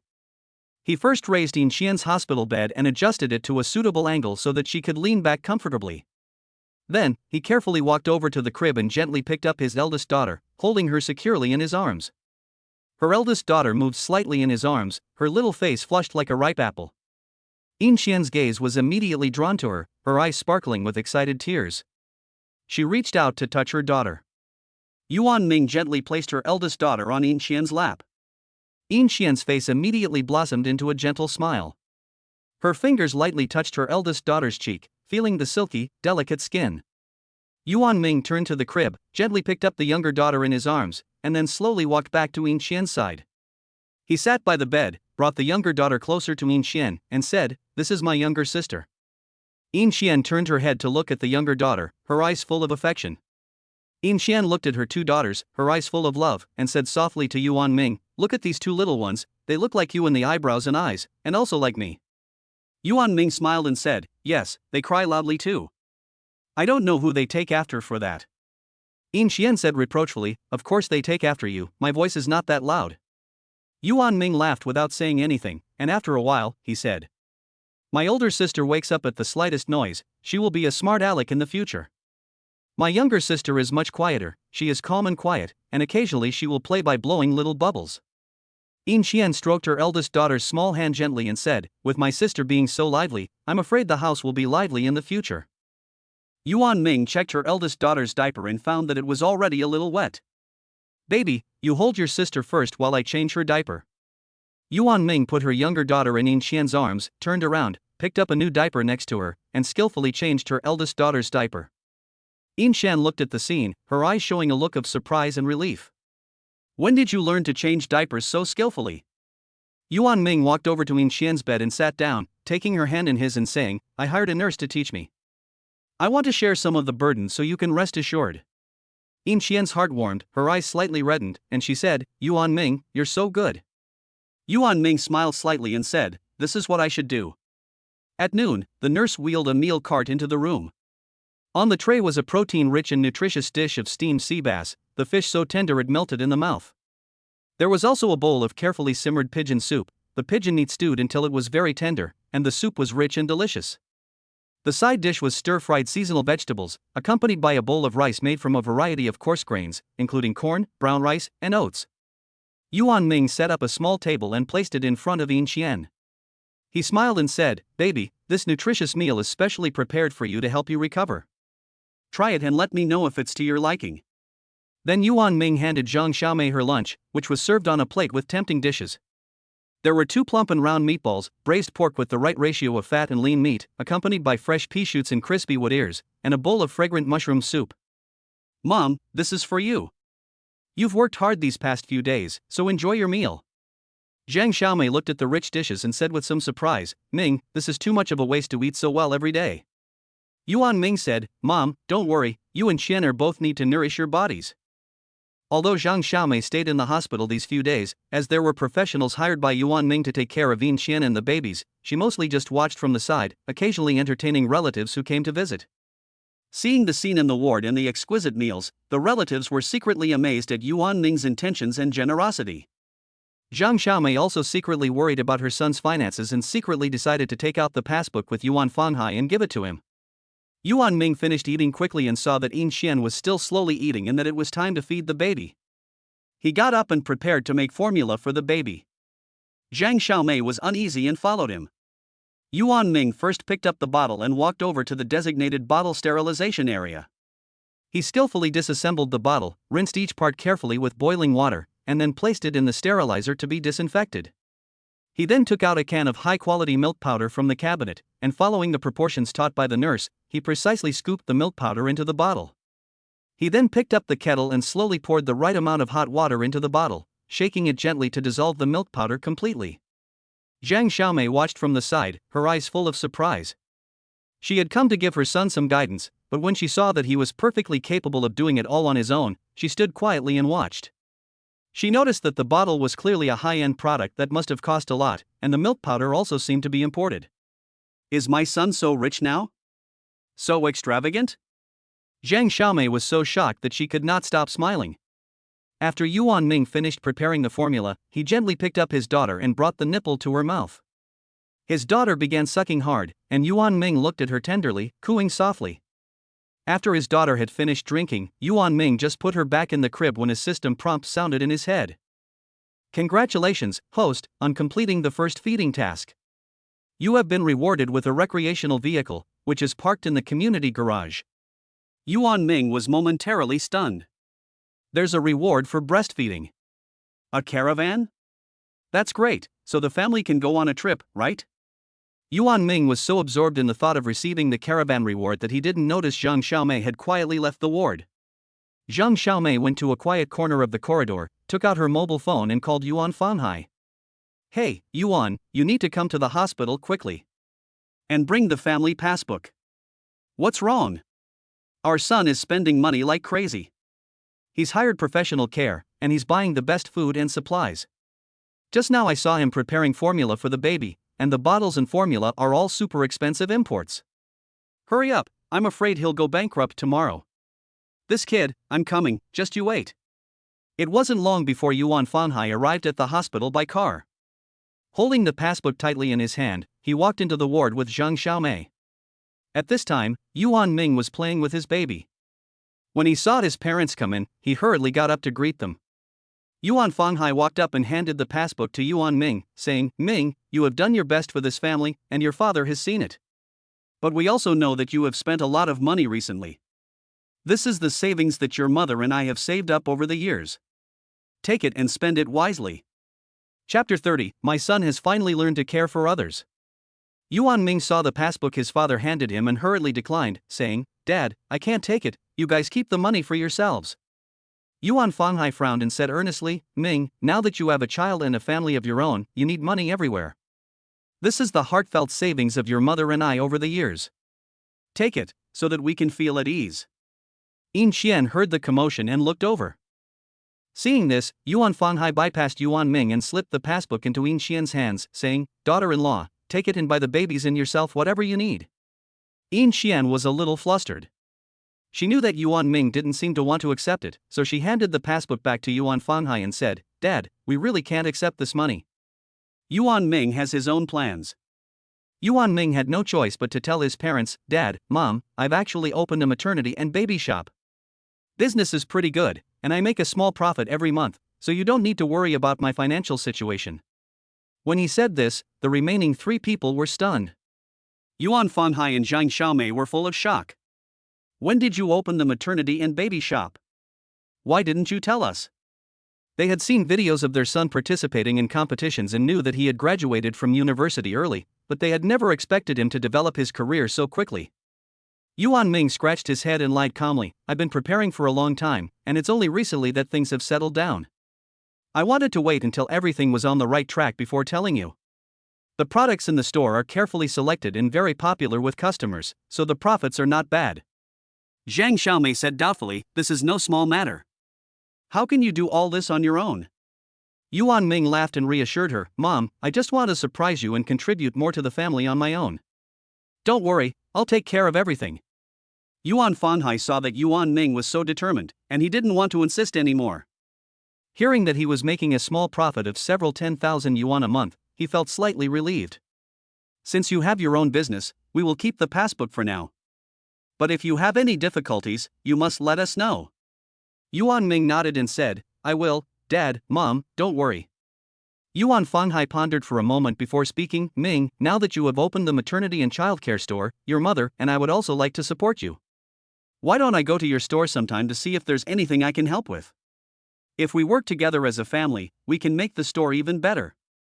Upon hearing this, Yuan Ming understood that his father was testing the waters, but he didn't want to refuse, so he nodded and said, "Dad, if you have time, you can come by any time. But the employees we've hired are quite professional, and the business is on the right track, so we probably won't need much help for now. But since you have so much experience, it would be good if you could give me some pointers." Yuan Fanhai looked at his son's composed appearance. Although he still had doubts in his heart, he didn't know what to say. Zhang Xiaomei said from the side, "That's fine. Wait a few days, and when your father is free, he can go to the store and take a look." After seeing the old couple off, Yuan Ming turned around and saw Yin Xian's puzzled gaze following him. He suddenly felt a pang of guilt, and slowly moved a chair and sat by her bedside, quietly holding her hand. "My dear, actually, I can assure you that the company is real and the maternity store is real. I have been keeping it from you because I was afraid that you would not be able to accept it all at once." Yin Xian also understood. "You started the company yourself, didn't you?"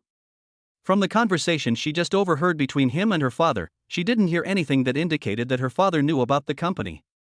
Yuan Ming glanced at her and knew that he could no longer hide the truth. Yin Xian saw that he was silent, and she understood. She took Yuan Ming's hand back. "This is a good thing. You are so capable, you can start your own business, why wouldn't I be able to accept it? This shows that you are capable of creating a better life for our family." Yuan Ming wanted to say something else, but Yin Xian embraced him. "You must be exhausted these days, and you must be very lonely, hiding it from us even though you are so busy." You don't need to say anything, I understand. My dear." Yuan Ming was surprised that Yin Xian was being so nice to him. "I never thought you would change so much for me." Yuan Ming, thank you. This is what I should do. This is my compensation to you. I owe you. Yin Xian shook her head. You don't owe me anything. Yuan Ming looked at her, moved in his heart. Don't lie to me again, don't hide things like this anymore. Okay, I'll do whatever you say. The day of his discharge from the hospital was sunny. Zhang Xiaomei packed her things early, and Yuan Ming was busy confirming every detail of the arrangements. When Yin Xian walked out of the hospital building with Yuan Ming's support, a convoy of luxury cars instantly became the focus of attention. The car bodies shined with a metallic luster in the sun.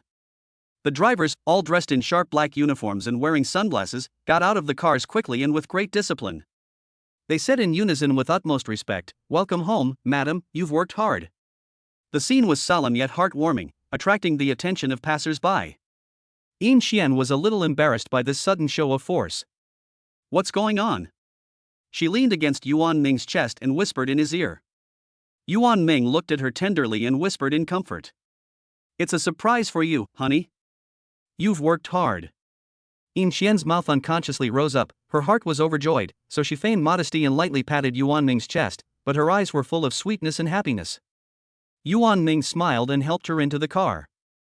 Such a spectacular scene made others envious. The convoy of cars moved slowly, heading towards home.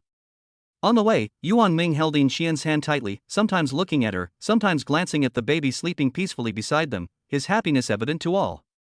Upon arriving home, Yin Xian was stunned by the sight as soon as she stepped through the door. The original baby's room had been carefully upgraded by Yuan Ming, making it even more warm and luxurious. The smart baby bed, air purification, and constant temperature and humidity systems are all working in perfect order, and the expensive toys and early childhood education products are displayed everywhere, just like a fairy tale paradise tailored for the babies.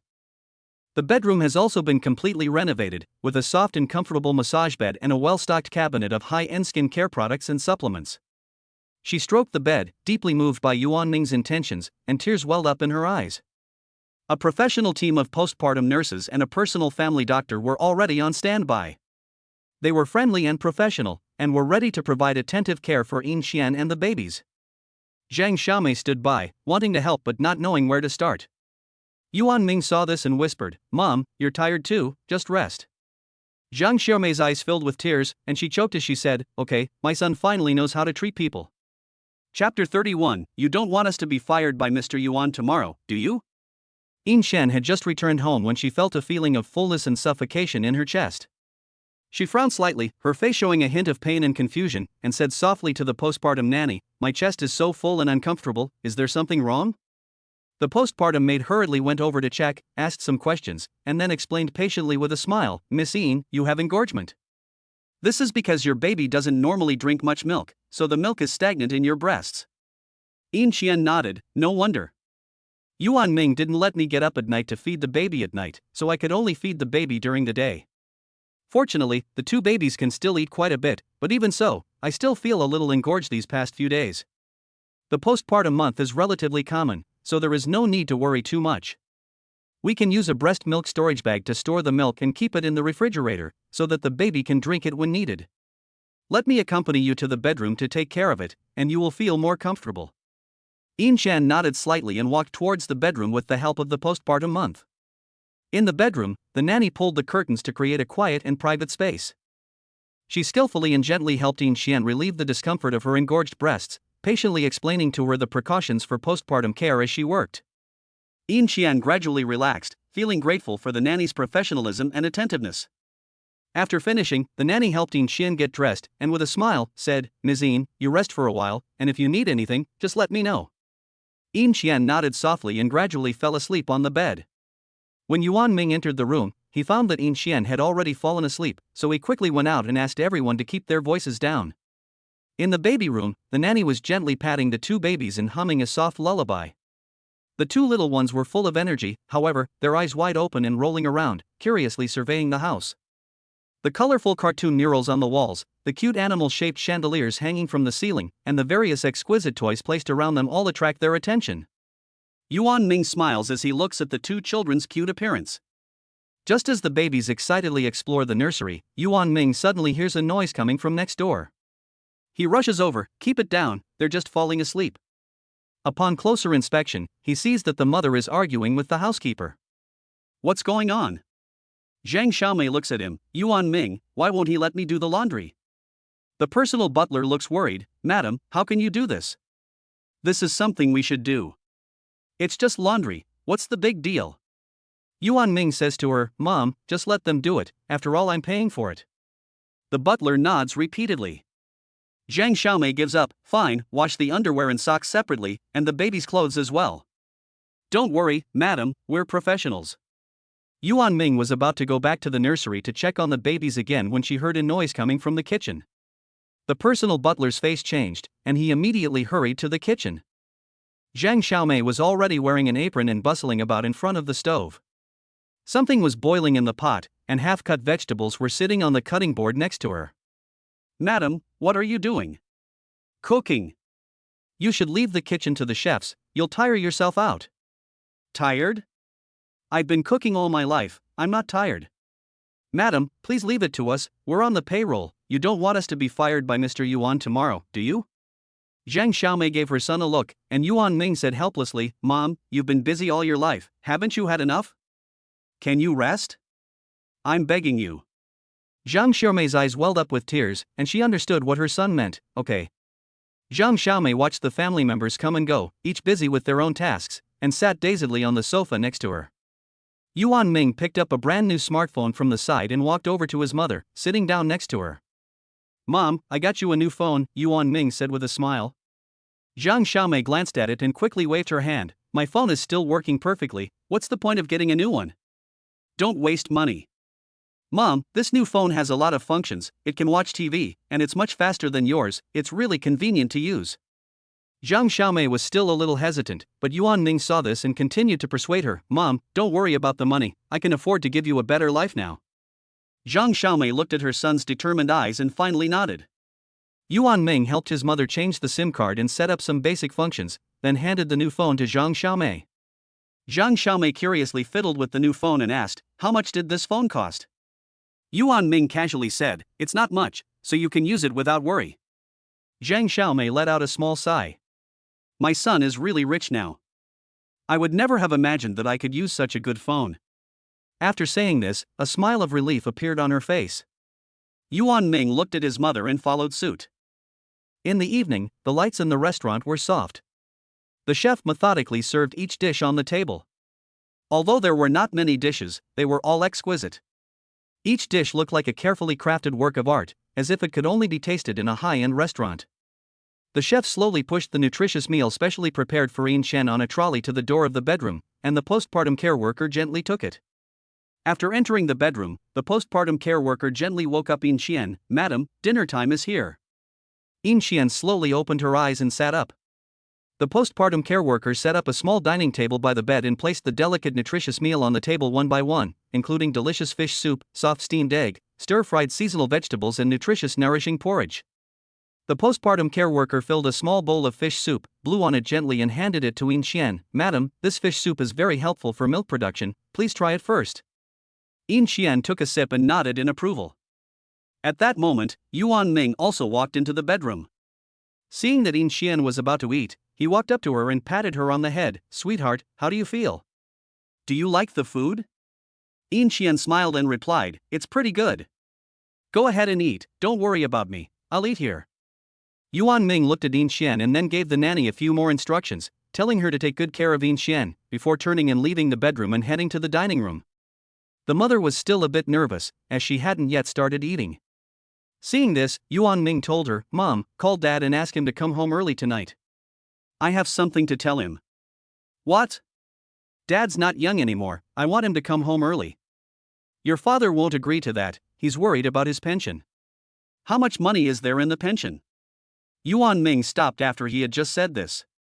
What I mean is that health is most important. Your father won't agree to it. Let's eat without waiting for him. Yuan Ming sighed, okay, I'll have someone leave him a separate portion. Although the matter was not discussed, Yuan Ming kept it in mind. Chapter 32, Taking Dad to Buy Lottery Tickets. After finishing his meal, Yuan Ming paced to the underground garage in the residential compound with the car keys in hand. In the garage, the light softly shone on the ground, and a shiny RV was parked quietly in the middle. Yuan Ming quickly found it. He excitedly opened the door, and a brand new smell hit him. Inside the car, the first thing that caught his eye was the incredibly comfortable circular leather sofa, with a warm color and soft touch. In front of the sofa is an exquisite solid wood coffee table with a fine grain and a light woody fragrance. In the driving area, the various instrument panels and control buttons are laid out in a reasonable manner, shining with a full of technology cool light. The leather wrapping on the steering wheel is just right, and it feels firm and textured in the hand. The kitchen in the middle of the cabin is small but complete, with a compact and exquisite stove, a shiny stainless steel sink, and a refrigerator with a considerable capacity, all arranged neatly and orderly. The cupboards are full of all kinds of exquisite tableware, so whether you're cooking a sumptuous picnic or simply reheating food, you'll be fine. Further back is the cozy bedroom area. A spacious double bed takes up most of the space, with a thick, resilient mattress and brand new, soft bedding. The window by the bed is fitted with blackout curtains, which ensure a good night's sleep and a gentle awakening in the morning with the first rays of sunshine. The compact but uncluttered bathroom adjacent to the bedroom is immaculate with its white ceramic sanitary ware. The shower head provides an ample supply of water and the temperature is easily adjusted. The vanity is stocked with a full range of toiletries and the mirror is bright and clear. Every detail exudes quality and comfort. Yuan Ming sits on the sofa, his fingers gently stroking the armrest, his eyes full of excitement and anticipation. In the near future, he will be driving this RV with Qianqian and the kids, and the thought of it is exciting. But before that, he has to take care of his father's retirement. His father is still busy with his career, and according to the age calculation, he still has 10 years before he retires. Yuan Ming secretly mused that he has saved up a little money now, and he doesn't need to worry about his financial situation in the future. Since he is determined to travel with Qianqian and the kids, he naturally can't leave his parents at home. After much thought, he decided to talk to his father. On this day, Yuan Fanghai had a rare day off, so he went to his baby and maternity products store with Yuan Ming. When they arrived at the store, Yuan Fanghai looked around, his eyes full of scrutiny and curiosity. "Hello, boss," Manager Wang said to Yuan Ming respectfully, and Yuan Ming nodded in acknowledgement. Seeing this, Yuan Fanhai couldn't help but believe even more. "Boss Yuan, I'm a regular customer of yours. You recently had that promotion, right? How about a 20% discount?" Yuan Ming agreed. Yuan Fanghai nodded. It seemed that his son really did run a good business. "Ming, your store looks good. How much revenue do you make each month?" Yuan Ming paused slightly. "Dad, about 10,000 yuan each month. Last month was good, online and offline sales combined, we made a net profit of 200,000 yuan. Yuan Fanghai was slightly taken aback, clearly a little surprised by the figure. He looked at Yuan Ming, his gaze full of mixed emotions. He never imagined that his son would now be even more successful than she was. This is truly something to celebrate, he was very pleased. "Son, you really have grown up. I was originally worried about your future, but now it seems that you don't need anyone to worry about you at all, and you can take care of yourself on your own." "That's for sure, Dad." "You're my son, good." Yuan Ming saw that his father was in a good mood and felt that the time was right, so he plucked up the courage to say, "Dad, actually, I also want to discuss something with you today." "What is it?" "You've worked for so many years, it's time to take a break. I can now take care of you and Mom, so why don't you retire early? We can spend more time together as a family, and I'll take you and Mom on trips everywhere." After hearing this, Yuan Fanghai frowned slightly and shook his head, saying, "Son, I know your intentions, but I'm still able to work and I don't have any health problems. Besides, I'll be retiring in 10 years, and I'll be able to receive a pension then. There's no need to retire early and rely on you to support me. You should just keep the money for yourself and live a good life with Qianqian." Yuan Ming hurriedly said, "Dad, you've been busy for most of your life, and it's time to think about yourself." Yuan Fanhai patted Yuan Ming on the shoulder and said, "Son, I understand what you're thinking. But after all these years of paying insurance?" Yuan Ming said, "I can continue to pay your insurance for you, it won't stop." Yuan Fanhai said, "That's not the same thing." Yuan Ming wanted to persuade him some more, but when he saw his father's determined eyes, he could only sigh helplessly. "It seems that I have to think of another way." That day, Yuan Ming took advantage of Yuan Fanhai's day off and dragged him to the place where he bought lottery tickets. "What did you bring me here for?" "Dad, I'm bored, so I bought some lottery tickets to play with." If you expect to win with this, you might as well go home and dream about it. Yuan Ming didn't say anything, and he asked the staff for 2 stacks of lottery tickets. One for you and one for me. Yuan Fanhai was dumbfounded when he was handed a thick stack of lottery tickets by his son. You bought so many? The more you buy, the higher the probability. On the day the prize was drawn, Yuan Fanhai didn't take it seriously. He was too busy at work to even think about it. The next day, Yuan Ming suddenly found him. Dad, the prize was drawn last night. Yuan Fanhai didn't even look up. What did you say? Yuan Ming looked at him and laughed. Take out your lottery ticket and let me have a look. In the drawer, help yourself. Yuan Ming pretended to check it carefully for a while, and then quietly mixed in the lottery ticket he had prepared. Dad. We won. What? We won. 5 million yuan. Can I see? Yuan Fanhai then took the lottery ticket seriously and checked the numbers. We won this one? Yuan Ming hid the smile in the corner of his eye. In fact, he had already arranged everything. He had reprinted the ticket based on last night's numbers. The date was wrong, but Yuan Fanhai was so caught up in the joy of winning the lottery that he didn't even look at the date. Dad, let's go claim the prize. They arrived at the lottery ticket sales point. The staff had also been bribed by Yuan Ming long ago. The 2 men smiled knowingly. Mr. Yuan, this ticket really has won the prize. Yuan Fanhai couldn't stop smiling. It really has won. I'm so lucky. Yes, Dad, you're really lucky. It's all thanks to you. If you hadn't dragged me to buy the lottery ticket yesterday, I wouldn't have won the prize. The staff were very efficient and the matter was settled in a few days. The remaining balance after tax was transferred to Yuan Fanhai's name. Yuan Ming took advantage of the situation. Dad, it's a coincidence that I just mentioned retirement to you the other day. Chapter 33, After your confinement, I plan to take you on a trip. You say that? Let me think about it. Yuan Fanhai thought about it very seriously. After a moment, he slapped his thigh. How many years do I have left to live? He has money now, and his son has already started a family and established himself in his career. What's the point of him struggling anymore? He might as well just retire. Just have fun. Travel around, eat, drink, and enjoy life. Son, thanks to you this time. Yuan Ming was extremely excited. Dad. You've finally come to your senses. I'll leave half of this money to you. Your mother and I don't need much. Why did you suddenly say that? I don't want your money. My boy, why are you so against money? I have money. No, your parents can't spend this much. You can keep it for yourself and my mother. I have my own money. Okay, just let me know if you need any money. By the way, Dad, what are you going to do next? Of course I'm going to travel. Your mother loved to travel when she was young. Now that we have money, I'm going to take your mother on a road trip while I still can. Yuan Ming was very satisfied with the result. That's fine, Dad. I'm relieved. I hope you and Mom have a good time. When he returned home, Yuan Ming saw Yin Xian talking to the baby in the nursery. Saying Mommy and Daddy made Yuan Ming burst out laughing. My daughter is a prodigy, she can already speak so young. Yin Xian came to him when she saw him return and hugged him. You're back. Yuan Ming rubbed her head, which felt soft. Did you miss me today, my dear? Yin Xian shyly lowered her head and nodded in his arms. Yuan Ming felt as sweet as honey in his heart. Were the little ones good today? Yes, they were almost ready to say Daddy. Really? It's all your fault, I was just about to teach them.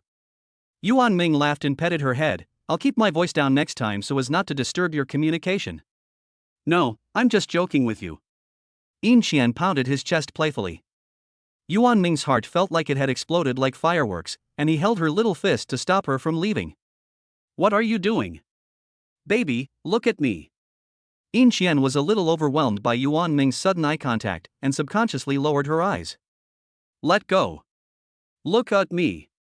Yin Xian helplessly looked up, locked eyes with him, but she couldn't hold out for more than a second before she gave in, and a blush of shame appeared on her face. Yuan Ming saw her so cute, and his heart itched. He leaned in front of her and gently pecked her lips. Yin Xian's eyes suddenly grew big, like they were hiding stars, and before she could react, she was pulled into Yuan Ming's arms. I haven't seen you for a day, I've missed you so much. As Yin Xian listened to the low voice coming from above her head, her eyes momentarily became a little moist. Yuan Ming held her in his arms, wanting to rub her into his bones. Yuan Ming, you really have changed a lot. In the past, Yuan Ming had never looked at her like this, let alone spend so much time and effort. Sometimes she wondered if she was still in a dream, and if she woke up, would everything be in vain? Tonight, Yuan Ming personally cooked dinner. Zhang Xiaomei heard that Yuan Fanhai had won 5 million yuan and went back to check it out. Yin Xian rocked the baby in the stroller, her thoughts already far away, and more than once she looked in the direction of the kitchen. Yuan Ming was treating her better and better every day. He really has changed a lot. In the kitchen, Yuan Ming finished the last dish and took off his apron. Baby, come out and eat. Yin Xian heard the voice and walked out, sitting at the table. So much food?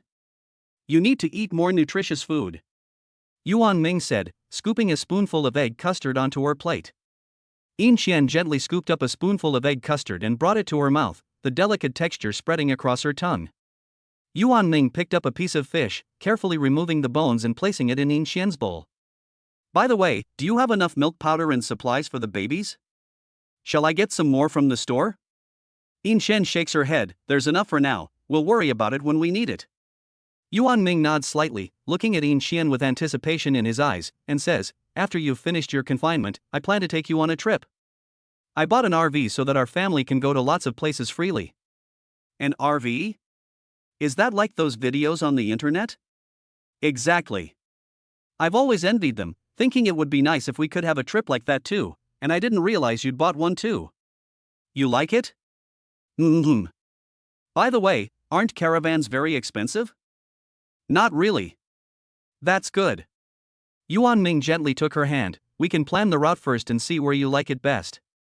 Yin Xian's face was filled with a happy smile, her eyes curved like a crescent moon, okay. After dinner, Yin Xian sat on the bed and set up a small table to study travel guides. Yuan Ming sat at the desk reading a parenting manual. The book mentioned that children under 1 month old need sensory stimulation to promote development. So he went to the baby room. The little ones had just finished breastfeeding, and Yuan Ming thought they were all asleep. However, his sister was still wide-eyed, surveying her surroundings, and she smiled when she saw Yuan Ming come over. Hey! Yuan Ming tiptoed over to the bed. Little one, what are you trying to say to Daddy? Oops. Oh, let's whisper, don't wake up your sister. The little one became excited when Yuan Ming leaned in to talk to her, and her little hands and feet kicked excitedly. Hey! Yuan Ming quickly lowered his voice and said to her, shh, keep your voice down, look how happy you are. Oops. At this moment, the baby in the next crib started crying. Wow. Yuan Ming's face changed. Oh no, I really woke up my sister. He quickly ran over to the side and picked up his sister, cooing and patting her, be a good girl, don't cry, daddy's here. His sister gradually calmed down under Yuan Ming's reassurances, looking at him with sleepy eyes and occasionally emitting a few syllables with a milky voice. Meanwhile, the older sister next to her was waving her arms and legs even more vigorously, as if she couldn't wait to jump out of her crib and join them.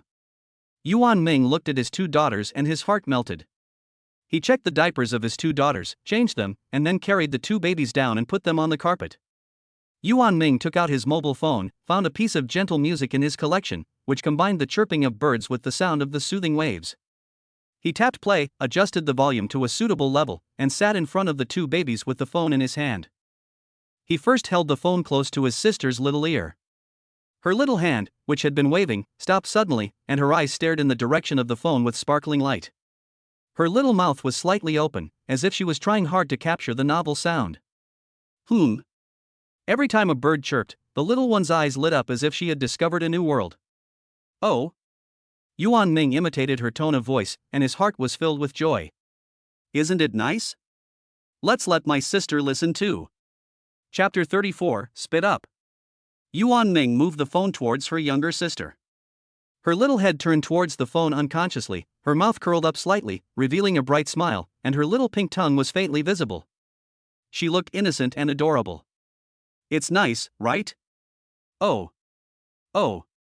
The two little ones looked very excited, dancing around. You two, you will definitely be good dancers in the future. You are both so talented. Wow. Ah. Yuan Ming shook their hands and danced with them, making the sisters laugh non-stop. It wasn't until Yin Xian saw him playing with the sisters that she realized he had been gone for a long time. I said, why haven't you come back for so long, and it turns out you're playing with them. Yuan Ming saw Yin Xian and said to her with a smile, look at our daughter, she will definitely be loved by everyone in the future.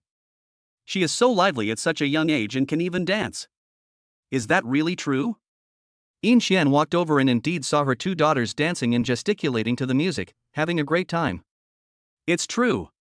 Seeing the cute and adorable appearance of her daughters, Yin Xian also smiled from the bottom of her heart. The two stayed in the baby's room with their daughters for a while before going back to bed. The next day, Yuan Ming arrived at the company and gathered the core members of each department in the meeting room. Lao Xiang, what's the progress of the big data project?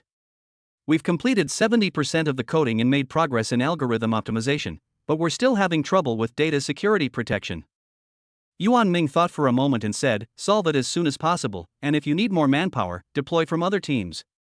Li, how are things with key clients? A few with strong interest are being followed up.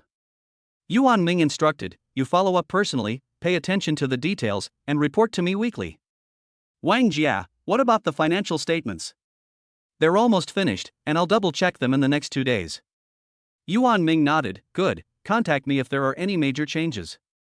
I'll be going on a long trip in 2 weeks, so during that time the company's operations will depend on everyone working together. Communicate promptly if you encounter any problems, collaborate with each other, I'll keep my phone open, and I look forward to seeing the company steadily moving forward when I return. That evening, Yuan Ming returned home. The nanny had just finished tidying up and was about to go off duty when she saw Yuan Ming enter the door and went up to greet him. Mr. Yuan, you're back. Today, Miss Yin's overall condition was acceptable, her mood was relatively good, and she had a good appetite for lunch. I wrote for a while in the afternoon and felt a little tired, so I accompanied her to rest for a while. The nanny paused for a moment and continued her report, my sister threw up once today, but everything else is normal. Spit up? What happened? It was probably caused by indigestion, which wasn't serious. I reduced the amount of milk she was given and massaged her tummy, and she got better afterwards. That's good.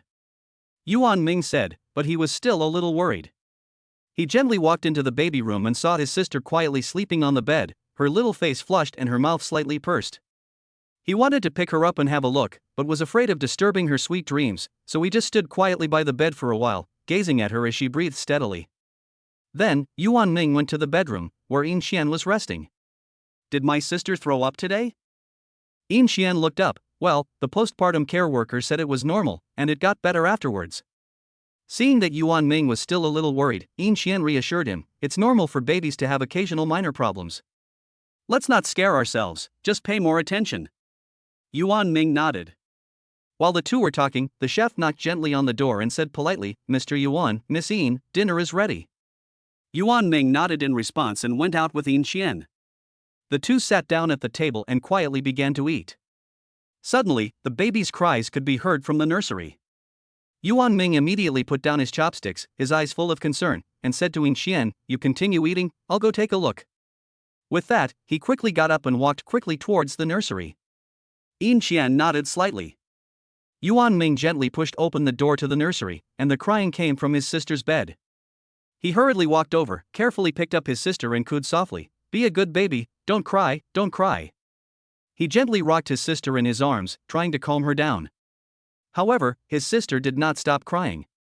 Her little face was red, tears kept falling from the corners of her eyes, her mouth was wide open, and her cries echoed in the quiet room. Yuan Ming was a little anxious. He checked his sister's diaper and didn't find anything unusual. He also felt his sister's forehead and her temperature was normal. Yuan Ming thought that maybe the baby was hungry. He quickly went to the refrigerator, took out the previously frozen breast milk, put it in the milk warmer to quickly defrost and heat it. In a short while, the breast milk was heated. Yuan Ming took the bottle and gently touched his sister's lips. It seemed that she sensed the food approaching, because she stopped crying and immediately started sucking on the nipple. Yuan Ming let out a sigh of relief. Good boy, you were hungry. Yuan Ming sat patiently on the side, holding the bottle steadily. As he ate, his sister slowly relaxed, swallowing the breast milk rhythmically, and her face regained some pinkness. Yuan Ming's heart sank, but then a look of relief came over his face. Eat more. At the moment, all he could think about was getting his baby to eat more, and he completely forgot about his sister throwing up milk during the day. The little one seemed to be starving, sucking desperately. So hungry? Didn't you eat during the day? Suddenly, Yuan Ming remembered something important. He reacted quickly and pulled the bottle out, but it was too late. The little one coughed violently as if choking on the milk, and then a large mouthful of milk sprayed out like a small fountain, instantly flowing down the corner of his mouth, his chin, and onto his neck, and splashing onto Yuan Ming's hands. Yuan Ming was taken aback by this sudden situation and his face was full of panic. He hurriedly grabbed some paper towels from the nearby table to wipe the baby. The more Yuan Ming panicked, the more the paper towels disobeyed him. Not only did they not wipe clean, but they smeared the milk everywhere. The front of her sister's clothes was quickly soaked in a large area, and even the baby blanket and bedding were not spared, getting wet and smelling of milk. After the little one finished vomiting, she calmed down. Her eyes were full of confusion and innocence, as if she still hadn't figured out what had just happened. Her little body trembled slightly, and then gradually became drowsy. Yuan Ming looked at her with great concern and quickly used a paper towel to clean the little one's nose and mouth. It's okay. Then, with gentle movements, he helped the little one take off the dirty clothes that were soaked in breast milk and wiped them gently with a warm, wet towel. Then, Yuan Ming quickly helped her change into clean clothes, changed the bedding, and wrapped her up again in a warm little blanket. Chapter 35, You've worked hard. Yuan Ming looked at his sister, who had calmed down, and his heart was full of remorse. Yin Shen saw that he had not come out for a long time, so she walked into the baby room to ask. Yuan Ming looked at her full of self-reproach and said, The baby vomited milk. Yin Shen looked surprised and hurriedly walked over to the crib to check. She saw that her sister had already been lulled to sleep by Yuan Ming, with a slight flush on her little face from the spilt milk, breathing evenly and softly, her little mouth slightly pursed, lying quietly in her cot. Yin Shen gently pulled up the quilt to cover her sister more tightly. Yuan Ming sighed helplessly and whispered, It's all my fault, a moment of negligence, I forgot that she spit up during the day. Yin Shen said softly, Don't be too hard on yourself, as long as the baby is fine. Yuan Ming still felt uneasy at night and had trouble sleeping. He tiptoed to the baby's room and used the weak night light to check on his sister. He was slightly relieved to see that the little one was sleeping peacefully, her face calm, and there was no sign of discomfort or crying. Before leaving, he noticed that his sister was watching him with her eyes open. Is the little one not sleeping? Yuan Ming walked over to his sister's bed. His sister was staring at her little feet, moving them around. Daddy hasn't spoken to you yet today, little one. Yuan Ming picks her up. The little one stares at him for a long time. Is Daddy handsome? The little one's eyes are confused, with a hint of curiosity. Yuan Ming asks again, Are you hungry? Do you want some milk? The little one blinks her eyes and cracks a smile. Yuan Ming warms the milk and feeds her. Her sister is eating happily, her little fists clenched and moving from time to time. Her eyes are still fixed on Yuan Ming, as if she is curious about who he is. Gulu gelu. Her younger sister is eating happily, while her older sister is making some noise. Yuan Ming looks up and sees her older sister's little hand raised. Wow. Well, the little demon who spits milk has woken up. Luckily, she is not crying or making a fuss, but is entertaining herself alone in bed. After feeding her younger sister, Yuan Ming takes the empty bottle and walks over. You're awake. The little one seems to have smelled the milk, her mouth moving as she hungrily looks up at her sister. You want some too? The little one stares at her tiny feet. Yuan Ming hesitates for a moment, but she can't bear to see her hungry, so she goes and warms up half a bottle of milk. Let's drink less. Yuan Ming quietly feeds her, feeling a little guilty. The little one looks at him curiously, as if she doesn't understand why he's doing this. Okay, that's enough. The moment the bottle was taken away, the little one frowned and was about to cry, so Yuan Ming immediately put it back in. Have another sip. One last sip. The little one kept sucking on the bottle for a long time until the last bit of milk was gone. Yuan Ming couldn't help but smile, and patted her little tummy. Fortunately, it wasn't very full. After burping her, Yuan Ming waited for a while to make sure the little one didn't spit up before going back to bed. The next morning, Yuan Ming felt slightly relieved to see that his two daughters were safe and sound. He remembered that the baby supplies at home were running low, so he decided to go to the maternity store to pick some up. Yuan Ming drove to the maternity store, where the staff greeted him warmly when they saw the boss in person. He walked straight to the milk powder section, selected the right milk powder for his daughter's age group, and carefully selected several sets of clothes that were one size bigger. There were cute little skirts and comfortable onesies, all made of soft, skin-friendly materials. He also took some diapers, wet wipes, and other daily necessities. Yuan Ming looked around the store and saw some new baby toys on the shelves. He thought his daughters would like them, so he also put a few in his shopping basket. After selecting the goods, Yuan Ming put them in the trunk. Then he called the store manager to his office. "I'm going on a long trip in 2 weeks, so I'll have to leave the store in your hands." The store manager immediately straightened up and replied seriously, "Mr. Yuan, don't worry, I'll do my best." Yuan Ming nodded slightly and continued, "Recently, the new baby toys that have been put on the shelves need to be monitored closely for sales. The placement and marketing strategies should be adjusted in time based on customer feedback." The store manager took careful note of all of this. Yuan Ming then thought of something else and added, "We mustn't let up on training the staff, especially the new employees. They need to get to know the features and advantages of the various products as soon as possible so that they can serve the customers better." The store manager looked at the cute baby in the photo and said with a smile, "Mr. Yuan, you can rest assured and go on your trip. I'll take care of things here." Yuan Ming smiled gratefully, "I feel much more at ease now that you've said that." "Of course. While I'm away, you have the final say in the store. You can make your own decisions about day-to-day operations and don't need to report everything to me. But if you encounter any major decisions, you must discuss them with me first. I trust your abilities and experience, and I believe that under your management, the store can operate smoothly and orderly." The store manager nodded emphatically, his eyes betraying his determination and confidence. "Mr. Yuan, you have so much faith in me, I will do my best to live up to your expectations. The profits from last month have already been deposited, and this could not have been achieved without everyone's hard work. Tell the staff that if they work hard during my absence, and the store's performance remains stable or even improves, everyone will receive a generous bonus when I return." The profits from last month totaled 250,000 yuan, which is higher than last month's. Although it's not much, for a mother and baby product store, it's already very good. The store manager quickly agreed, and Yuan Ming took a look around the store again, paying attention to some of the finer details. Then he left the baby store with the items for his daughters. Yuan Ming drove back to the community. He first took the baby supplies from the trunk and carefully sorted out some of the daily necessities such as milk powder, diapers, and wet wipes, ready to send them to the baby's room to ensure a continuous supply of supplies at home for the next week or so. The rest were moved to the RV by him one after the other. Yuan Ming opened the RV door and placed the baby supplies in the storage compartments and cabinets inside the RV one by one, imagining his daughters using these things during the journey and feeling full of anticipation. He decided to find some time to go shopping for other parts and components specifically for the RV, such as outdoor tables and chairs, sunshades, portable stoves, etc., so that the RV could become a warm and cozy home on the move during their journey.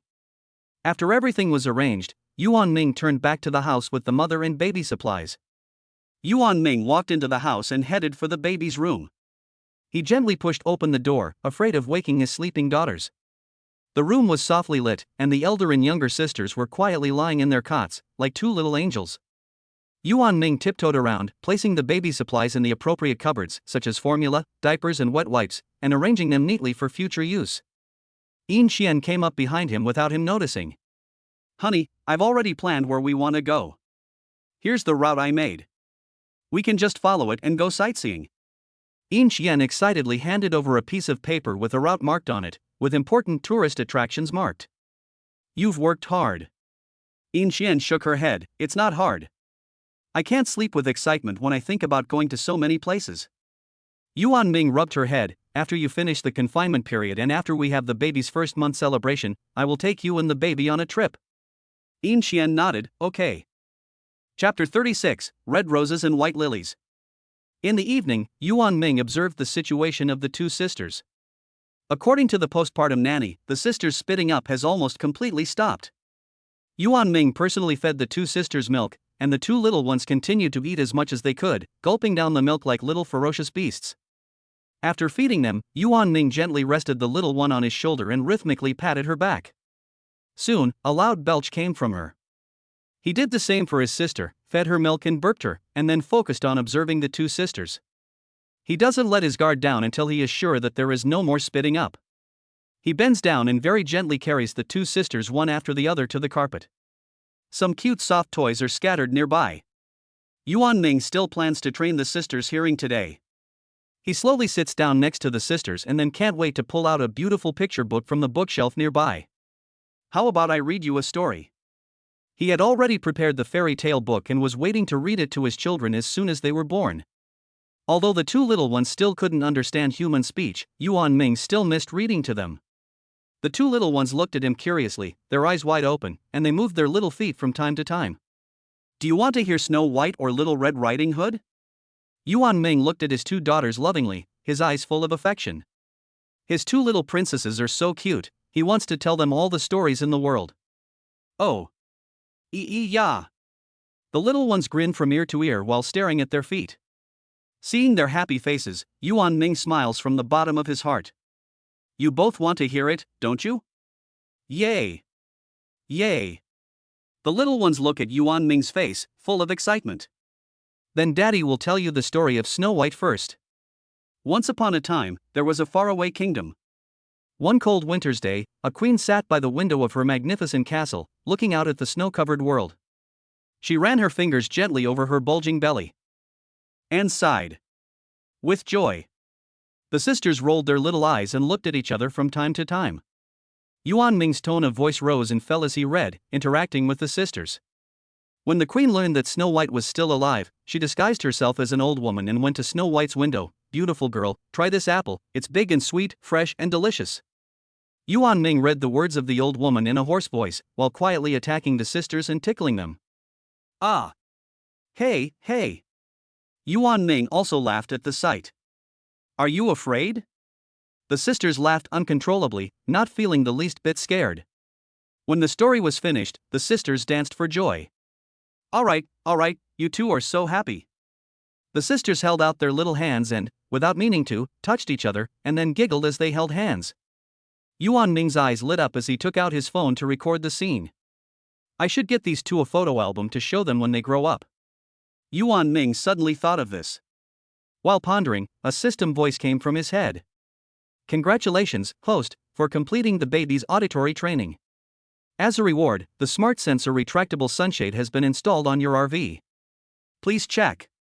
A Smart Sensor retractable sunshade? Isn't this camping gear? The system is so considerate as to have installed it for him? That's okay.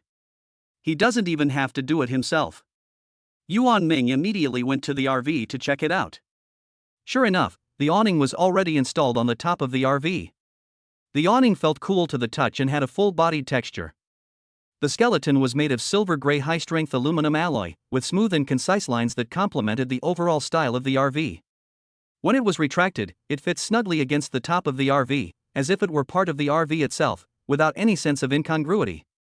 Yuan Ming takes the car to the open space outside and, following the operating instructions given by the system, gently clicks on the dedicated app on his phone.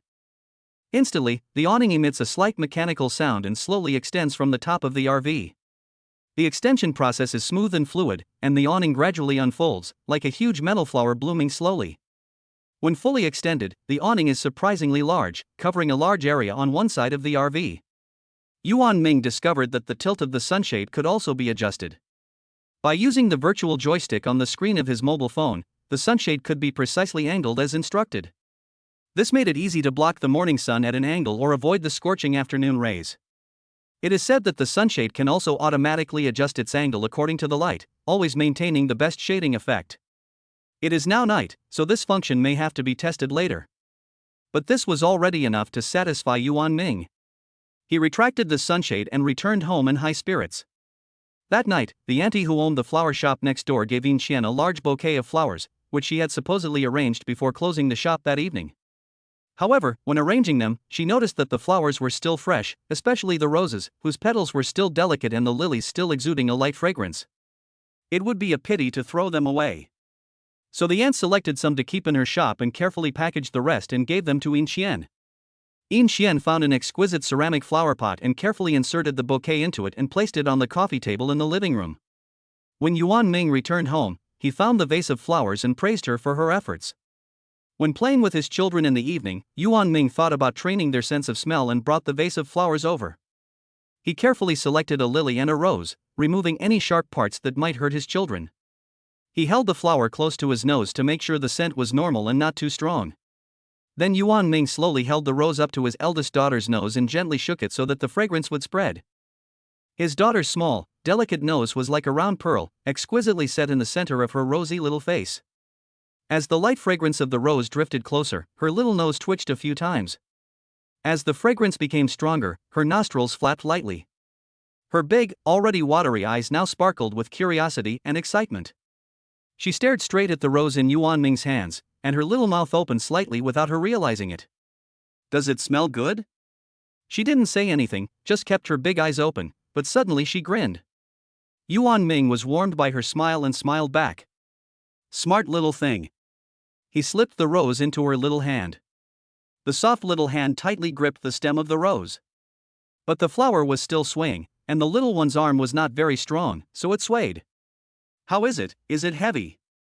The little one ignored Yuan Ming, and Yuan Ming looked at her for a while, seeing that her full attention was on the rose, so he went to his sister.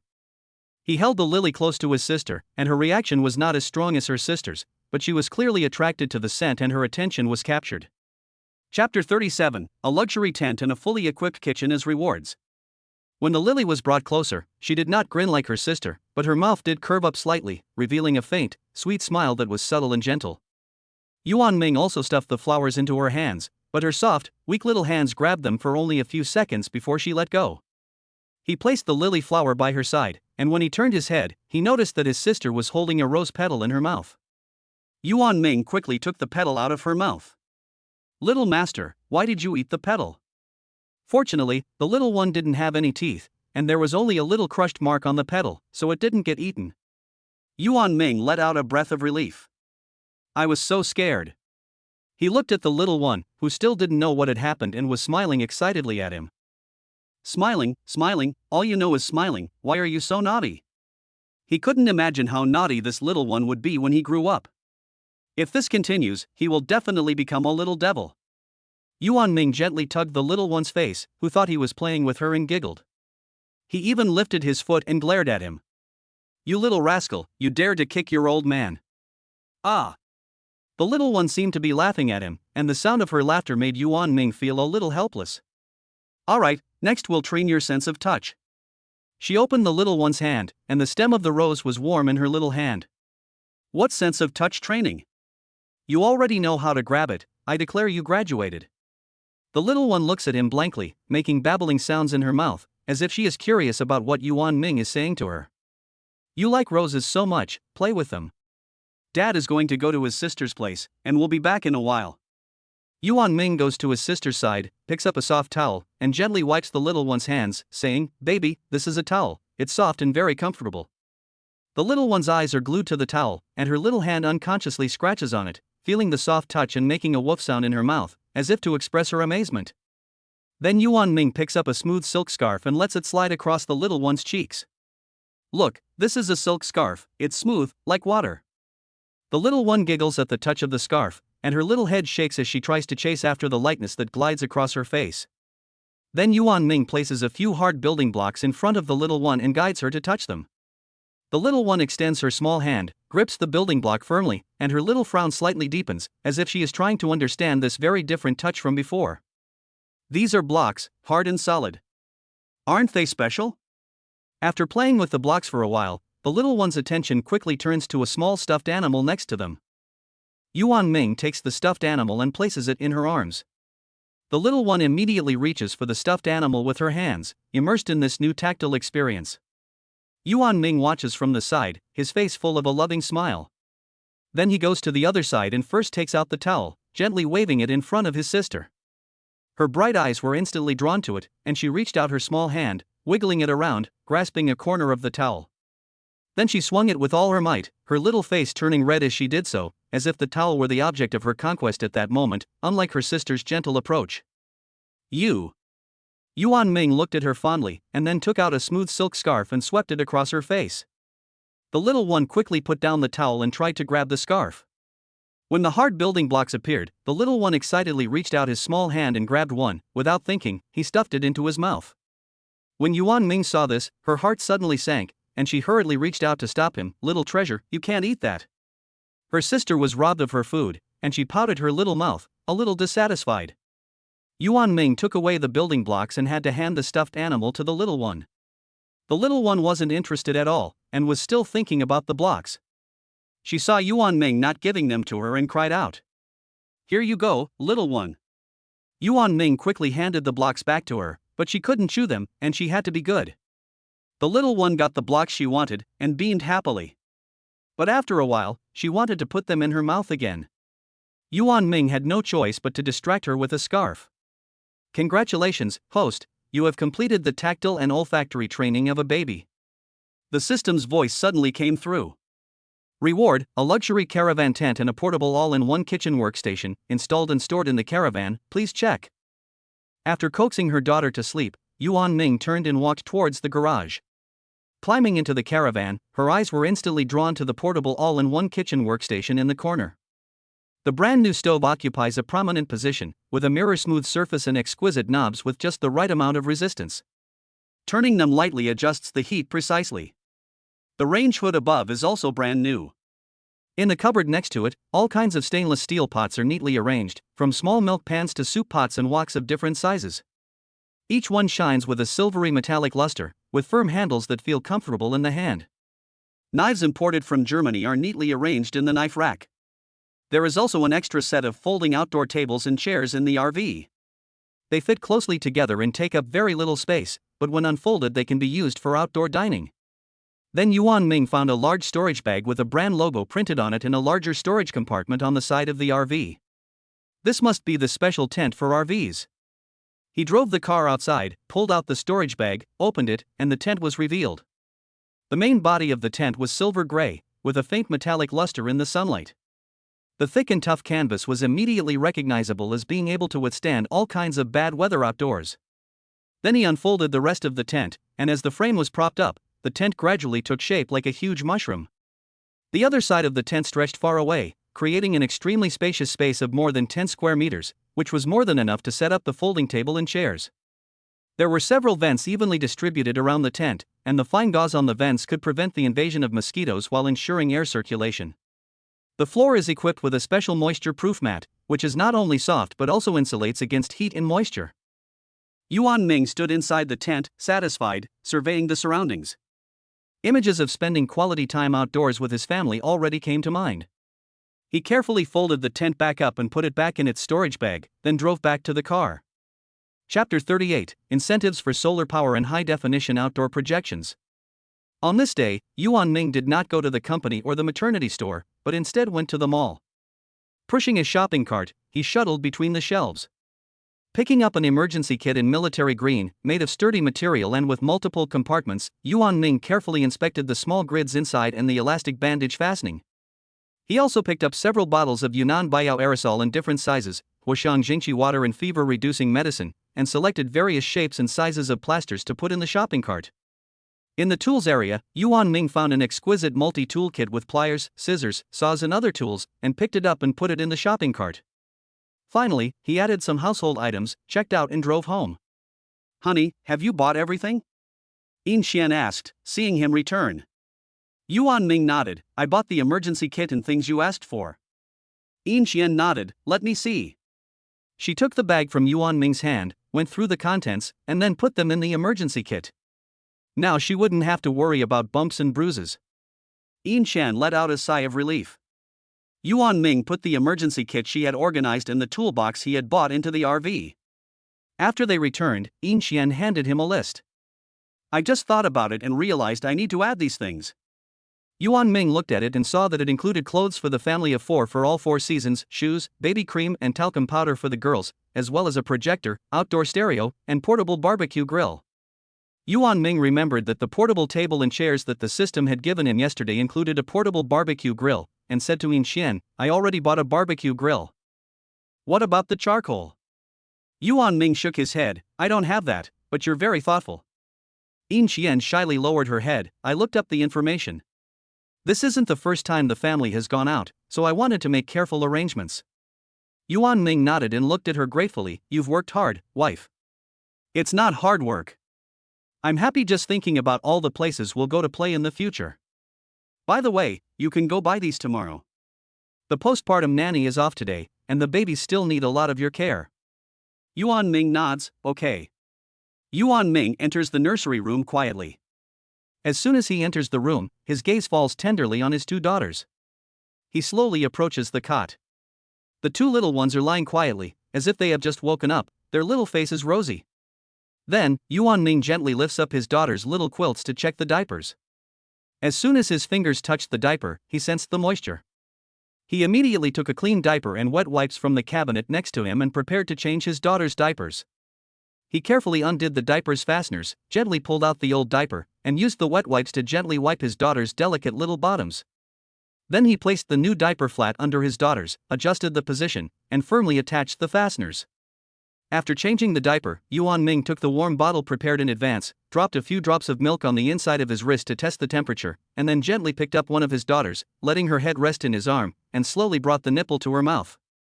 After confirming that it was correct, he gently picked up one of his daughters, let her head rest in his arm, and slowly brought the nipple to her mouth. His daughter seemed to smell the milk, and her mouth instinctively began to search for the nipple. After she had latched on, she sucked away with great gusto. Yuan Ming looked down at his daughter, who looked so contented, and his eyes were full of happiness. After his daughter had eaten her fill, Yuan Ming slowly picked her up in a vertical position, so that her little head rested on his broad shoulders. With one hand, he supported their little bottom firmly, while with the other he rhythmically patted their back. 1, 2, with a slight burp, Yuan Ming then let his daughters go back to the crib and covered them up. Then, he fed the other daughter in the same way. After a while, the chef came to inform that lunch was ready. Yuan Ming thought for a while and told the chef to bring the food to the bedroom, where they would eat today. After saying this, he entered the bedroom and carried the folding table on the bed to Yin Qian. Yin Qian looked at him. What are you doing? Yuan Ming smiled at her, eating. I don't want you to get out of bed, so let's eat in the bedroom, it's the same. In a short while, the chef pushed a cart into the bedroom and neatly arranged a series of steaming, aromatic dishes on the small table. The meat dishes included Yin Qian's favorite sweet and sour pork, which was red and shiny and deliciously sweet and sour, and a warming and nourishing dish of lamb stewed with carrots. The vegetarian dishes were a refreshing and delicious cold dish of seasonal vegetables, with bright green cucumbers, tender lettuce, and crispy wood ears. The soup was a fragrant and rich fish head and tofu soup. After setting the dishes down, the chef politely withdrew. Yuan Ming handed Yin Qian the chopsticks, moved a chair himself, and sat down beside the bed. He picked up a piece of sweet and sour pork and put it in Yin Qian's bowl, smiling and saying, "Honey, try this pork." Yin Qian took a small bite and said, "It's the same familiar taste, crispy on the outside and tender on the inside, with just the right amount of sweet and sour." Yin Qian also returned a piece of stewed lamb with carrots to Yuan Ming and said, "You should eat more lamb too, to nourish your body.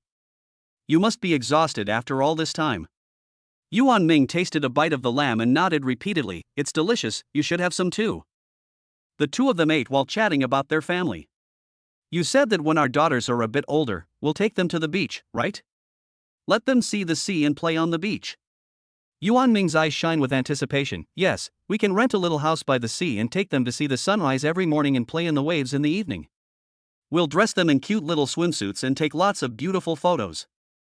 "You're right, I'd forgotten. I'll go buy a camera tomorrow to record every moment of their growth." "Oh yes, they'll be 1 month old in a week's time, and I want to take their portraits then." "Absolutely." In the afternoon, Yuan Ming went to the baby's room.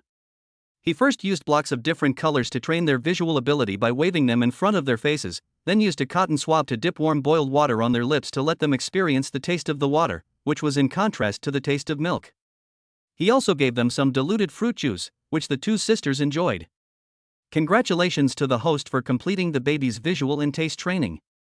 A high-efficiency solar power system, high-definition outdoor projection and sound system have been installed and stored in the RV. Please check. Yuan Ming went to the garage and found that monocrystalline silicon solar panels had been installed on the roof of the RV. The electricity generated by the solar power system is stored in a large-capacity lithium iron phosphate battery pack. It can continuously supply power to all electrical equipment in the car, meeting daily power needs, including long-term operation of large-capacity appliances such as air conditioners and refrigerator batteries.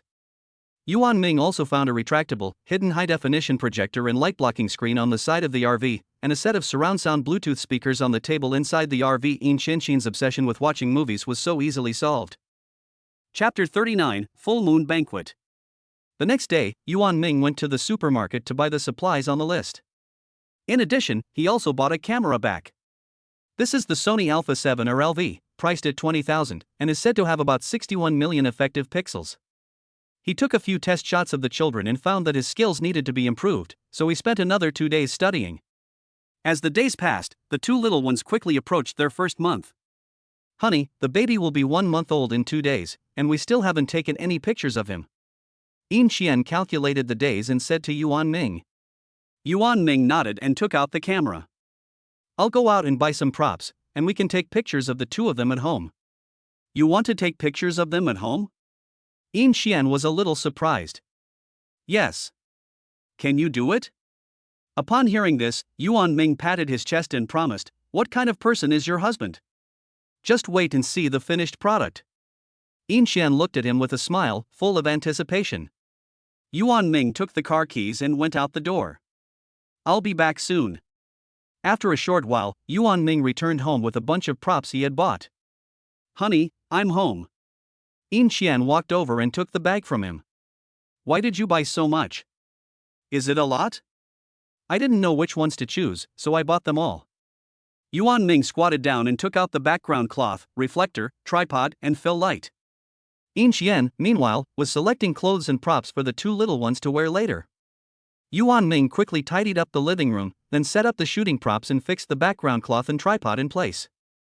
They hung the background cloth carefully, repeatedly adjusting the lighting angle to create a warm and dreamy scene. After all this, Xinshin took the two children out.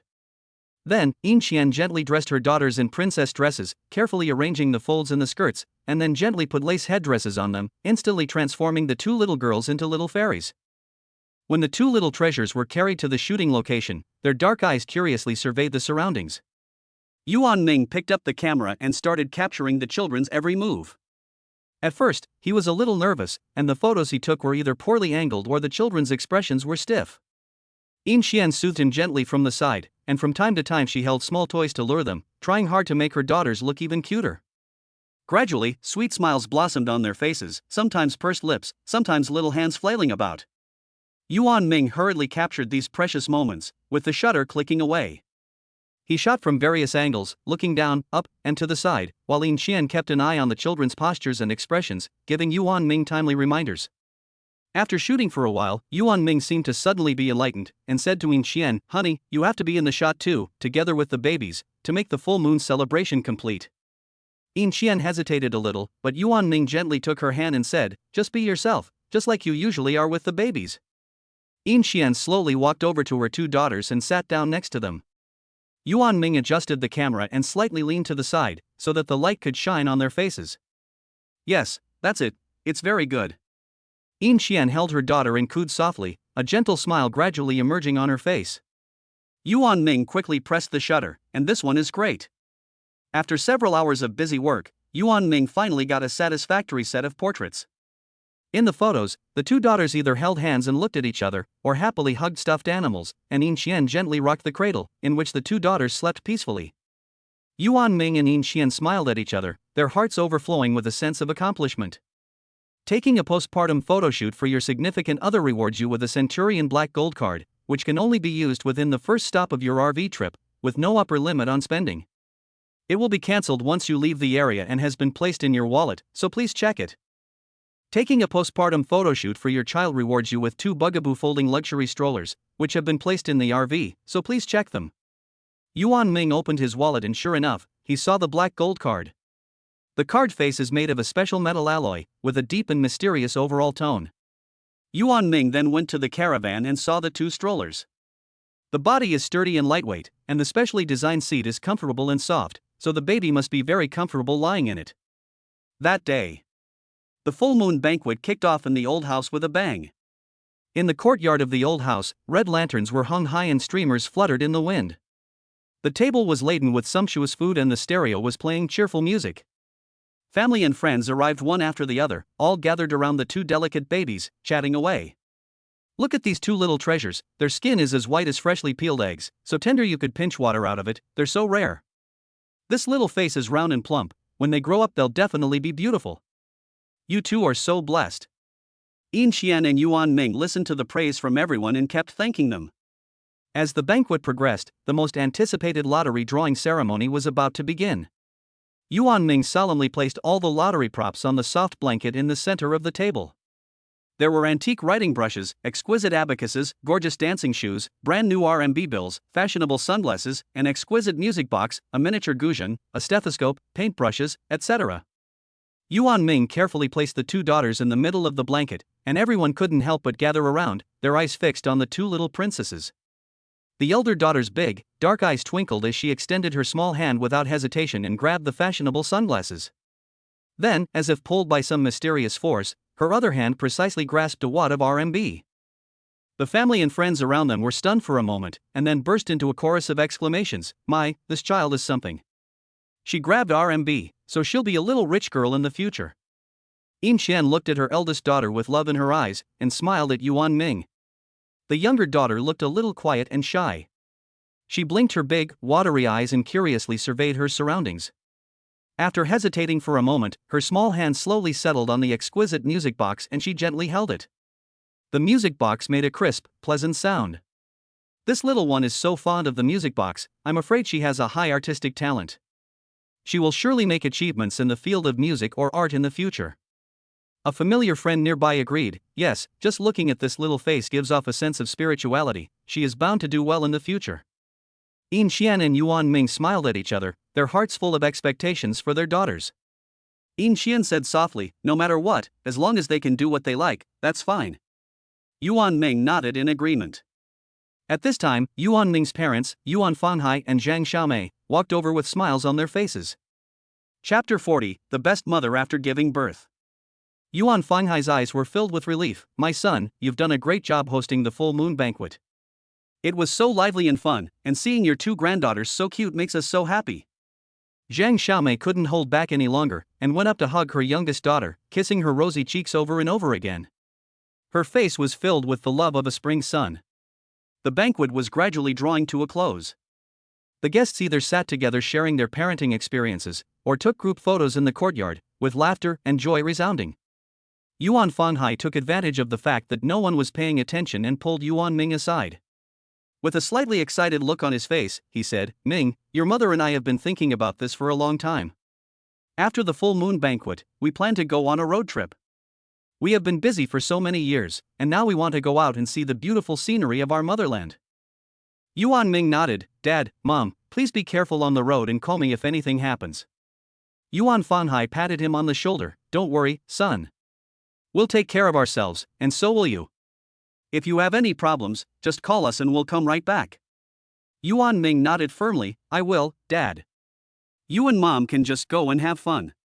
Amidst the guests' blessings and laughter, the full moon banquet came to a successful conclusion. At this moment, a voice came from Yuan Ming's mind. Holding a full moon banquet for his daughter rewards a lifetime membership to the well-known domestic early childhood education institution Oriental Baby, which can be used to start online education services at any time between the ages of 0 and 6.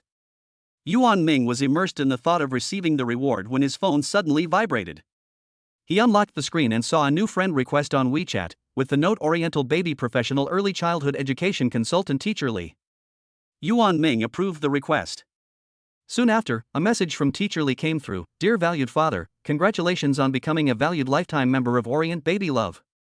I am Teacher Lee, responsible for liaising with you on follow-up early childhood education matters. I will be happy to serve you during your baby's growth process from 0 to 6 years old. Yuan Ming politely replied, Hello, Teacher Lee. Teacher Lee responded quickly, Dear father, we have prepared a wealth of online educational resources for our members. You and your baby can participate in our various early childhood education courses at any time. We also have professional parenting assessments to regularly monitor your baby's development. Yuan Ming looked at the message, full of anticipation. How does the online education service work? Do I need to download special software? You just need to download our official Oriental Baby app from the App Store on your mobile phone, log in with your membership account, and you can enjoy all the online services. The courses are clearly categorized according to your baby's age, and they are simple and convenient to use. Teacher Li patiently explained. Yuan Ming asked again, "Okay, I understand. Dad, if you have any questions, whether it's day or night, you can always send me a message or give me a call, and I'll answer and deal with it as soon as possible. In addition, I'm going to add you to our parent exchange group. The group is full of parents who, like you, value early childhood education. You can share your parenting experiences and exchange stories about your children's development." After saying this, Teacher Li sent Yuan Ming an invitation to join the group. Yuan Ming clicked to accept the invitation to enter the group chat. Seeing the lively discussion in the group, he sent a message, "Hello everyone, I am the father of Yuan Shaga and Yuan Xiaoshu. I am new here, so please take care of me." Soon, the other parents in the group saw his message. Here comes a newcomer. Welcome. A feeling of warmth welled up in Yuan Ming's heart. He modified his group nickname and then pulled Yin Xian into the group. Soon, Yin Xian sent him a private message. What group did you add me to? The Early Childhood Education Group. You signed up your child for early childhood education? Yes. When did you do that? Not long ago. Your child is still so young, isn't it a bit too early? No, I'm a lifetime member, I can watch the online courses anytime. That's right.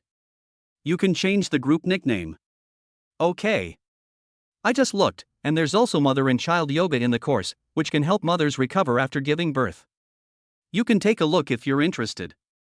I'll take a look. Soon after, Yin Xian sent a message. Dear, you're so attentive, I love you. A cute kiss emoticon was attached. Yuan Ming curved the corners of his mouth and typed a line of text, "I love you too."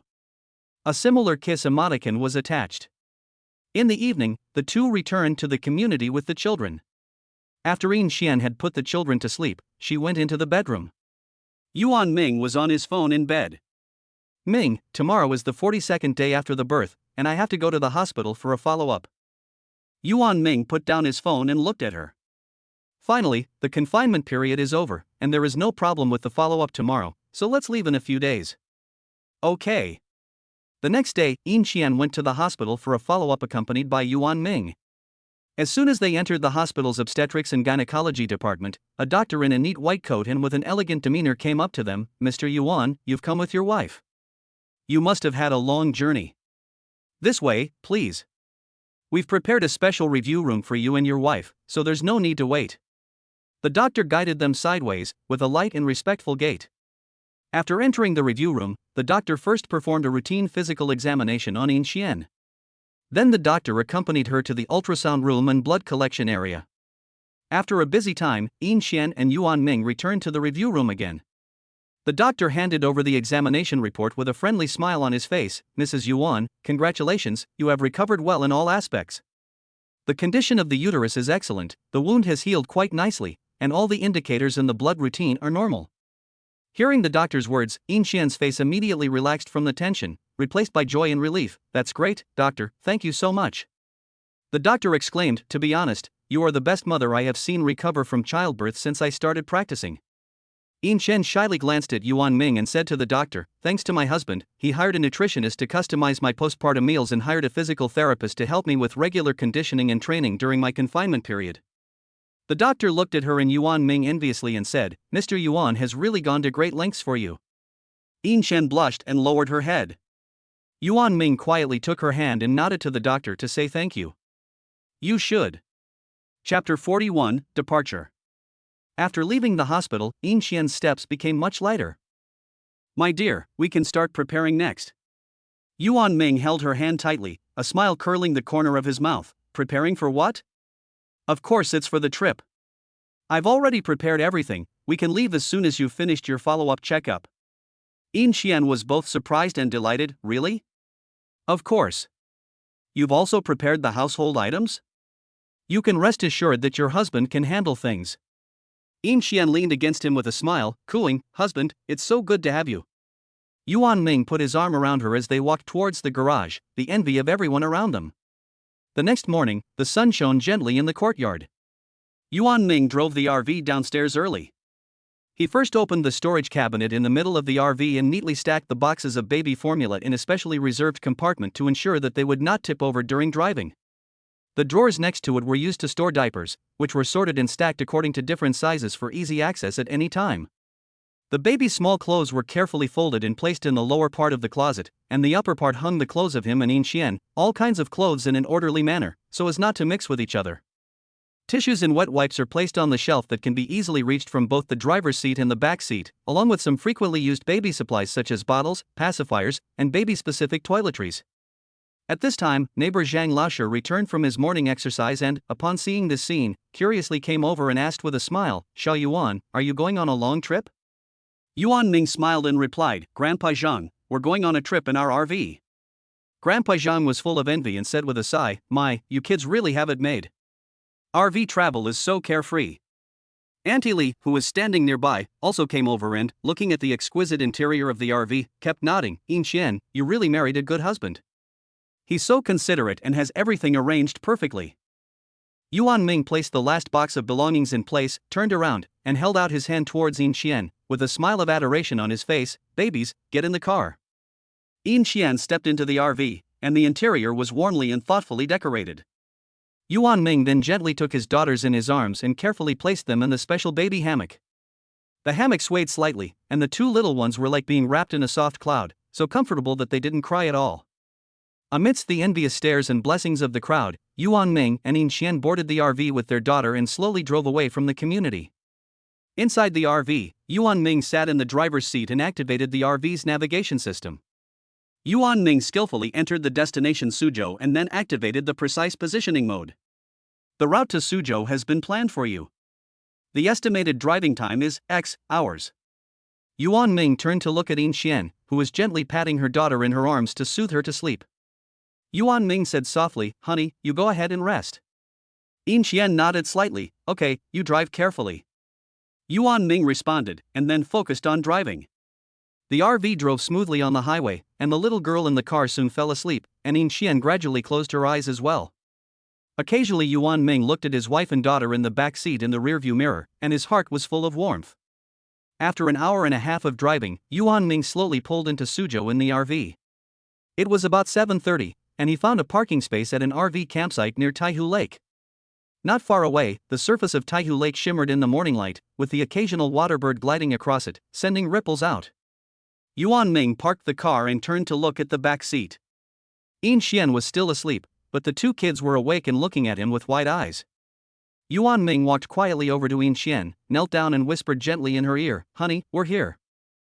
Inxian stirred slightly and opened her eyes. "You're awake, sweetheart?" Inxian's eyes were still a little dazed, and with a lazy nasal sound she asked, "Are we there yet?" Yuan Ming nodded with a smile, "Yes, we're in Suzhou. The view outside is really nice." Inxian sat up, stretched, and looked out the window at the beautiful scenery of lush greenery and sparkling water. A comfortable smile appeared on her face. Yuan Ming turned around and took out the folding stroller from the storage compartment of the RV, skillfully unfolding and securing it. Inxian carefully placed the two babies in the stroller one after the other, adjusting their positions to make them more comfortable. Yuan Ming took out a soft blanket from the RV and carefully covered the babies to keep them warm. Once everything was ready, Yuan Ming took the stroller handle, Inxian stood next to him, and they slowly pushed the stroller out of the RV campsite. The two babies, with their big round eyes, looked curiously at the outside world. Their little heads turned with the birds flying in the sky, as if they wanted to take in the sights of this new world. A colorful butterfly fluttered past, and the babies waved their little hands excitedly, babbling like they were saying hello to the butterfly. Inxian couldn't help but smile as she looked at the cute faces of her babies. Yuan Ming and Inxian slowly pushed the stroller into Taihu Lakefront Wetland Park, walking along the lakeside path. The reeds on the side swayed gently in the breeze, making a rustling sound. Inxian took a deep breath of the fresh air inside. "I've been cooped up at home for more than a month, and coming out here to see this kind of scenery has really opened up my mood." Yuan Ming nodded in agreement. "Yes, we should go out more often in the future." Inxian and Yuan Ming continued their tour of Taihu Lake Wetland Park in the stroller, and then they arrived at the panda pavilion. Inside, the cute giant pandas were leisurely eating bamboo or lazily rolling around. The two babies' mouths are slightly open, as if they are deeply attracted by the cute black and white creatures in front of them. From time to time, they excitedly wave their little hands and make babbling sounds, as if communicating with the pandas. These two dolls have really big eyes, bright and lively, like two black gems. They are really cute. It's so happy to see them exploring the world at such a young age. You really can't tell that you are already a mother of two, you still look so young. Yin Qian smiled and responded, thank you. Another elderly man also walked over and nodded approvingly. You parents have a good heart. Children growing up in such an environment will definitely be smart and clever. Yuan Ming politely thanked him, sir, you're too kind. I just want to spend more time with them while I still have the chance. Time passed. Yin Qian's stomach was the first to protest, and she looked at Yuan Ming a little embarrassed. Chapter 42, First Stop, Suzhou. Yuan Ming smiled fondly and said, my dear, you've been with the baby all morning, looking at the sights. You must be tired. Let's find somewhere to have a nice meal. Yin Qian nodded in agreement, responding softly, yes. I've heard that there are several specialty restaurants that serve fresh lake fish from Taihu Lake. Let's go try them out. With that, he carefully pushed the stroller, with Yin Qian following close behind. The two arrived at Wanli Xin Chinese Restaurant, a restaurant with a very stylish and upscale feel, on the shore of Taihu Lake. As soon as they entered the restaurant, they were impressed by the elegant surroundings and attentive service. Yuan Ming carefully placed the stroller in a safe place with an unobstructed view, making sure he could keep an eye on the baby at all times. After the waiter handed him the menu, Yuan Ming said gently to Yin Qian, honey, let's enjoy ourselves today and not worry about the price. With that, he took out a black gold card from his wallet. The appearance of this card caused a flash of surprise and respect in the eyes of the waiters around them. Yuan Ming calmly ordered a few of the restaurant's signature specialties, each of which was carefully prepared using fresh seasonal ingredients and was not cheap. When Yuan Ming handed the black gold card to the waiter to be swiped, the waiter took it with both hands and, upon seeing the card information in the moment the card was swiped, his face revealed an even more respectful expression as he said softly, sir, your black gold card enjoys many exclusive privileges and services worldwide. Our hotel will provide you with free tea and a lounge for you to rest in. Yuan Ming just nodded slightly and politely responded, thank you. Just take care of my wife and child. In a short while, a series of exquisite specialty dishes were served. The Taihu Lake 3 white sashimi platter had delicate meat and was smooth in the mouth. The crab meatballs were round and plump, with soft meat. And a unique taste. The shrimp with biluakan tea had a refreshing and pleasant taste. Yuan Ming nodded in approval, his eyes full of admiration. These are indeed the signature dishes here. As they savored these expensive and delicious delicacies, they enjoyed their intimate time together. Occasionally they glanced at the baby in the stroller, who had settled down, as if time had slowed down at this moment, leaving only the delicious food on the table, their companionship, and their infinite fondness for family life. The restaurant staff thoughtfully brought 2 small colorful balloons and tied them gently to the stroller. In addition, they also gave 2 packs of baby wipes. These are small gifts for the baby. Yin Qian smiled and accepted them, thank you. Every time a dish was served, the waiter would give a detailed introduction of the ingredients and cooking characteristics of the dish, and promptly refill the tea for Yin Qian and Yuan Ming and change the tableware. The whole dining experience was comfortable. Just then, the baby in the stroller suddenly started crying. The loud cries instantly attracted the attention of the people around them, and the restaurant staff immediately came over respectfully. An experienced waiter said softly, sir, madam, our hotel is fully equipped, and there is a special nursing area for babies, which is very quiet and private. Yuan Ming glanced at Yin Qian and the crying baby, and without hesitation, turned to the waiter and said, thank you. Okay, sir, I'll take care of it for you. The staff showed them to their room. Sir, this is our best presidential suite. The spacious living room is bathed in the soft light of a sparkling crystal chandelier, reflecting off the magnificent marble floor. The leather sofa complements the precious works of art, exuding unparalleled luxury and style. Through the huge French windows, the beautiful scenery of Taihu Lake is in full view, and the lake and mountains seem like a natural picture scroll. After feeding, the 2 babies were full of energy and were lying in bed babbling.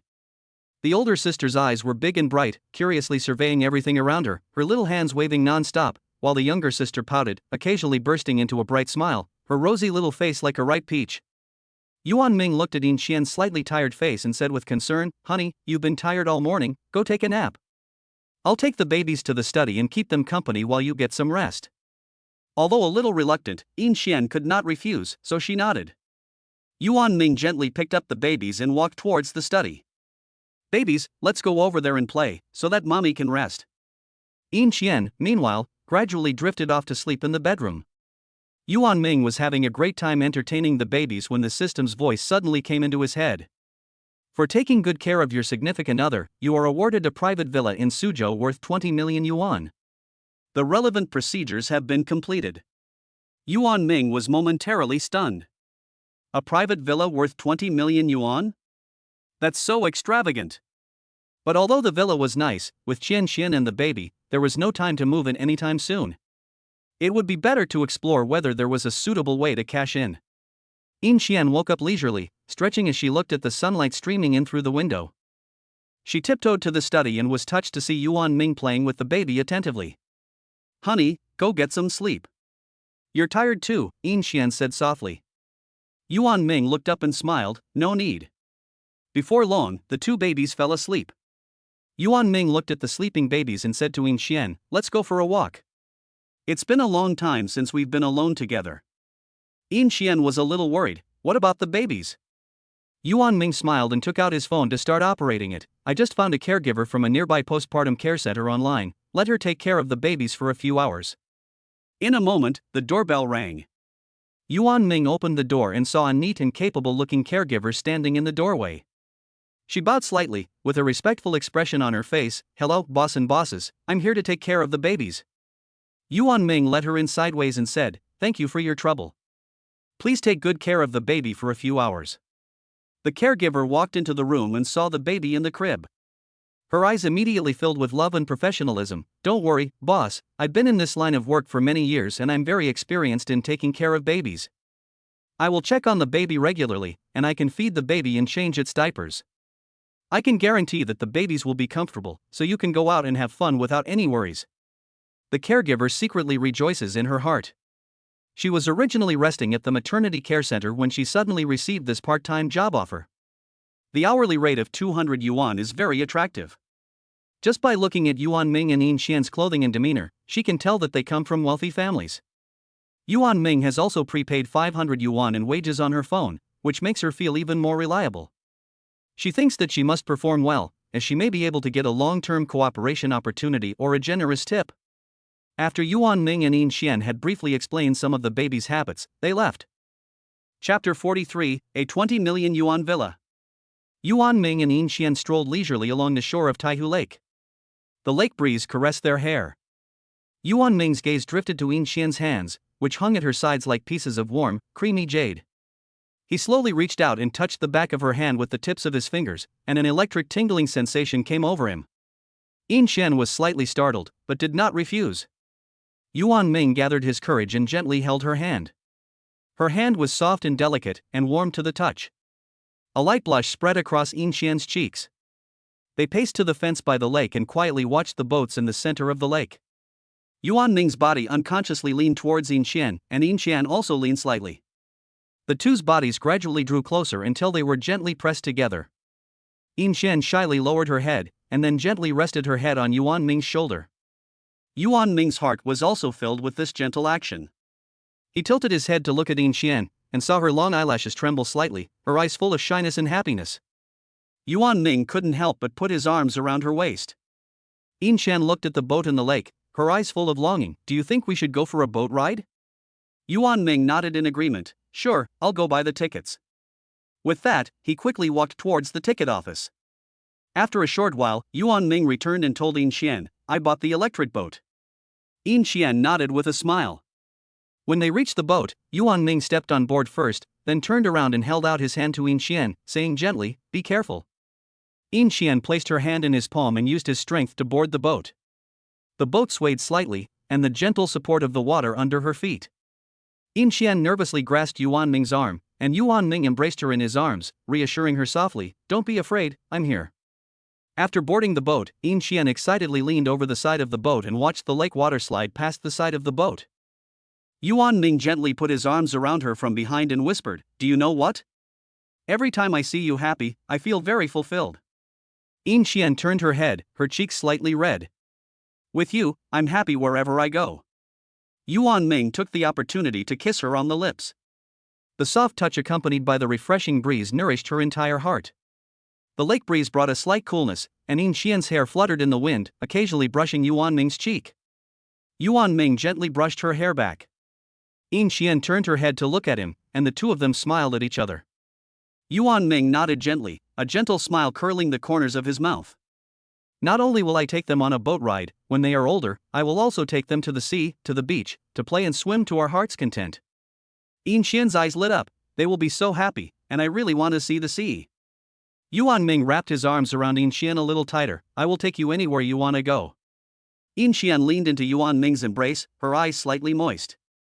After the boat ride, Yuan Ming and Yin Xian walked hand in hand into the depths of the wetland park to explore the cute animals. Hurry up, the show is about to start. A passerby urged. The two followed the crowd, and Yin Xian suddenly became excited. It's the Tsar's cavalry and the magic flying wheel. What's wrong?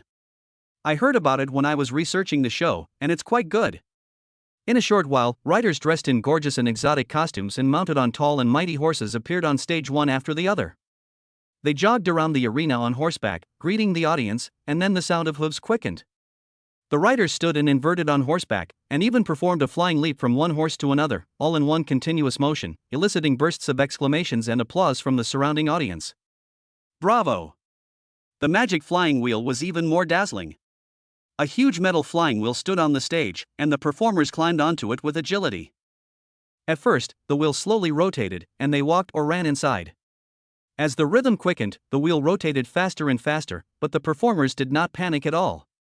Instead, they performed various difficult actions on the outer rim of the spinning wheel at high speed. For a while, they jumped like swallows, and for a while, they seemed to be strolling in the air. It was thrilling but also precise, and every action gripped the hearts of the audience. There was non-stop exclamations and applause. Yuan Ming and Yin Xian also cheered along with the crowd, both of them having a great time. After playing until a little after 4 p.m., Yuan Ming led Yin Xian into the food court. The streets were lined with shops, with exquisite signs twinkling in the lights, and the air was filled with all kinds of tempting aromas. Yuan Ming ordered 2 bowls of 3 shrimp noodles for 138 yuan, which were full of the rich fragrance of shrimp roe, shrimp brains, and shrimp meat. After eating, they went to have some snacks, including purple sweet potato mochi balls and hawthorn plum cake. Yin Xian bought some handmade bread to take back to the car to eat, as well as some fried chestnuts with sugar and some salted walnuts to snack on. Yuan Ming bought Yin Xian several strands of pearl jewelry. Suzhou is one of the largest pearl cities in China, with everything from pearl necklaces to bracelets.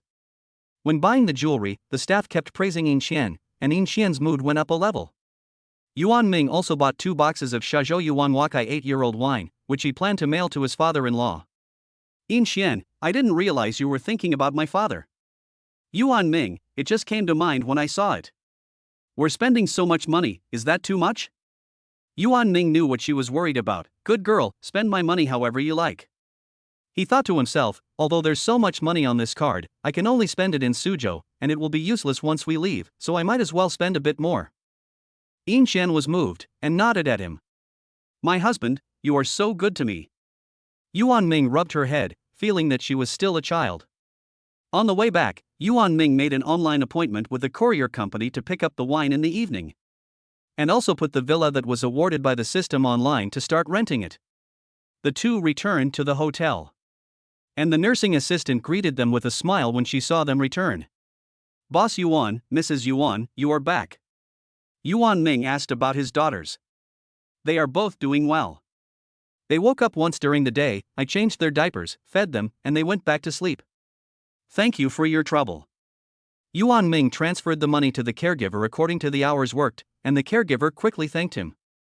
Thank you very much. It's no trouble. If you need me in the future, just let me know. Before long, the doorbell rang. Yuan Ming went to open the door and saw a young man in a courier uniform standing there. He bowed slightly and said politely, "Hello, are you Mr. Yuan? I'm the courier here to pick up the package." Yuan Ming led him in sideways and pointed to the 2 boxes of Shazhou Yuan placed aside and said, "These are the 2 items." The courier went over to check them and carefully picked up the wine boxes, checking carefully to see if the packaging was intact. Yin Xian reminded him, "This wine is quite valuable, so please be careful." The courier nodded and said, "Don't worry, we will pack and transport it properly." He took packaging materials out of his backpack, skillfully wrapped the wine boxes, affixed labels, and filled in the shipping information. Yuan Ming watched from the side, occasionally asking a few details about the mailing. The courier patiently answered, "It is expected to take about 3 days to deliver to the destination, and the recipient will be notified by text message at that time." After everything was settled, Yuan Ming paid the courier. The courier packed up his things and bowed again. "Thank you for your trust, the item will be delivered safely." Then he left. Soon after Yuan Ming sat down, his phone beeped. He opened it and saw a message from a rental platform. Someone named Mr. Lin sent a message asking, "This villa looks very nice, can you sell it?" Chapter 44, Crab Meat Soup Dumplings. Yuan Ming's heart leaped. After a moment's thought, he replied, "The villa is not exactly unsellable. If you really want to buy it, we can negotiate the price." Mr. Lin quickly sent a message, "That's great. Name your price." Yuan Ming figured in his heart that the system gave the villa a value of 20 million, and he didn't lack money at the moment, so he replied, 18 million. Not long after, Mr. Lin replied, "Okay, that's acceptable. Can I go see the house tomorrow?" Yuan Ming was relieved and replied, "Of course, just contact me before you come tomorrow." Mr. Lin, "Okay, that's settled then, see you tomorrow." Yuan Ming looked at the two children and thought that it was a bit of a distance to the RV, so he decided to continue resting at the hotel. The hotel was very generous and promised to waive the room fee as long as they spent money on food here. Yuan Ming took advantage of the night to go to the RV. He opened the RV door and rummaged around inside to find some baby supplies, such as tissues and diapers, which the children urgently needed at the moment.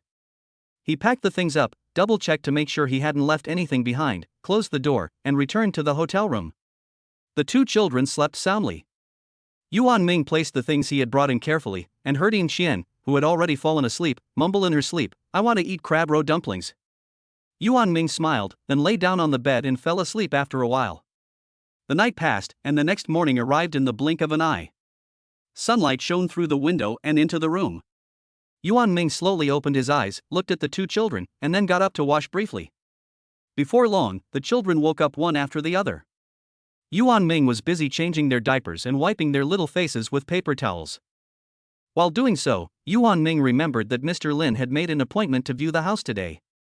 After checking the time, he estimated that it would be a while, so he first focused on taking care of the two children. He thought that he should contact Mr. Lin in advance later, so as not to delay the matter. Yuan Ming saw that Yin Xian had not yet woken up and the child was asleep, so he left a note saying that he would be gone for about 2 hours. Then he left the house and hailed a taxi to the villa. Driving a motorhome was really troublesome, and he was not familiar with the terrain here, so taking a taxi was more convenient. After a while, the taxi arrived at the villa. As soon as Yuan Ming got out, he saw that Mr. Lin had also arrived on time. Mr. Lin looked to be in his 40s, wearing a well-tailored suit. He exuded a sense of competence and his every move revealed his wealth. The two men exchanged greetings and then walked together towards the villa. Once inside, Mr. Lin looked around, occasionally exclaiming in admiration. He praised the house for its good layout and exquisite decoration, and said it looked like a new house. After the two of them had finished looking around, Mr. Lin was full of satisfaction, but suddenly his brow furrowed. He said to Yuan Ming, "Mr. Yuan, I have a doubt in my mind. Is this price you have set for this house too cheap? I really feel a bit uneasy about it. I don't lack money. You can see that the location and the decoration must have taken a lot of effort. I want to add another 5 million, otherwise I won't feel at ease living here." Yuan Ming smiled and replied, "What's there to be uneasy about? Mr. Lin, the house doesn't look like it has any problems. It's pretty good in every way." Mr. Lin waved his hand and continued, "It really does look good in every way. Because of that, I feel really bad about the price. My wife and I have been looking for a while without finding a house we like, and we plan to move in after we get married, so I really appreciate you being willing to sell it to me. It's only right to pay a little extra." Yuan Ming saw that Lin Xianshang was adamant, and although he felt that it was unnecessary, he could not argue with him, so he nodded and agreed, "Since Mr. Lin is so insistent, I will do as you wish." Mr. Lin beamed with joy and quickly pulled out his phone from his pocket. "Mr. Yuan is so agreeable. This large transfer needs to be processed through the bank's dedicated channel, so I will contact my account manager and have him handle it immediately." After saying this, Mr. Lin dialed the phone, explained the situation in a few simple words, and informed the other party that the transfer amount was 23 million and the recipient account was in the name of Yuan Ming. Yuan Ming waited quietly on the side. After Mr. Lin hung up the phone, he said to Yuan Ming, "Mr. Yuan, the transfer procedures are already being processed and the money will arrive soon. When is it convenient for you to handle the procedures related to this villa?" Yuan Ming thought for a moment. "As long as the money arrives, it can be done at any time." Soon after, Mr. Lin's phone rang. He glanced at the screen and said to Yuan Ming, "Mr. Yuan, the money has been transferred. You can check it out." Yuan Ming took out his phone, logged into his bank account, and sure enough, he saw a 23 million yuan deposit. "It's been received, Mr. Lin. Let's go and complete the property transfer procedures." The two men went out together and took a car to the property transaction center. Along the way, Mr. Lin excitedly talked about his plans for the villa in the future, and Yuan Ming occasionally chimed in. After arriving at the property transaction center, the two followed the procedures to submit the information and fill out the forms, which were carefully reviewed by the staff. During this time, Mr. Lin always wore a smile and acted calmly, and Yuan Ming also appeared composed. After some busy work, the property transfer procedures were successfully completed. Mr. Lin shook Yuan Ming's hand tightly. "Mr. Yuan, thanks to you today, I will cherish this villa." Yuan Ming smiled and responded, "Mr. Lin is too polite. If you have any other matters in the future, you can contact me at any time." After handling the villa, Yuan Ming got out of the real estate transaction center, hailed a taxi and hurried to the hotel. When he arrived at the hotel room, as soon as he pushed the door open, he saw Yin Xian, who had already woken up, sitting by the bed. Yin Xian got up when she saw Yuan Ming come back and walked over to him. "Where have you been?" she asked. "I went out to buy you breakfast," Yuan Ming replied with a smile, taking out a steamed bun with crab roe from behind his back. Yin Xian's eyes lit up. "Crab roe dumplings. I was thinking about eating these yesterday. How did you know?" Yuan Ming just smiled and didn't reply, setting the dumplings on the table. Yin Xian was excited, however, and leaned forward, shaking Yuan Ming's arm. "Tell me, how did you know I wanted to eat these? It's amazing." Yuan Ming remained silent, busying himself with tidying the table, suppressing the corners of his mouth that were rising crazily. Yin Xian was relentless, walking around in front of Yuan Ming, tilting her head, her eyes fixed on him. "Just tell me." Yuan Ming looked at Yin Xian helplessly. "I guessed." Yuan Ming gently nudged Yin Xian's nose and said softly, "Little glutton, eat the soup dumplings first, they won't taste good if they get cold." Yin Xian pouted and obediently sat down. Yuan Ming then rubbed her hair and sat down opposite her. Yin Xian took a bite of the soup dumpling, the soup overflowing. She narrowed her eyes contentedly and looked at Yuan Ming with admiration in her eyes. "We really are soulmates." Yuan Ming just smiled, but didn't say anything, and just handed her a tissue. Yin Xian ate the soup dumpling, and Yuan Ming quietly watched her, his eyes full of unbreakable affection. Yin Xian felt a little embarrassed by his gaze, and said reproachfully, "Why are you always staring at me?" Yuan Ming's mouth curled up. "You look good." After Yin Xian finished eating, Yuan Ming handed her a glass of warm water. Yin Xian took it, drank a few sips, set the glass down, and got up to walk over to Yuan Ming. Yuan Ming took her into his arms, and Yin Xian leaned into his embrace, whispering, "It's good to have you here." Yuan Ming tightened his arms around her. "I'll always be here." At that moment, the sound of the baby's cooing came from the crib. Yuan Ming let go of Yin Xian and walked over to the crib to check on the baby. Yin Xian followed behind him, watching as he skillfully picked up the baby and cooed softly to him, his eyes growing ever gentler. Yuan Ming turned to Yin Xian and said, "The baby's probably hungry." Chapter 45, Making clothes for his wife and daughter. Yin Xian nodded, "I'll do it." Yuan Ming looked at Yin Xian and thought about the 23 million. Suddenly, he remembered that Yin Xian's eyes lit up when she saw the Suzhou embroidery fan yesterday. Yuan Ming immediately took out his phone and called an outside delivery boy, asking him to buy all the Suzhou embroidery fans in the store and deliver them. Before long, the delivery boy came with a bunch of Suzhou embroidery objects in his arms. Yuan Ming took them and gave the delivery boy 500 yuan as a fee for running an errand. The delivery boy's eyes widened in shock. The distance from here to the shop was only 500 meters, and the delivery fee was usually no more than 10 yuan, so the reward for this order was beyond imagination. He took the money and thanked him repeatedly. Yuan Ming turned with the pile of Suzhou embroidery objects in his arms and walked towards Yin Xian. Yin Xian's eyes widened when she saw it. She had liked them very much in the shop yesterday. She had only glanced at some of them yesterday, and she had never imagined that Yuan Ming would buy them all. Yin Xian's eyes reddened.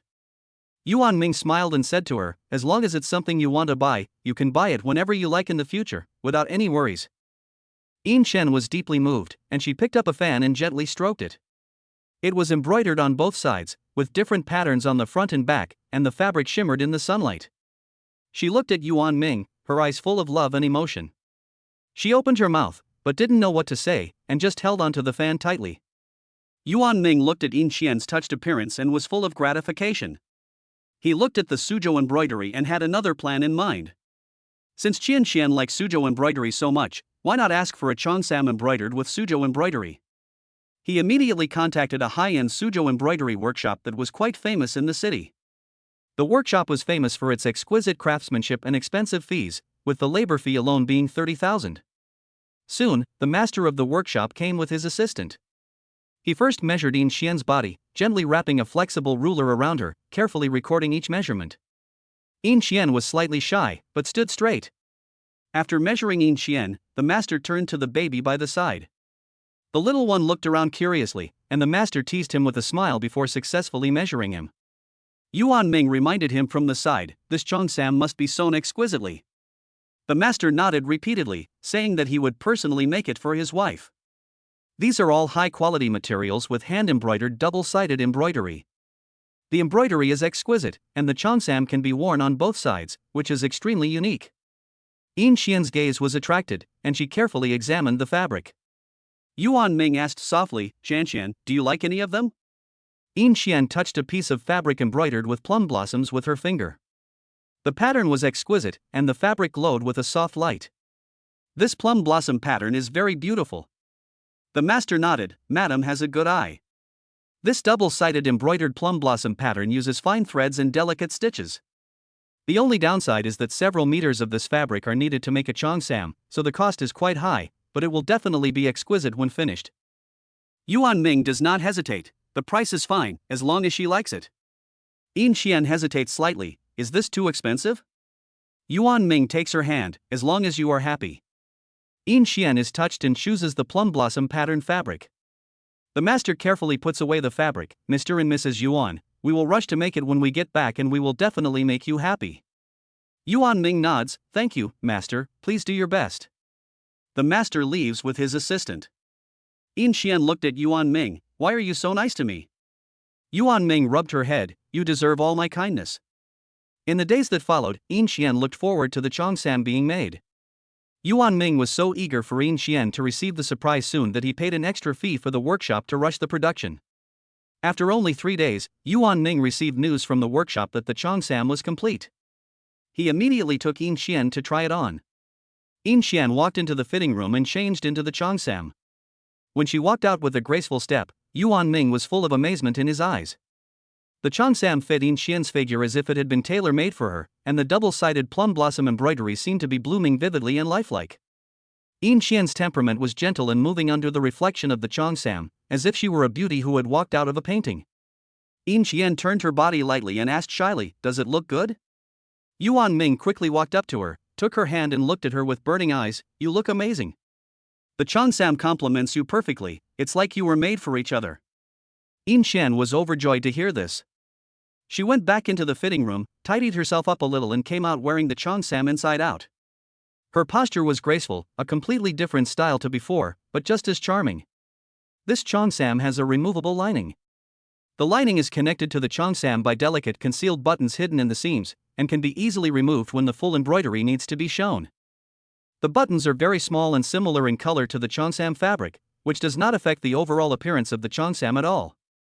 Yuan Ming watched, and the smile on the corner of his mouth deepened, both sides are beautiful, just like you, no matter which side makes my heart flutter. Although the cheongsam cost a total of 180,000 yuan, when he saw Yin Xian wearing it, he felt that it was all worth it. At this moment, the voice of the system suddenly sounded in his head. Surprise your special someone. Congratulations, the host has obtained a Suzhou clothing design company, which has been incorporated under your name, with an annual income of up to 20 million yuan. Yuan Ming was slightly startled. He didn't expect to receive such a reward. Yin Xian sensed Yuan Ming's unusual reaction and asked softly, what's wrong? Yuan Ming came back to his senses, smiled, shook his head, and said it was nothing. Seeing that Yin Xian really liked the fabric, he said to her, if there's anything else you want, just let me know, no matter the price. In Xian stroked the Suzhou embroidered cheongsam on her body, her love and affection evident. She looked up at Yuan Ming and said softly, "This Suzhou embroidery is really beautiful, why don't we make a few sets for our daughter?" Yuan Ming agreed dotingly and immediately communicated with the high-end Suzhou embroidery workshop. This time, 2 exquisite Suzhou embroidered jackets were custom-made. The material is soft and delicate, embroidered with patterns of innocent little animals. There are also 2 sets of small cotton quilts with fine embroidery and a soft touch. When the workshop master came to take the measurements, he carefully measured the baby. The baby innocently opened his eyes wide and waved his little hands, as if he was full of curiosity about all this. When the clothes were made and delivered, In Xian and Yuan Ming gently dressed their daughter in the Suzhou embroidered jacket. The fine stitches fit against the baby's delicate skin, and the little person, wrapped in the exquisite Suzhou embroidery, looked even more obedient and charming. The little quilt is covered over the baby, and the auspicious patterns embroidered on it seem to be quietly watching over her. Yuan Ming looks on at this scene, his heart full of tenderness. Although these sets of clothes cost 500,000 yuan, in his heart, the comfort of his daughter and the joy of his family are priceless. At this moment, another system voice suddenly comes through. Chapter 46, The Baby Can Lift Its Head. At this time, another system voice suddenly came. "Congratulations on receiving a precious gift for your family. You have acquired a famous painting by Wu Guanzhong, which is now in your name. This painting is worth 50 million at the Poly auction." Yuan Ming was slightly startled and his heart was full of surprise. Unconsciously, half a month had passed in Suzhou. Yuan Ming and In Xian have visited all the famous attractions in Suzhou, and the 2 daughters have also undergone changes in these past 2 weeks. The little ones' originally rosy faces are now even rounder, and their eyes are becoming brighter and more lively. Although they are only 2 months old, they are also trying hard to perceive the world. In Xian pays close attention to every detail of her daughters, feeding them and changing their diapers herself, her eyes full of love. Yuan Ming is also often by their side, watching their sleeping faces, his heart full of tenderness. Back in the RV, it is their last night in Suzhou. In Xian lays her daughters on the soft cot and can't help but smile as she watches them wave their little hands. Yuan Ming gently wraps his arms around In Xian from behind. Time has been peaceful and beautiful. As the night deepens, there is silence in the RV. In Xian and her daughters have fallen asleep. Yuan Ming got up quietly and took the camera. He slowly sat down by the bed, gently pressed the button with his finger, and the screen lit up, with images appearing one after the other. There was In Xian standing in front of the archway of an ancient garden, smiling brightly. There were the daughters looking curiously at the panda, and there was a family photo of the whole family, full of excitement, by the giraffe enclosure. He looked through each photo, his eyes focused and deep, and a gentle smile occasionally appeared at the corner of his mouth. Each photo was a precious memory, and he wants to preserve these beautiful moments intact. Yuan Ming finds a portable hard drive, carefully backs up the photos, and carefully selects some of them, ready to go to the photo studio tomorrow to print them into an album. He thinks, when his daughters are tall and graceful, these photos will let them know the joy of their childhood. When he and In Xian are gray-haired, these can also become a comfort for the years together. After finishing sorting, he put the camera back where it was and lay back on the bed again. In Xian seemed to sense something and snuggled into his arms. Yuan Ming hugged her gently and gradually fell asleep. As the morning light gradually appeared, Yuan Ming and In Xian woke up slowly in the RV. After a simple breakfast, they prepared to set off for Nanjing. Yuan Ming carefully checks the various appliances in the caravan to ensure a smooth journey. In Xian gently dresses her daughters in comfortable little outfits and settles them firmly in their car seats. The caravan slowly starts up and departs Suzhou. Halfway there, they stop at a quiet lakeside. Yuan Ming sets up the sunshade, and In Xian gets out of the car with her daughters to get some fresh air. The breeze rustled the lake surface. They strolled along the lakeside path, feeling the tranquility of nature. They set off again. As they approached Nanjing, the scenery outside the window gradually changed. The outline of the city gradually became clearer, and high-rise buildings came into view. Following the navigation instructions, Yuan Ming steered the RV towards the booked campsite. After arriving at the campsite, Yuan Ming expertly completed the parking procedure. After a short rest, they went to the Zhongshan scenic area. Stepping into the scenic area, they saw the contrast between the ancient buildings and the lush trees. Yuan Ming pushed the stroller while In Xian accompanied him. They strolled along the tree-lined path, feeling the blend of the weight of history and the freshness of nature. After a long walk, the family arrived at a grassy area near the scenic area to prepare a picnic. Yuan Ming took out the prepared food and picnic cloth from the RV, and Yin Qian gently placed her daughters on a soft blanket on the grass. Just as they were concentrating on arranging the food, something wonderful happened. The girls, who had been lying on the grass, raised their heads with great effort. Their little heads were shaking, but they managed to hold their heads up steadily, their eyes shining as they looked at their busy parents. They looked so cute, as if they were curious about what their parents were doing. Yuan Ming was the first to notice, and he called out to Yin Qian in surprise, "Xian, look at the girls." Yin Qian turns her head, her eyes full of surprise and joy. Yuan Ming quickly takes out his camera, crouches down, adjusts the angle, and captures this precious moment with his daughters. Yin Qian coaxes her daughters softly, "Darlings, do you want to see what Mummy and Daddy are preparing for you to eat?" It seems as if the girls understand what she is saying, their little mouths move slightly and they make gurgling sounds. After the picnic is over, Yin Qian thinks of what she learned in her early childhood education class. She said to Yuan Ming, "Honey, the early childhood education class mentioned that we can start training our babies now to prepare them for rolling over and crawling later." Yuan Ming nodded, and they placed their daughters back on the soft blanket. Yin Qian first gently held the head of one of her daughters, then slowly raised her upper body, letting her head tilt slightly back to exercise the neck muscles. She held it for a few seconds before gently letting it down, repeating this a few times. Yuan Ming followed her and helped the other daughter exercise in the same way. Then, Yin Qian held her daughter's little hand and gently pulled it upwards, stimulating the shoulder muscles to move, while saying, "Raise your little hand high, baby, you'll be stronger." Yuan Ming also followed Yin Qian's example, "Raise your little hand high, baby, you'll be stronger." The girls seemed to enjoy interacting with their parents, not crying or whining, but cooing and babbling happily. With their parents' patient training, the girls' little heads and shoulders could be lifted a little more steadily.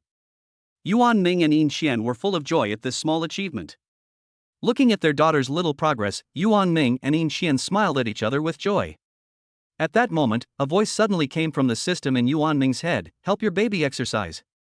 "Congratulations, host, you have obtained an unheard of Song Dynasty Guan Kiln Xianwen Zun worth about 80 million, which has been registered in your name." Yuan Ming was slightly startled, and a flash of surprise and astonishment passed through his eyes. Then, Yuan Ming returned his attention to his daughters.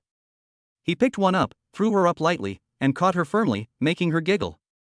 Yin Qian said reproachfully from the side, "Be careful." "Don't worry." The Yuan family had a packed schedule during their week in Nanjing. They strolled through Confucius Temple, admiring the ancient architecture and experiencing the Qinhuai culture. Yin Qian carefully selected some exquisite Yuashi stones and characteristic handicrafts as souvenirs, while Yuan Ming used his camera to capture the family's figures in the ancient streets and lanes. Inside the Nanjing Museum, it was as if they had embarked on a journey through history. From prehistoric pottery to modern calligraphy and paintings, there were so many cultural relics that it was hard to take it all in. Yuan Ming held his daughter in his arms as they took in the sights together with Yin Qian, and they also took a lot of photos that would give them a sense of knowledge and culture. The trip to the Memorial Hall of the Nanjing Massacre of victims of the Nanjing Massacre by Japanese forces of aggression was solemn and dignified. They remembered the past with a heavy heart and left here with a deep memory of cherishing peace. The Jiaming Temple was filled with incense smoke and the sound of bells echoing. They climbed the steps to pray for their families. In addition, they wandered through the streets and alleys of Nanjing, sampling salted duck, duck blood vermicelli soup, beef pot stickers, plum cake, and stinky tofu. Yuan Ming also took many photos of Yin Qian and the daughters with the characteristic street scenes of Nanjing, so that all the beautiful moments in Nanjing would be preserved in the photos. Chapter 47, The Baby Smiles. As night falls, a warm atmosphere envelopes the caravan. The Yuan family ends their day of sightseeing and returns to their mobile home. After dinner, the campsite is bustling with activity. Many families take advantage of the pleasant night air to go for a walk with their children. Yuan Ming and Yin Qian join in the fun, happily chatting with other parents with children. They share bits and pieces of their parenting experiences. During the exchange, they saw several babies about the same age as their own daughters, and the little ones looked at each other curiously. At that moment, he subconsciously looked at his daughter and was pleasantly surprised to see a slight upturn of the corners of their mouths, revealing a sweet smile. That smile was like a blooming flower in the spring, instantly lighting up Yuan Ming's heart. Yuan Ming was full of surprise. He couldn't hold back his excitement and wanted to tease his daughters, so he made a funny face. This time, his daughters seemed to have been lit up like a fuse of joy, and they laughed even more happily. The crisp laughter echoed in the night sky, and Yin Xian was also deeply amused by this scene. Her eyes were full of tenderness and surprise, and she said softly, "My dears can laugh?" Yuan Ming knew this was an incredibly precious moment, so he quickly took out his camera and crouched down. He carefully adjusted the angle, his fingers trembling slightly, for fear of missing any detail. He whispered, "Babies, smile for daddy." As if they had read his mind, the girls seemed to understand what he said, and their smiles became even brighter. Their little hands waved happily in the air. Yin Xian gently walked over to her daughters, crouched down, and gently stroked their little faces. Her eyes were full of love and satisfaction as she softly said, "They're smiling so happily for the first time." Yuan Ming kept nodding while taking photos. "Yes, we must record this well. It will be interesting for them to look back when they grow up." After saying goodbye to the other families, they returned to the RV. Yin Xian began preparing her daughters for bed. Yuan Ming sat quietly nearby, looking at the smiling faces of his daughters in the camera. His heart was full of joy and anticipation, and the little moments of his daughter's growth kept popping up in his mind, along with the possibility of more beautiful moments in the future. The next morning, the sun shone gently on the RV. Yuan Ming and Yin Xian got up early to prepare for the journey to Suzhou. Yuan Ming first carefully inspected the facilities of the RV. He crouched down to check whether the tire pressure was normal, pressing his hand lightly against the tire to feel the adequacy of the air pressure. Then he opened the water tank cover to check the water level, making sure that the tank was full to meet the water needs during the trip. Afterwards, he walked into the car and carefully checked the electrical system for faults, turning on various electrical appliances to see if they were operating normally. He paid attention to every detail to ensure that the RV could run smoothly during the trip. Yin Xianzi carefully organized the luggage in the car, and specially prepared some snacks and fresh fruit for the girls to eat on the road. When everything was ready, the RV slowly started and drove away from the campsite in Nanjing. Along the way, the scenery was picturesque, and the view outside the window kept changing, like a flowing scroll painting. Yuan Ming drove the RV attentively, keeping an eye on the road conditions and holding the steering wheel steadily with both hands. Yin Xian sat next to him, pointing out the scenery outside the window from time to time to explain it to her daughters. Although her daughters were still young and might not understand, she still described the outside world in a gentle voice. "Babies, look at that green field, isn't it beautiful?" Sometimes, Yin Xian would hum a soft children's song. Her daughters gradually quieted down to the song, either looking out the window curiously or falling asleep sweetly. After arriving in Suzhou, they stayed in the city for about half a month, enjoying themselves at various attractions. Yinlong Lake sparkled, the water shimmering golden in the sunlight. They strolled along the lakeshore, the breeze lightly brushing their cheeks and bringing a cool sensation. Yuan Ming pushed the stroller while Yin Xian accompanied him. They watched the boats on the lake glide slowly past, leaving behind beautiful ripples. The Han culture's scenic area is full of profound history. Yuan Ming and Yin Xian take their daughters to explore the area, looking at the ancient inscriptions and exquisite pottery. They are full of awe and admiration for the ancient culture. They tell their daughters the history and culture of the place in a soft voice, hoping to plant the seeds of culture in their young hearts. The Huaihai Campaign Memorial Tower is solemn and majestic. The tall memorial tower standing there makes people feel awe-inspired and nostalgic. They stood quietly in front of the tower, with reverence, observing a moment of silence for the heroic martyrs who sacrificed their lives. It was a sunny afternoon when they visited Suzhou Amusement Park. Yin Xian laid her daughters on a blanket on the lawn to change their diapers. Yuan Ming was tidying up the baby supplies nearby. As they were talking, suddenly, the eldest daughter, as if attracted by something, twisted her small body and rolled over, lying on her stomach on the blanket. This took both Yuan Ming and Yin Xian by surprise, and they were filled with joy. "The baby can roll over," Yin Xian exclaimed excitedly. Yuan Ming quickly took out his camera and said excitedly, "Baby, don't move, let daddy take a picture."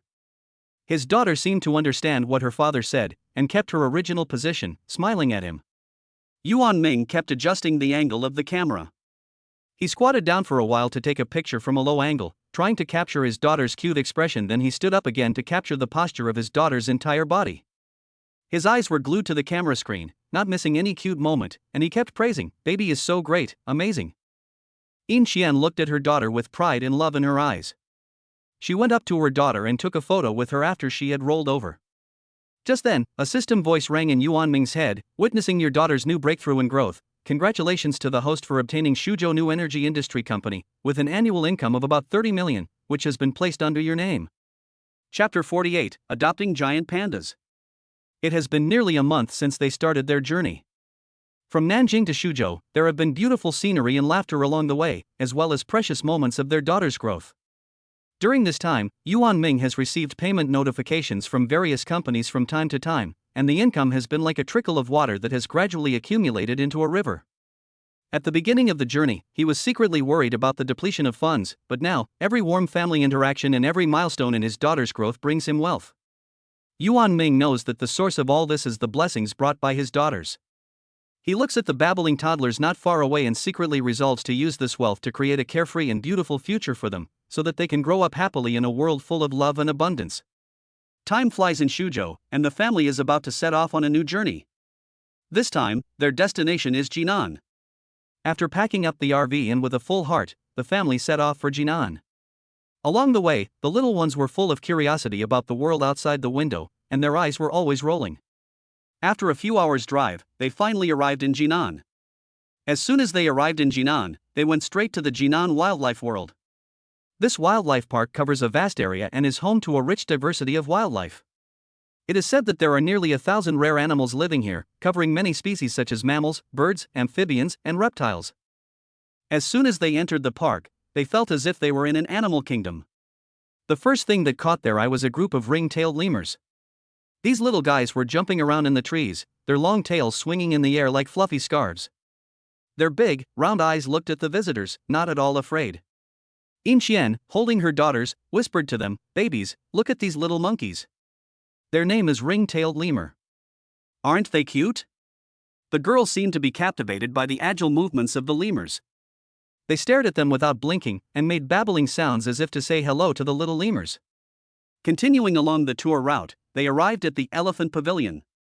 Several huge Asian elephants were leisurely strolling in the grass.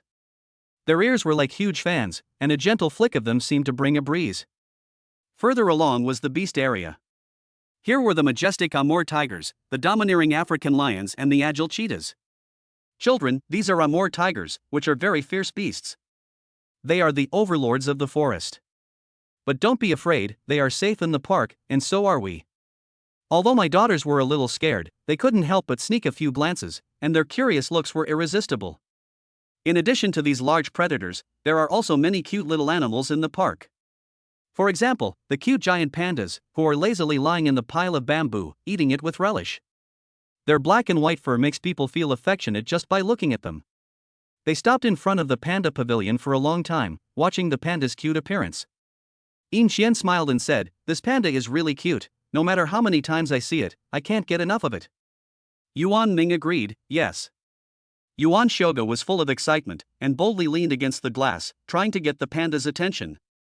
Perhaps her enthusiasm infected the giant panda, because the cute giant panda slowly walked over and gently placed its paw on Yuan Shoga's little hand, as if to say hello to her. Yuan Shoga suddenly giggled happily, and her laughter was as clear and pleasant as the sound of a silver bell, echoing through the panda pavilion. Joy shone in her eyes, and a happy smile filled her little face. Yuan Xiaoshu's little hand tightly gripped her mother's clothes. Yin Xian sensed her daughter's timidity and gently reassured her, "Xiaoshu, don't be afraid, pandas are very gentle and won't hurt us." Encouraged by her mother, Yuan Xiaoshu gradually relaxed a little and cautiously poked her head out to observe the giant panda carefully. Yuan Ming watched the heartwarming scene of his eldest daughter interacting with the giant panda and was filled with joy. He couldn't wait to give the giant panda to his daughter. Although he knew that he could not adopt the giant panda, he thought about the possibility of fostering it. Without hesitation, he decided to foster the giant panda for life. He immediately contacted the staff and completed the relevant procedures, paying 1 million yuan in a single payment. Yuan Ming completed the procedures for his eldest daughter Yuan Shoga to foster the giant panda for life. He solemnly signed his daughter's name on the fostering documents, and from then on, the cute giant panda had an exclusive nickname, Gur. Yuan Ming imagined with joy the look of surprise on his daughter's face when she learned about it in the future. He hoped that in this way, his daughter would establish a unique and precious emotional bond with the creatures of nature.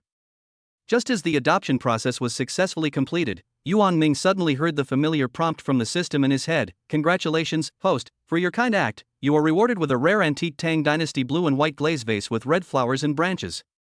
This Mei Ping is worth 100 million yuan and has extremely high artistic and collection value."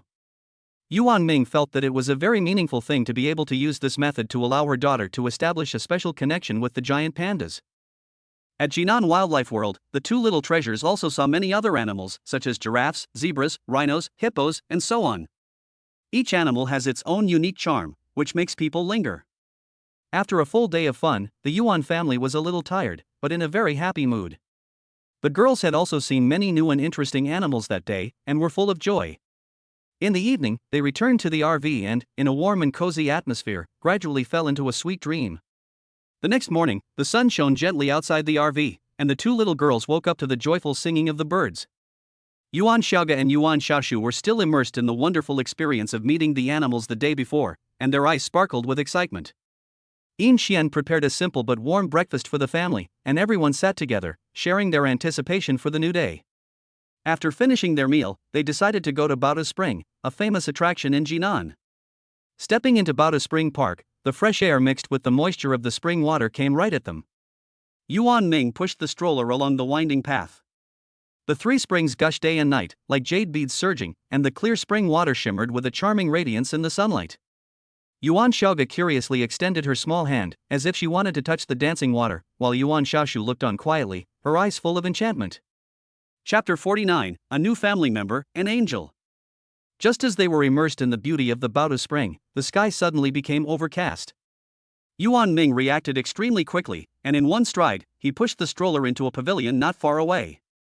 Yin Xian was also quick to act, and she immediately pulled out two soft blankets from the storage bag under the stroller, and skillfully wrapped her two daughters in them. Yuan Ming stood in the pavilion, his brows knitted, his eyes full of worry as he looked outside at the pouring rain. The image of his daughters shivering from the rain kept rising in his mind. The worry was like a dark cloud that loomed over his heart. He was afraid that the rain would get heavier and heavier, exposing his daughters to even the slightest cold and dampness. Yin Xian has a delicate mind, so naturally she saw through Yuan Ming's thoughts at once. She raised her head slightly and said softly, "This rain came so suddenly, without any warning at all, and there's no telling when it'll stop." Yes, the babies must not get wet. Yuan Ming remembered that when he had come here before, he had seen someone selling umbrellas from a stall at the intersection not far from Baoda Spring. Without the slightest hesitation, he immediately turned around and resolutely dashed into the rain. At this time, the rain had already begun to intensively wet his clothes, and the raindrops glided down his forehead, blurring his vision. He ignored the cold and wet rain pouring into his shoes, and he didn't care about the strange stares from passers-by. He just ran single-mindedly in the direction of his memory. Soon, Yuan Ming hurried back with a large umbrella. At that moment, Yin Xian was gently crouching next to the stroller, softly reassuring her somewhat restless daughters.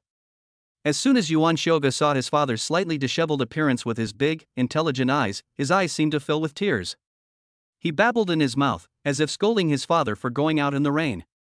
Yuan Xiaoshu, on the other hand, looked like a frightened fawn, clinging tightly to her mother's skirt with a hint of fear in her eyes. Her little body unconsciously shrank into her mother's embrace. Yuan Ming wiped the rain from his hair with a towel while forcing a smile, tenderly reassuring his daughters, "Don't be afraid, sweeties, it's just a little rain." As he spoke, he opened the large umbrella, which was still damp from the rain, and sheltered Yin Xian and her daughters under it. The raindrops pattered on the umbrella, as if playing a unique tune. Yuan Ming held the handle of the umbrella tightly, exerting a little strength in his arm to ensure that the umbrella shielded his family securely. Yin Xian looked up at Yuan Ming with love and gratitude in her eyes, and said softly, "Luckily, I have you." Yuan Xiaoge gradually stopped babbling, and her small hands curiously touched the raindrops sliding down the umbrella rim, her eyes sparkling with a sense of wonder. Yuan Xiaoshu also poked her head out of her mother's arms, looking at the world around her blurred by the rain. Her small hands tightly gripped her mother's clothes, but her expression was already much more relaxed than before. The family waited quietly under the umbrella for the rain to stop.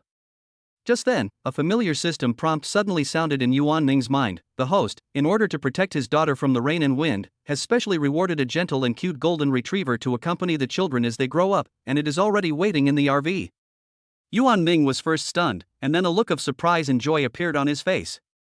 As time passed, the rain gradually became lighter, and the drizzling raindrops fell like a fine bead curtain. Yuan Ming carefully pushed the stroller, Yin Xian held an umbrella over them, and the family slowly walked towards the caravan. Yuan Xiaoge looked curiously around the post-rain world from the stroller, occasionally sticking out her little hand to touch the leaves washed clean by the rain along the road. Yuan Xiaoshu's eyes were half open, half closed, as if half asleep. When they finally returned to the caravan, the golden retriever was already lying obediently next to the vehicle, having been waiting for a long time. It wagged its tail, its eyes full of friendliness and expectation. "Hey, honey, why is there a golden retriever in our RV?" Yin Xian exclaimed. Yuan Ming pretended not to know. "Really? Let me see. It's true. What's going on? Didn't you lock the door before you left?" "I did." "Then what's the situation?" As soon as Yuan Xiaoshu saw the golden retriever, the worry that had been on her face just a moment ago instantly vanished, replaced by excitement. The golden retriever was also very friendly. It seemed to sense Xiaoshu's enthusiasm and wagged its tail gently. Yuan Xiaoga waved her little hand, pointed at the golden retriever and meant for her mother to pick her up and play with it. Yin Xian looked at the expectant faces of her two daughters and her face was filled with a gentle smile. First, she gently picked Yuan Xiaoshu down from the stroller and placed her on the carpet. Then she turned around and picked up Yuan Xiaoga and placed her next to Yuan Xiaoshu. Yuan Xiaoga excitedly squirmed in her mother's arms and kept babbling. The two sisters surrounded the golden retriever, which sat obediently and let them pet it.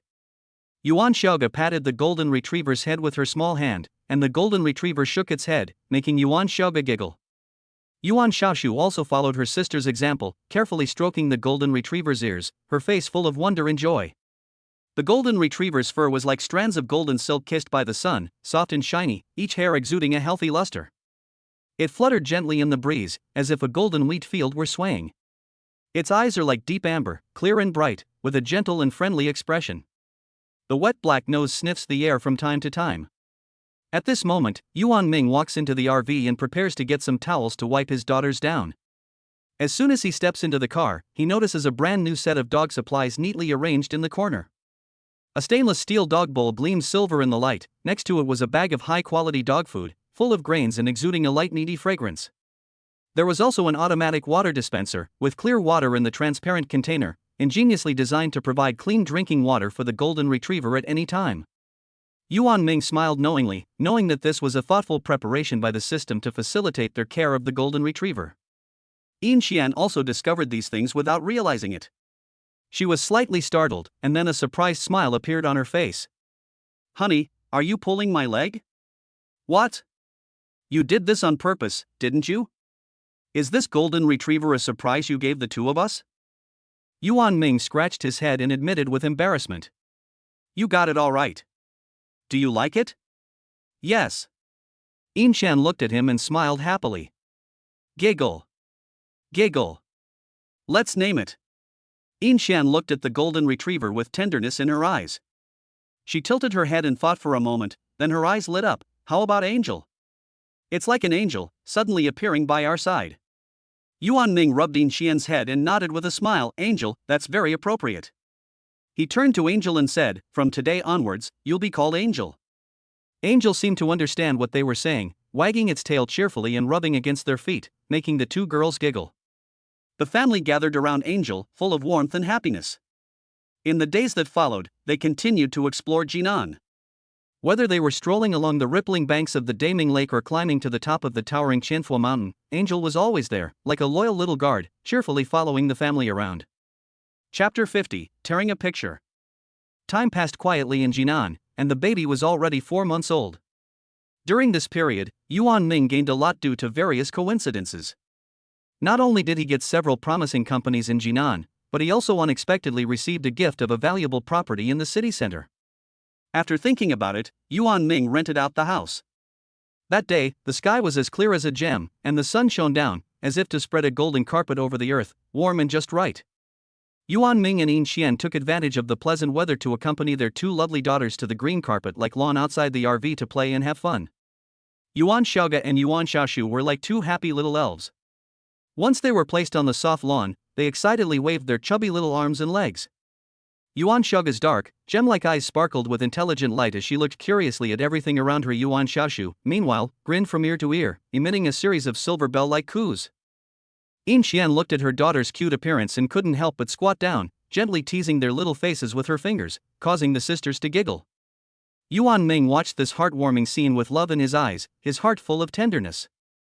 On a whim, Yin Xian gently stuck out her tongue at Yuan Xiaoga.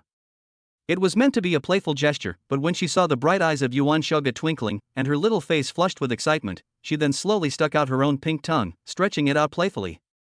Yin Xian was surprised and delighted, and hurriedly called out to Yuan Ming, "Honey, look, Xiaoga is sticking out her tongue like me." Yuan Ming came quickly at the sound of her voice, a smile on his face and curiosity and expectation in his eyes. He stood to one side and grinned at Yuan Xiaoga.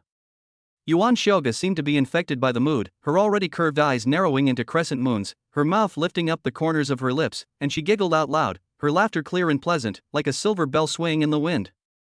At this moment, Yuan Xiaoshu, who was standing nearby, looked at her sister interacting with her parents and waved her small hands, as if she wanted to join in the happy atmosphere. Yuan Ming turned to face Yuan Xiaoshu and said, "Wow, you can stick out your tongue too?" He then stuck out his tongue at her, and to his surprise, a moment later, she really stuck out her little tongue, her tip trembling, her appearance so cute. Yin Xian couldn't help but clap her hands in approval when she saw it. "Oh, our Xiaoshu is so good too. Kiki." The two little ones have since learned to imitate adults. Yuan Ming quickly took out his camera to record these precious moments one by one and put these photos together in an album. When Yuan Ming opened the photo album, the bits and pieces of his daughter's growth were shown in front of his eyes like a movie. From their initial ignorance to their current ability to imitate adults, every photo was full of deep love and precious memories. At that moment, a system prompt sounded in Yuan Ming's mind. The host values family memories and is therefore rewarded with a roux or garlic-shaped vase from the Song dynasty, worth over 200 million. Yuan Ming stood in front of the cabinet, holding the roux or garlic-shaped vase in both hands, his brow furrowed. His gaze swept over the antiques in the cabinet, which already occupied a lot of space. Each of these treasures was of extraordinary value, but at the moment, they made him feel at a loss. He bent slightly and carefully pushed the garlic vase into the corner of the cabinet, but the small space was already full. After finally making a little room where he could barely put the garlic vase, Yuan Ming slowly put the bottle in and adjusted the angle a little to make sure it wouldn't tip over easily. Straightening up, Yuan Ming let out a long sigh and thought to himself, although these antiques are said to be precious treasures, they have now become a sweet burden. Not only do they take up space in this caravan, but I have to worry about their safety all the time. If this keeps up, sooner or later, this tiny caravan will be stuffed to the brim with these antiques. It seems that I can only take things one step at a time. When the right time comes, I will auction them off one by one. Except for a few that I like, I will get rid of the rest. That day, the sky was clear as a gem, with a few thin clouds floating leisurely, like a light veil casually draped across the sky. The day before, the family had shuttled through the bustling attractions. The crowds and the sights were certainly enjoyable, but they also consumed a lot of energy without them knowing it. Seeing the weather, Yuan Ming had a brainstorm and thought, why not go to the river to enjoy a moment of peace? He excitedly found his fishing rod. Then, he carefully checked that the sunshade was fully extended as he gently placed his two daughters in the comfortable stroller. "Honey, I'm taking the kids fishing. Do you want to come?" "No, I'll clean the RV. Be safe." "Okay." Yuan Ming pushed the stroller along the riverside path with light steps, his eyes searching for a good spot. Finally, he stopped under the shade of weeping willows. Yuan Ming parked the stroller securely to ensure that his daughters could comfortably view the surrounding scenery. Yuan Xiaoga and Yuan Xiaoshu were like two agile little deer at the moment, their eyes wide open and rolling around, curiously surveying this brand new world. The willows by the river are swaying in the wind, their slender branches like a green curtain bestowed by nature. The young green leaves are shimmering with the radiance of life in the sunlight, like countless tiny pieces of emerald. From time to time, birds fly over their heads, chirping cheerfully or flapping their wings as they draw graceful arcs through the air. The sisters' little faces are slightly flushed with excitement, and from time to time they let out babbling sounds, as if they were in a dialogue with the riverside scenery. Yuan Xiaoga extends her little hand and tries hard to touch the willow branches dancing in the wind, while Yuan Xiaoshu stares intently at the birds flying in the sky, her eyes full of curiosity and a desire to explore. Perhaps it is the dizzying beauty of the scene that has made them a little tired, or perhaps it is the quiet and peaceful atmosphere that is like a gentle lullaby. Gradually, Yuan Xiaoga's eyelids begin to flutter and her eyes become unfocused. She gave a little yawn, showing her milk teeth that had not yet grown in. Yuan Xiaoshu was the same. Her bright eyes slowly narrowed into a slit, and her small hands stopped waving and were obediently placed on either side of her body. In no time at all, the two little ones had fallen into a deep, sweet sleep. Seeing that his daughters were fast asleep, Yuan Ming gave a tender smile and picked up the fishing rod gently, focusing on his fishing. He carefully chose a place with calm water and abundant vegetation, which was said to be a hiding place for the fish and a passage for them to find food. Yuan Ming skillfully hung the bait on the hook. Then, he gripped the fishing rod firmly with his right hand, slightly tightened his arm, and gently swung the rod towards the middle of the river. The fishing line drew a graceful arc in the air, and the hook with the bait dropped precisely into the water, causing only a few tiny ripples, before quickly returning to calm. Yin Qian methodically switched into busy mode in the caravan. First, she took a broom and carefully swept every corner of the caravan, sweeping away any dust and debris on the floor. Then she took a damp rag and carefully wiped the tables, cabinets, and other places. Under her careful attention, the caravan gradually became clean and bright. As she cleaned the cabinets, her eyes fell on the precious objects Yuan Ming had placed in them. What is this? Why has Yuan Ming never told me about it? Yin Qian did not have a deep understanding of antiques, and at the moment, she did not recognize them as priceless treasures. She just thought they were small ornaments that Yuan Ming had forgotten here, so she gently moved the antiques to allow her to wipe the dust that had accumulated in the depths of the cabinet. After finishing cleaning, Yin Qian began to prepare dinner. Recently, the family has been eating very sumptuously, with expensive meat and delicious seafood at every meal. Although this food is delicious, after eating it day after day, Yin Qian can't help but feel a little bored. While preparing the ingredients, her thoughts inevitably drifted back to her childhood, and the taste of simple but flavorful side dishes such as pickled radishes and pickled garlic kept emerging in her memory. She thought to herself, it would be great if I could add these refreshing side dishes. So Yin Qian decided to pickle some herself. Yin Qian took a cloth bag, brushed her hair and set off for the nearby market. The market was bustling with people, and the stalls were packed with an array of ingredients. Yin Qian stopped at the vegetable stall, carefully selecting the best-looking radishes, and handed them to the stall owner to weigh. Then she bought the necessary ingredients for pickling, such as garlic, ginger, vinegar and sugar, from the condiment stall. She selected plump, round garlic cloves, checking each one to make sure there were no bad ones. After buying the ingredients, she carefully placed them in a cloth bag. She also bought some vegetables and fruit to go with the dinner. Back in the RV, she took the ingredients out one by one and placed them on the countertop. She first washed the radishes, then skillfully cut them into even, uniform pieces. The garlic had already been washed, and she placed the prepared radishes and garlic in separate bowls, sprinkled them with salt, and gently stirred them with her hands to start the marinating process. On the other side, she prepared the sweet and sour sauce. She mixed sugar, vinegar and water together according to the proportions she remembered, then added ginger slices and simmered the mixture over low heat. The fragrance of the sweet and sour sauce gradually filled the air. After everything was ready, Yin Qian was about to put the radishes into the jar and start marinating them when suddenly, she froze as if under a spell. The initial joy on her face was instantly replaced by annoyance. She gave her forehead a gentle tap and berated herself for being so careless. She had forgotten to buy a jar. She had been so busy selecting the radishes, garlic and other ingredients in the market that she had completely forgotten the most important container of all. Yin Qian paced back and forth in the caravan anxiously. She had the ingredients, but what if she had no place to pickle them? At that moment, an idea came to her.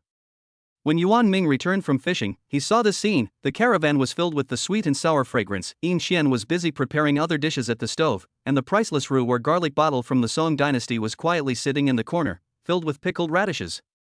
Next to it on the sofa was a valuable painting casually placed on the sofa. "Honey, you're home." Yin Qian smiled sweetly as she welcomed Yuan Ming, who stood stock still, shocked. "Where did you find this?" "In the cupboard. I saw that it had been gathering dust, so I cleaned it and used it to pickle radishes." Yin Qian blinked her big, clear, innocent eyes, speaking in a relaxed, natural tone, as if she were telling of the most ordinary of things. "Pickle radishes?" Yuan Ming's eyes were full of disbelief. "What's wrong?" "Nothing."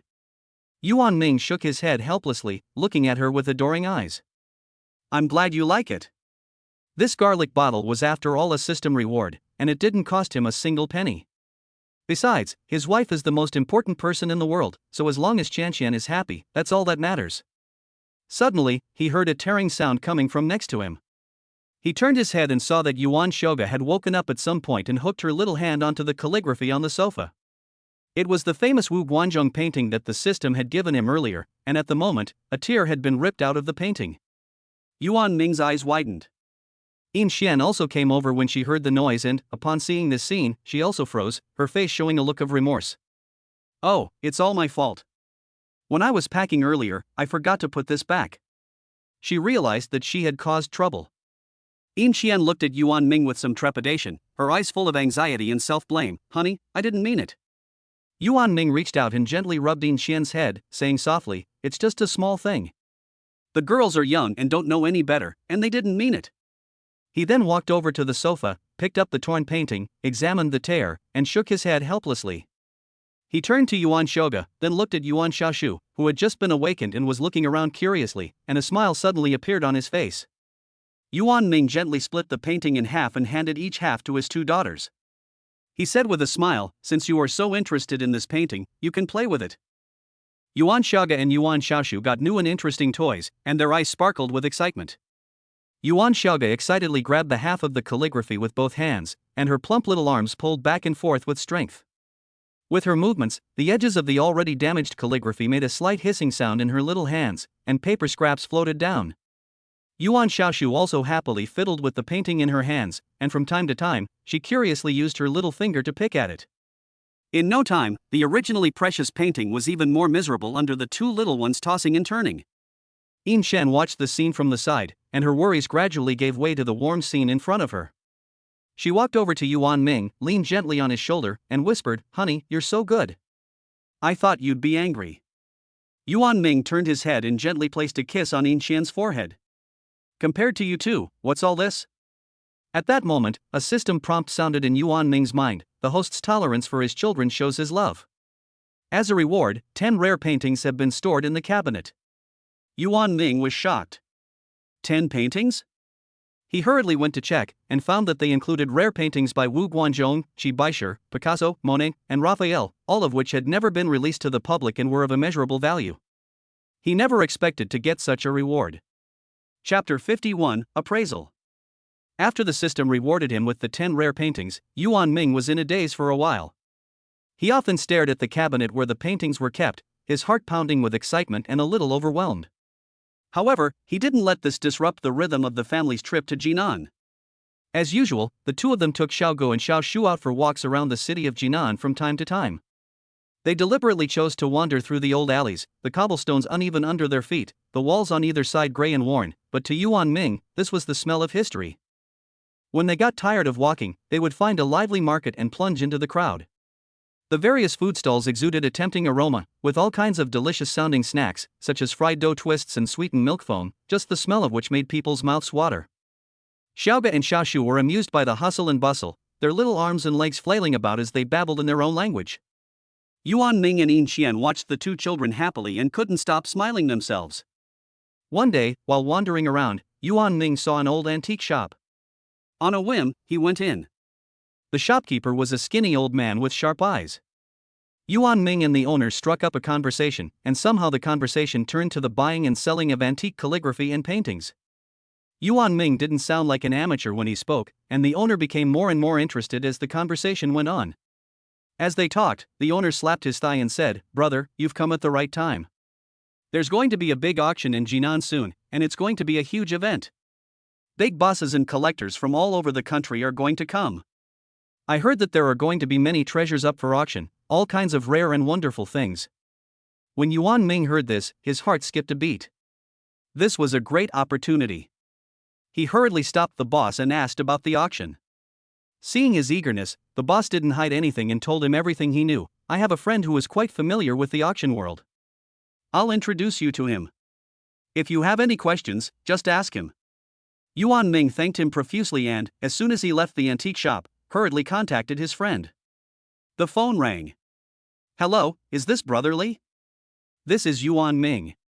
Just now, the owner of the antique shop, Mr. Zhang, gave me your phone number and said that you are very knowledgeable about auctions." Yuan Ming's voice was tinged with a hint of nervousness and anticipation.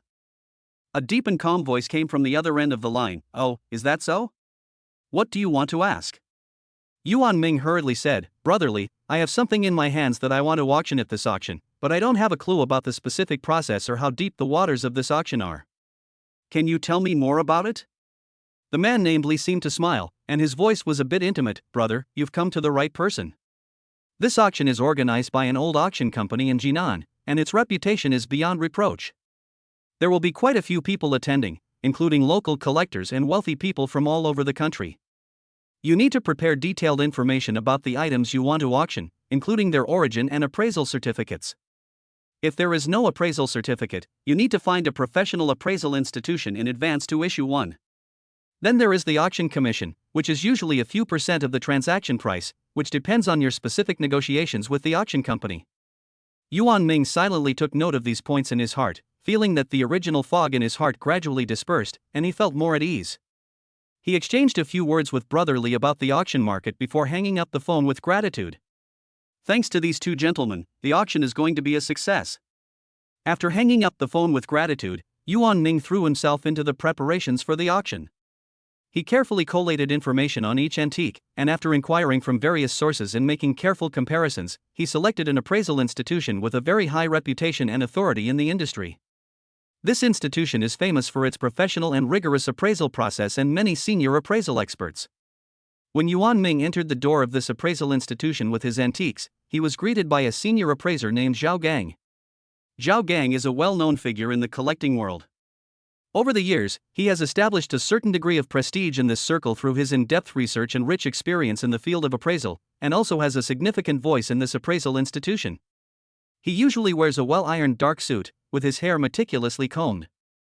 There is a kind of self-important coolness and arrogance in his eyes, as if nothing in the world can escape his expert gaze. As Yuan Ming carefully took out one antique after another and placed them on the appraisal table, Zhao Gang's originally distracted gaze was instantly drawn in, and a trace of unmistakable surprise flashed in his eyes. He looked up and down at Yuan Ming. Yuan Ming had a young face, and although his clothes were neat and tidy, they were not luxurious. He looked like an ordinary young man, and in no way did he look like a collector who could own so many precious antiques. In Zhao Gang's opinion, these antiques, whether it is the remoteness of their age, the complexity of their craftsmanship, or the uniqueness of their artistic value, are not something that ordinary people can easily obtain. Zhao Gang, with his heart pounding, put on his gloves and began to carefully examine the antiques. As he looked more closely, with his years of accumulated professional knowledge and keen intuition, he became more and more certain that these antiques were all genuine rare treasures. This discovery set his heart racing, and an evil thought quietly grew in his heart. This young man doesn't seem to know anything about antiques, so maybe I can find a way to trick him into selling them to me at a low price. These antiques are all worth a lot of money, so I'll be rich if I get them. Zhao Gang slowly looked up, his face showing a mixture of concern and doubt. He looked Yuan Ming sincerely in the eye for a moment before speaking. "Young man, it's not easy to show off so many treasures for appraisal all at once. But after taking a closer look, I can see that these things..."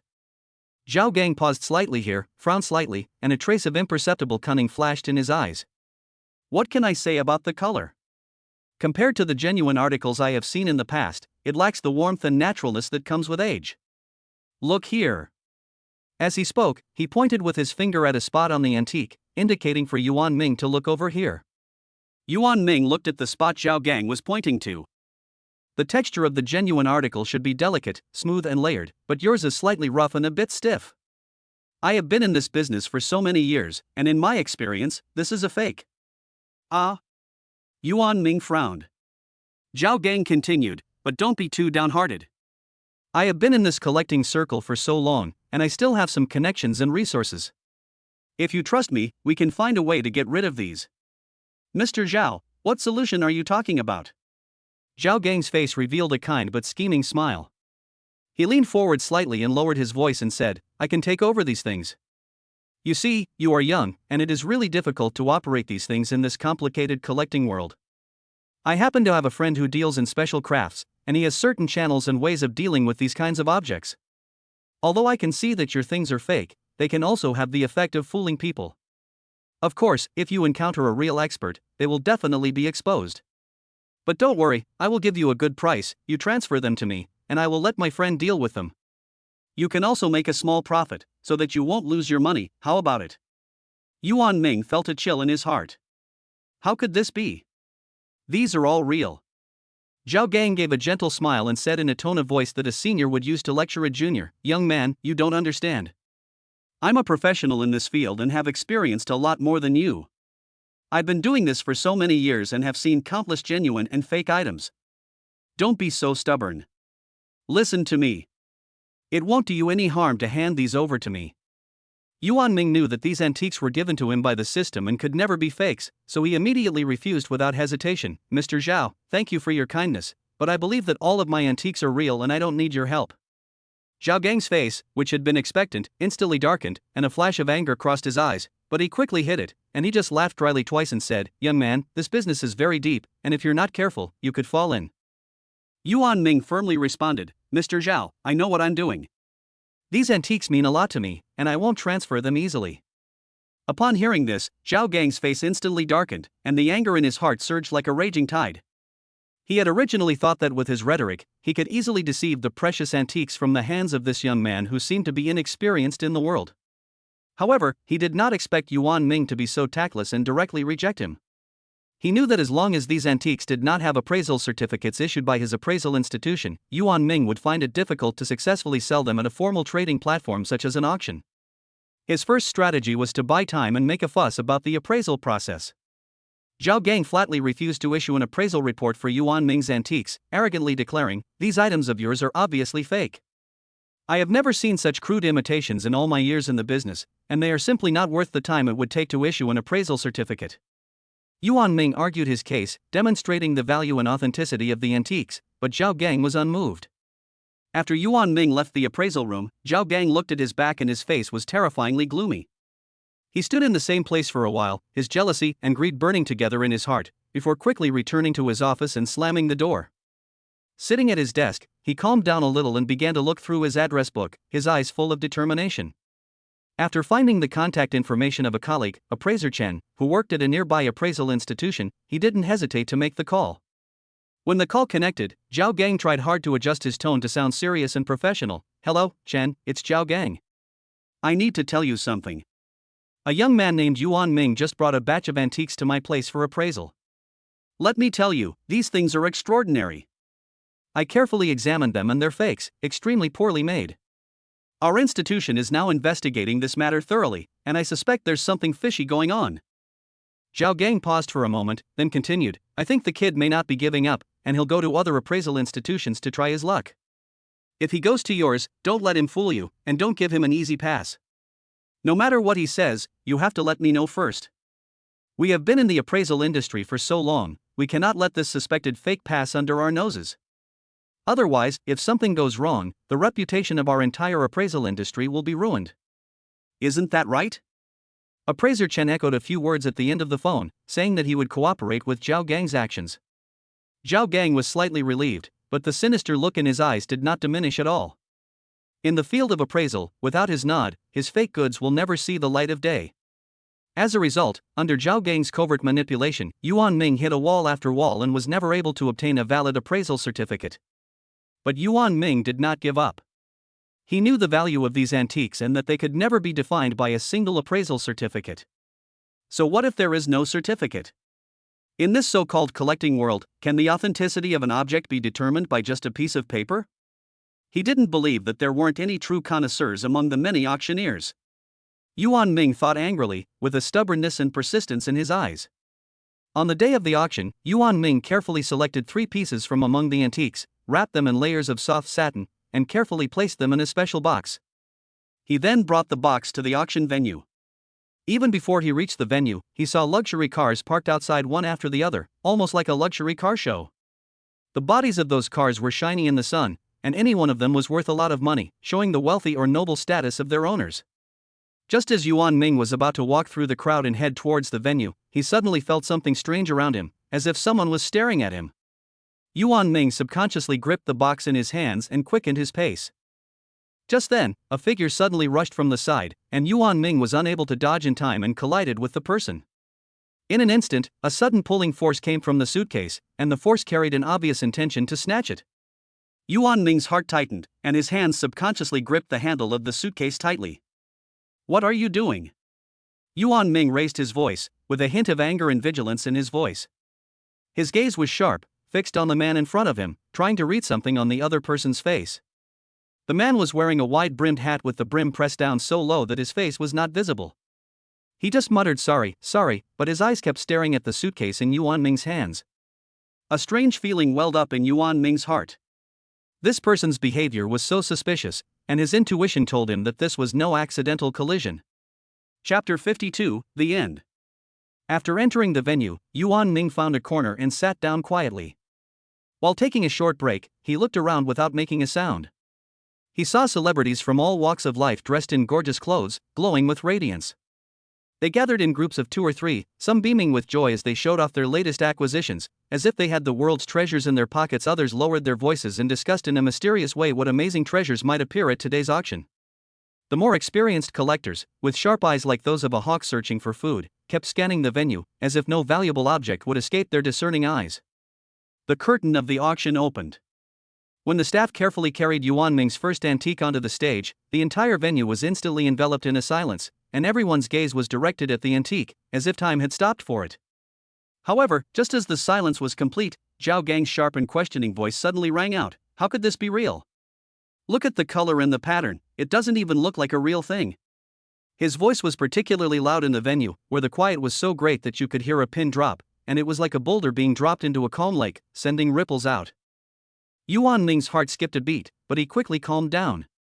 He calmly took the microphone from the auctioneer, slowly scanned the audience with a determined gaze, and then said slowly, "Mr. Zhao, you just glanced at it and then concluded that my antique is a fake. Isn't that a bit hasty? The color and pattern you mentioned are not right, and they are just your own words. To be honest, before I came here, although I was not recognized by your appraisal institution, I was fortunate to have consulted several well-known collectors in the industry, and they all believed in the authenticity of this antique." Yuan Ming's voice was calm and powerful, and every word seemed to carry 1,000 pounds of power, full of confidence. At that moment, several old experts with a long-standing reputation in the antique appraisal industry volunteered to come up on stage and appraise it. These were experts Yuan Ming had hired from elsewhere after being repeatedly hassled by Zhao Gang, by asking around and making great efforts and spending a lot of money. They had spent most of their lives in the antique business and each had their own unique skills and profound knowledge. The expert representative walked steadily up to the microphone, cleared his throat, and then announced in a loud and unmistakable voice, "After our careful and comprehensive appraisal, this antique, whether it is in terms of craftsmanship, material texture, or the historical and cultural connotations it carries, is in perfect alignment with the characteristics of known authentic pieces, without error. It is a rare treasure that is a genuine article." As soon as he finished speaking, there was an uproar in the audience, with exclamations of surprise coming from all sides. Those who had been skeptical about Yuan Ming were now looking at him with admiration, as if they were getting to know him all over again. A number of well-known collectors also walked over to Yuan Ming of their own accord, extending their hands enthusiastically to congratulate him, their eyes full of appreciation and recognition for his unique insight and firm belief. Then he looked at Zhao Gang. His face had turned pale, his lips trembled slightly, as if he wanted to say something to salvage the situation, but something seemed to have caught in his throat, and he could not utter a word. Under the disdainful stares of the crowd, he could only turn around and leave the venue in disgrace. His formerly arrogant back looked so lonely and comical. Yuan Ming let out a sigh of relief. His taut nerves had finally eased. The auction that followed went exceptionally well. The antique items Yuan Ming brought were like magnets, attracting many buyers to compete for them. The price kept rising, and they were finally sold at a staggering price. Yuan Ming looked at all this with mixed feelings and a flood of emotions. After the auction was successfully concluded, Yuan Ming returned home with a handsome profit.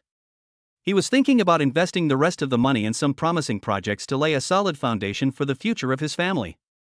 As the days passed, Yuan Xiaoge and Yuan Xiaoshu grew up gradually, becoming more and more clever and cute. They were full of curiosity about the world around them, and spent the whole day asking Yuan Ming and Yin Xian questions, just like two happy birds. Yuan Ming, on the other hand, always had the patience to tell them about history and culture. Those ancient stories, when told by him, were like magic, and Xiaoge and Xiaoshu were fascinated. Yin Xian taught them to sing and dance, and the house was always filled with laughter. As they grew older, Yuan Xiaoge and Yuan Xiaoshu became more outstanding under the influence of family travel.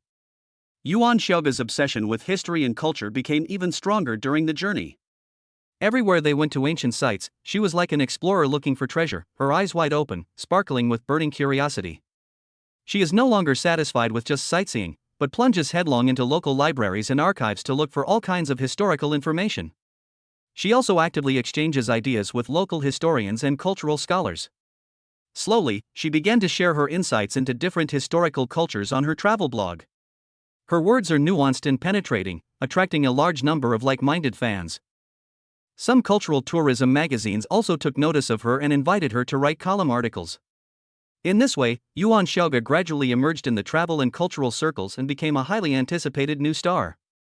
With her unique perspective and vivid writing style, she has brought more people to appreciate the fascinating charm of history and culture in different regions. Yuan Xiaoshu, on the other hand, freely soars in the vast world of art. The natural scenery and folk customs on her journeys are like keys that unlock her creative inspiration. On the beach by the sea, she dances in the sea breeze to the beat of the waves, incorporating the majesty and dynamism of the sea into every dance move. When she strolls along the mountain trails, she sings out loud, and her voice echoes between the valleys, blending with the chirping of birds and the gentle sound of the wind. Equipped with portable music production equipment and photography equipment, she captures those fleeting moments of inspiration in time to create many music and dance works that blend the characteristics of various regions, and uploads them to online platforms. Once the works are released, they quickly become popular, and the number of clicks and fans skyrockets. Many art agencies have sensed her potential and have come to her door, hoping to bring her works to a wider market. Although the sisters pursue their dreams in different fields, their hearts are always closely linked, supporting and encouraging each other. Yuan Mingyi and Yin Xian are so happy and proud to see their two daughters grow and gain so much from their travels. Together, the family has visited every corner of the world.